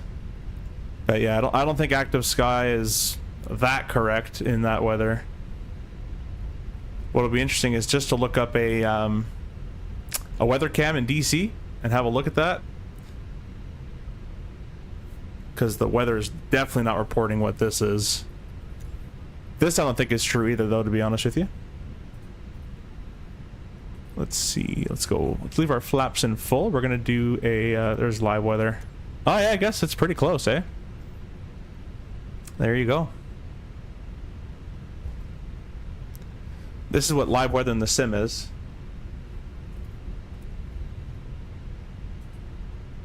Too low. Terrain. The ATIS must have changed then. I'll look it up online. KDCA ATIS. Don't think. Oh shit, I'm still on VATSIM. Whoops! Don't think. Don't worry about me. Don't think. So the ATIS is calling for, oh yeah, no, it is quite bad. 1.25 mile viz, RVR 45, 6,000 feet, plus heavy rain. I thought it was an active sky bug. Don't That's think. why I turned it off. I thought it was just bugging out like crazy, and then we had a wind change and all that kind of stuff here. Yeah, but I thought it was a complete active sky mishap there. Don't think. But nope, that's what it is. Now I know I can trust it. I don't like the way active sky just randomly loads the weather though. Like it was fine, and then it just became like dark and ominous and raining all at once, and it's kind of strange.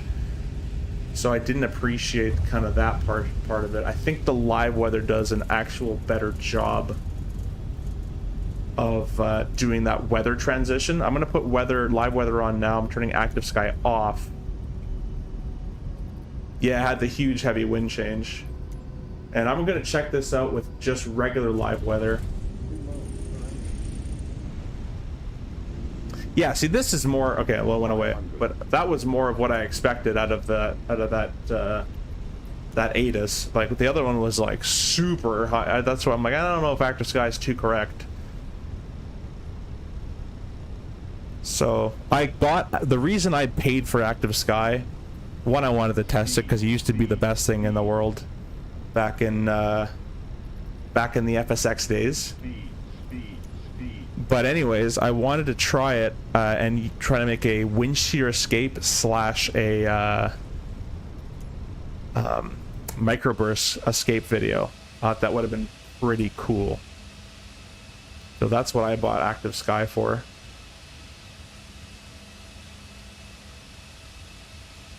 Yeah, bit firm, but it's kind of needed on this runway in the rain. Well, it was raining.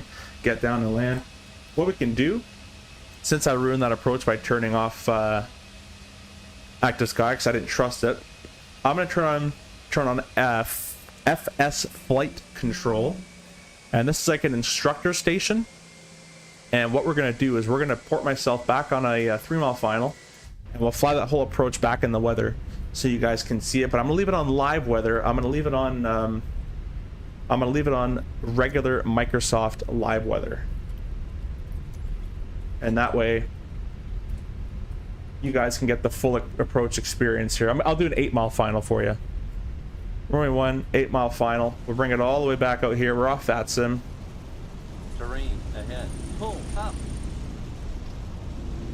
And I'm going to reset it again because it set me in a nose down. I don't know why it keeps changing. Is Active Sky still on? Like, stop changing it. Why does it not go to thing? There you go. Yeah, Active Sky is off. Weather. Live. Alright. Unclick that. See if I can get this to work.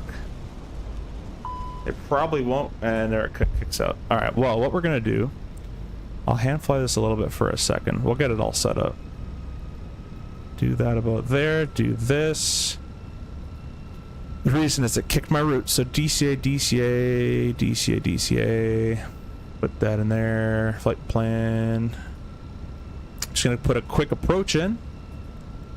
I don't know why it keeps kicking the weather out though, I really don't know.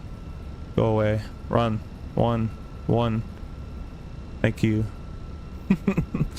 Direct Baden. Execute that, put you back on final about there. Start a new recording. Gonna record. We're gonna press the approach button. Auto thrust will come back to the on position.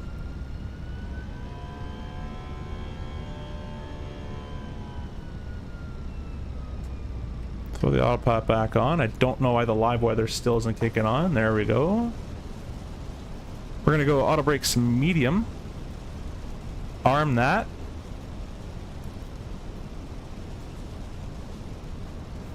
Redo the approach. And it kicked it. Live weather.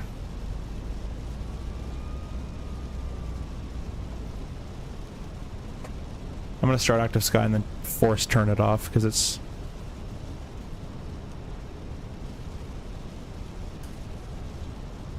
How do I turn this off?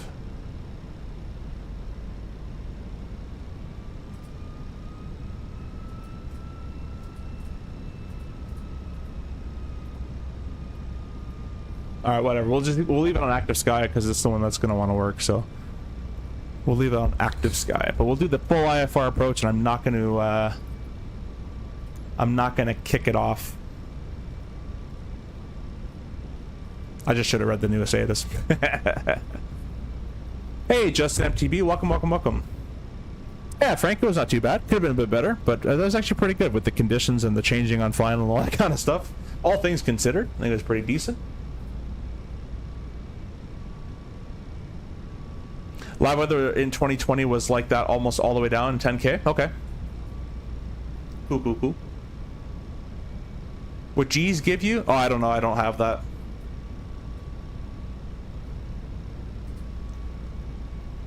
But I'm not going to mess with Active Sky. I kind of wanted to see... I don't know if I trust Active Sky yet.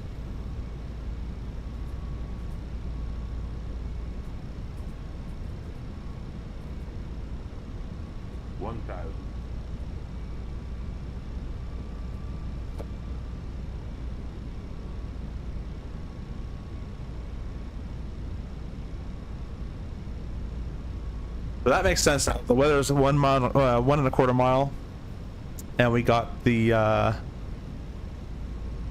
mist as well that's in there, and a 4,500 foot RVR. So that actually makes sense with this weather. I thought Active Sky was out to lunch for a second. I don't like how it changed though. Like it was kind of like fine-ish, and then it just automatically changed to like you're in a thunderstorm weather, which is kind of weird. But hey, it can't be perfect. 500. Check. Autopilot disengage. The other problem is I'm running the screens on the old or on CPU rendering, so they're going to be quite delayed. So this will be an interesting approach to do with IFR with the old laggy screens here. There's a runway leading lights coming in. Maybe a little bit high. I guess the flight director is lying to me. I guess I said it's a bit delayed. Yeah.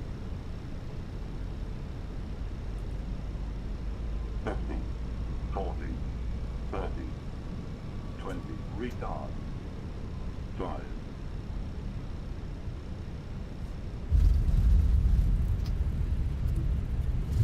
There's the lag warning again.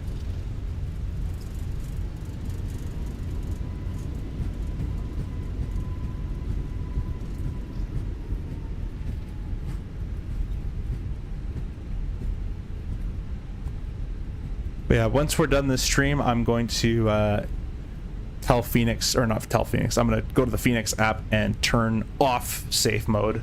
It said to only use it if it's if they told you to, and I didn't listen. I turned it on.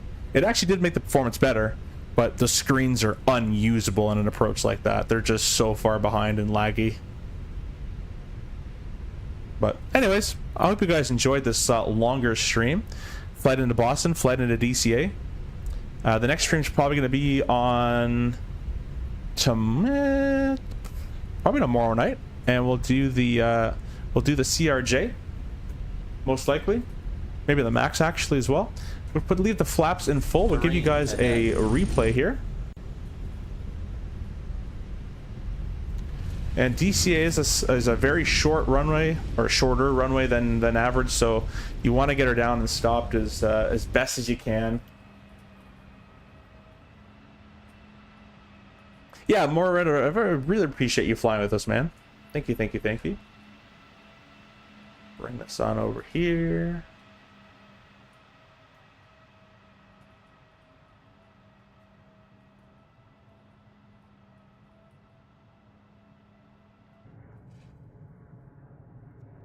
Put the cameras away.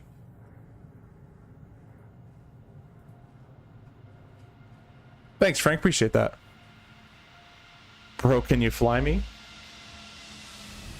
Back that up a little bit because I'm not back enough here.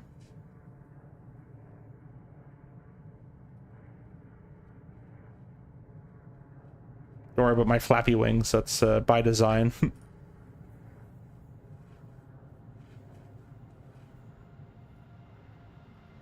those reversers out. Little right of center line.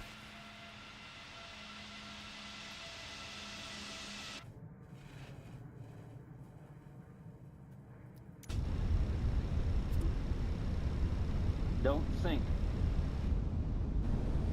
Don't hold.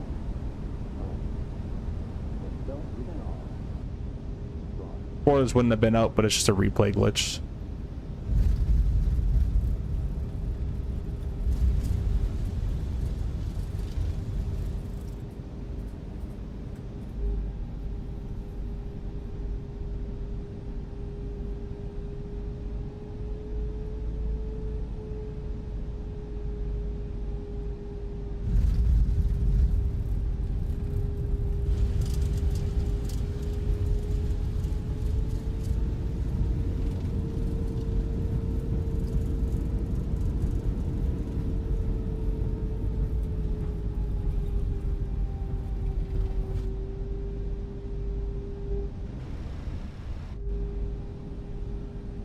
Don't sink.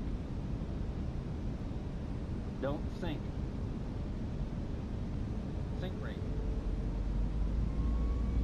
Don't sink. Don't 40, sink. 30, 20. Don't retard. sink. 5.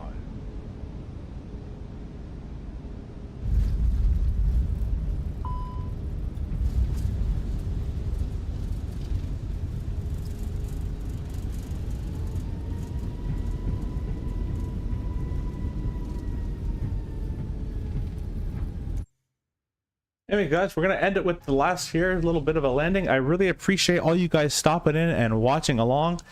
I've changed my active sky settings to the smoothing. I put it to the maximum, so hopefully next time we don't have that pop-on weather effect that's kind of it's very unrealistic. So we'll see what happens with the next time we use active sky and see how it goes. Someone had mentioned they're having bugs with it as well, and I'm kind of experimenting or experiencing some random loads, and if I don't spam click live weather every 2 seconds, like the weather doesn't load in. So we'll see what happens with that. I might just, uninstall it and go right back to go right back to regular live weather. I bought Active Sky because I wanted to use it for microburst and wind shear escape maneuvers for tutorial videos on those. But I'm kind of seeing if it works in stream. But we'll leave you with this landing, and we will see you guys next time. I really appreciate all you guys who subscribed, liked, commented. Thank you to Captain Hoy for the 10 gifted subs as well. So really appreciate all you guys, all the guys' support. We will see you on the next stream. Thank you so much, guys.